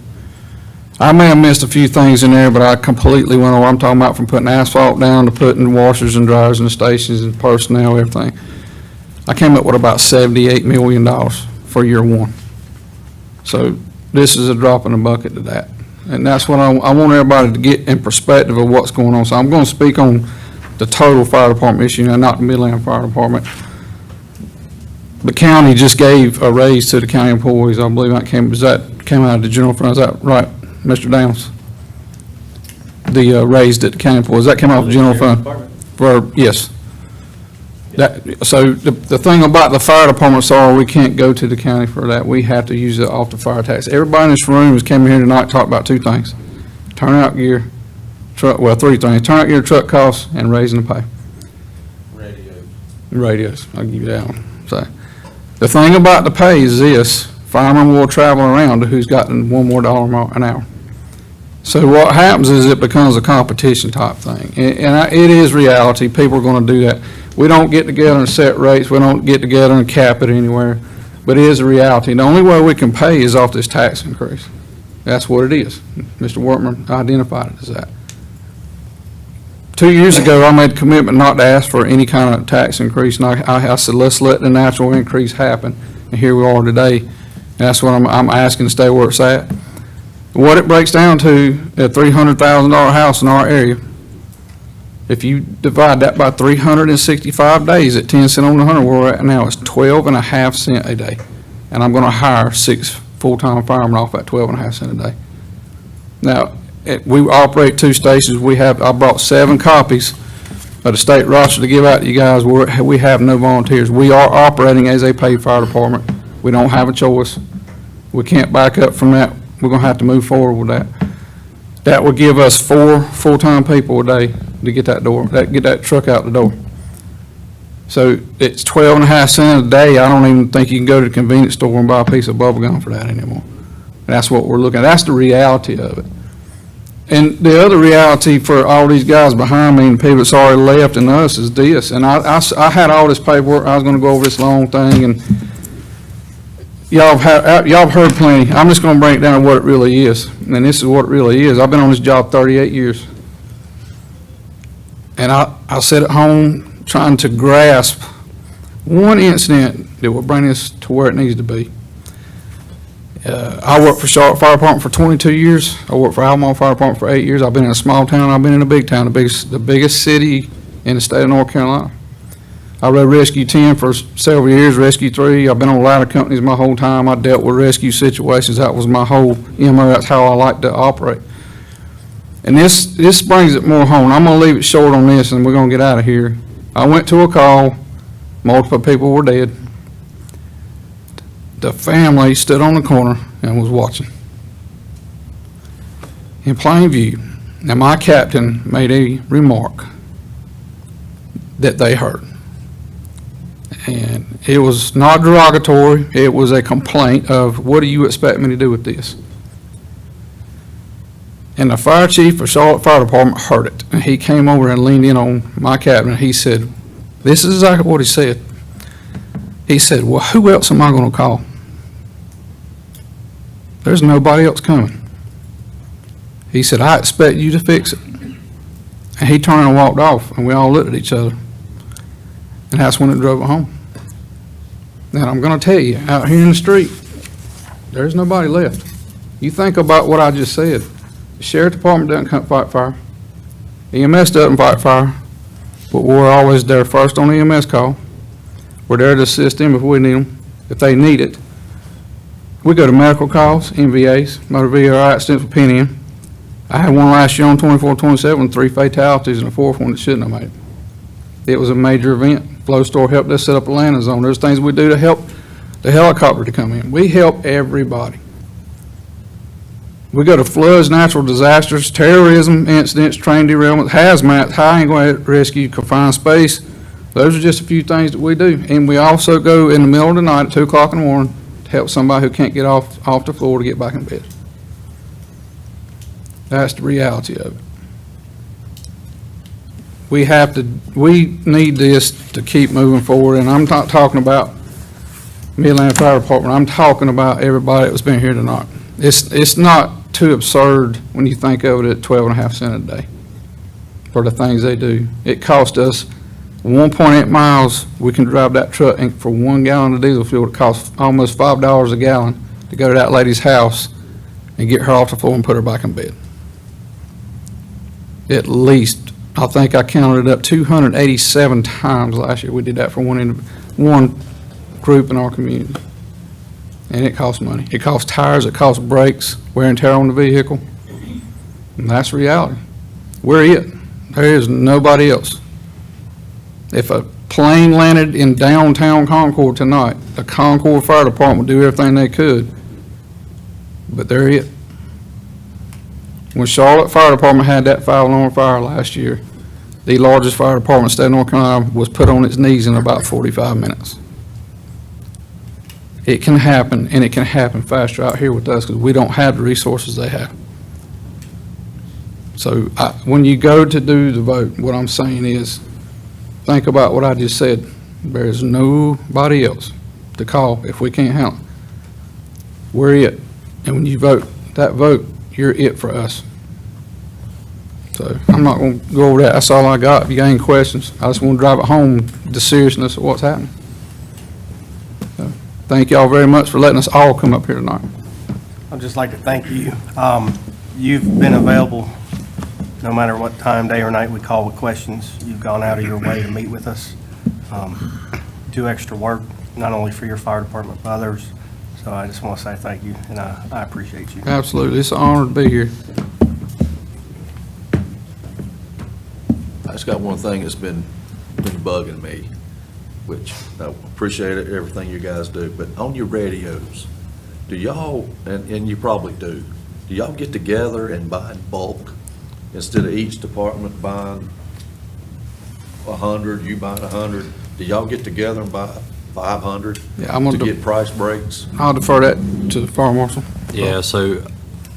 on any equipment? Yeah, so from what we've seen in the past is that in several years ago, when we're talking 10 or so years ago, the price breaks that were available then for group purchasing were much greater than they are now.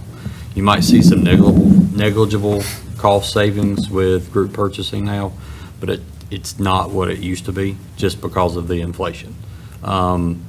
Where you're starting to see your discounts now are upfront purchasing, paying cash up front and things like that, that they give you discounts over financing equipment or apparatus and things like that. So departments do talk, they do get together and speak about what they are purchasing, but from what we've seen in the past, we don't see a whole lot of improvement in those quotes based on the group purchasing, so. Yeah, it's been a topic of conversation in the past, and especially with the radios, we've looked at it as what does it look like if the county does that for them? What does it look like if there's even opportunities to finance radios as far as do lease programs and things like that? But it's really up to each department on what works best for what they can afford. And that's another thing when you look at it is the vast difference between what each department can afford. That may make a difference on the model of radio they can afford. So there's just a vast difference there, so. Any other questions or comments? Thank you all very much for what you do for Cabarrus County every day, and thank you for being here tonight, and apologize for starting out later than we should have, but appreciate your patience and your presentations. Oh, Yeah. yeah, I'm sorry, I was trying to queue up. I'm sorry. Well, I was having issues with my microphone, but, yeah, thank you for all the presentations that we had, and I know that we didn't ask many questions. We got this information we can look at going forward, but going back to what you had mentioned earlier, there was a discussion, I guess, a year or more ago about, a county fire department or overlay tax, and I was adamantly against those items. And I don't want to speak for everybody here, but I think at that time it was kind of a understanding that this reevaluation would kind of take care of some of those issues. So, I certainly don't want to go in the direction of the county fire department or overlay tax and then creating an extra layer of bureaucracy on top of that. So we've heard everything that you've said this evening, each one of you, and for the folks who have left, let them know, and we appreciate you guys being here and your presentations. Thank you. Okay, Commissioners, next on our agenda is general board discussion. So we can make this as long or as brief as you would like. Obviously, we're going to have a lot more to talk about budget-wise. Sorry, that was all. I'm sure we'll have some presentations coming up at our work session. Mike, did you have additional items to add? Yeah, we'll be ready to present the preliminary or recommended budget on the work session for more discussion. But between now and then, No, you heard a lot here. You're going to hear a lot more. Is there, do you have any questions right now? For us, is there anything you heard tonight or anything that you've been thinking about that you need more information on before you see it in a form of a budget? I'm assuming you guys are gonna take a real close look at all these and the school stuff and. Yeah, we've already done a lot of that too, but these here are short of the county budget. And again, right now you do a staffing grant to each of the fire departments. And that was on my list here. We have not, as a staff, talked about it, but we have in the past talked about it. If you so choose, you could always increase that amount of grant money that they get. And some of the others, and it's, as you can see, it's nothing's unique. It's turnout gear, it's radios, and it's the apparatus. And every one of them are very expensive. And every one of them have a time span or a life cycle on them due to OSHA regulations or the fire regulations. So, but yeah, so if you don't need to do it tonight, it's been a long night. So if you got some concerns, you've got anything that you would like staff to research more for you, to bring back to you, either get it to you before the work session or present it back at the work session, which would be at your normal meeting first Monday in May, right? We're in April already, yeah. When's our first public hearing scheduled? June 3rd. June 3rd, same date as our work session normally would be. This was the first night we got to see the Cabarrus County schools. That was. Right. That's a whole lot. So if you want to go back and look at it on your own, if you have any questions that just popped up, Rodney and I and Raj, we got a short presentation from them a few days back. So that was the first time we had seen it too. But we've had a lot of conversations with them ongoing for the last few months. So we knew about what they were going to be asking. So nothing was talked about with the bond or this $1 billion request tonight? I mean, the bond, if there was going to be a bond, or well, initially it was the $1 billion request. And then, 10 years. Right. And I know that wasn't going to be necessarily incorporated in the you're talking budget, but about like, the schools? yeah, the schools, Okay, yeah. I'm sorry, yeah. I should have specified that. Yeah, I'm when we sorry, were talking yeah. about- And so there was like no mention of all of that. No, we've not had any discussions with them. I think that's something that's going to need to be a discussion with you, but that, as you'll see in the budget, that when we present to you, that's not a decision right now. You can make it for the following year, so. But because you're going to see you've got a lot of capital needs coming up, and the majority of them are schools. And do you want to go out for that bond? And we'll be able to show you the differences in going, just paying cash, or taking on your own debt, or going on with the bond and take on that debt. And we'll be able to show you the differences between it, both from a cost standpoint and a timing standpoint as well, so. Right, anything to add? No, I just think the recommended budget timeline will require all of the numbers to be locked in as of next week. So I know it's a lot for you all to digest, but the recommended budget, because it has to be printed, produced, the budget team has to put it together, that'll be locked in probably next week. And then what you see on May 20th will be based on that. So any feedback or changes that you all recommend will have to be incorporated after that. A little short time span there. That's typically the process. I think normally we get direction from the board at the retreat, and then staff have to develop a budget based on what feedback we get from you all as part of that process. Yeah, so, and along with that, again, it's depending on how you go with the recommended budget or with the budget in its current state. And it's gonna be some choices there and how to fund it, so. Well, I mean, some of that stuff we discussed in the retreat, and like, we didn't have numbers on what some of that stuff would cost. I've not heard any more Yeah. from that, so Yeah. if that's gotta be locked in next week.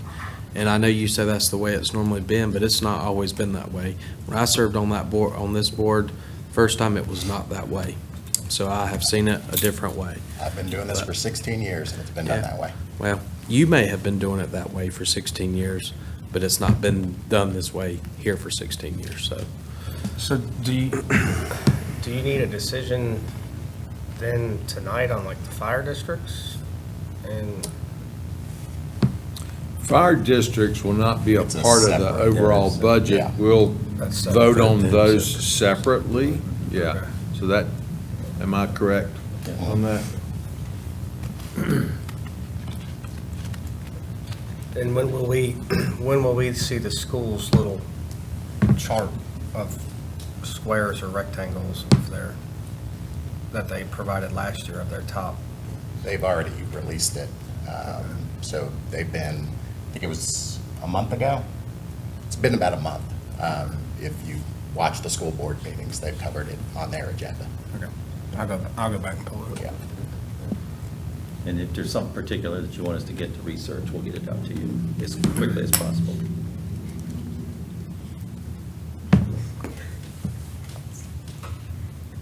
Any other questions? Again, anything that you need us to work on tomorrow or starting next week? I don't have any questions about what we're doing, because for me, we've been doing it for so long.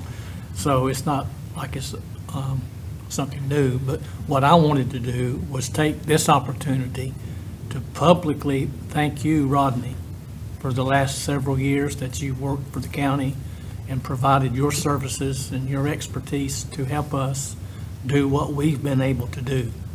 And so you set a good foundation for us, and I wish you Godspeed and the best where you're going. Thank you. You're here.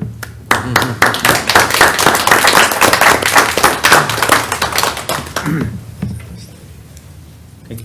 Any other questions? And if you don't think about it, feel free to reach out tomorrow or Monday, whatever. And we'll get the information back to you as quickly as possible.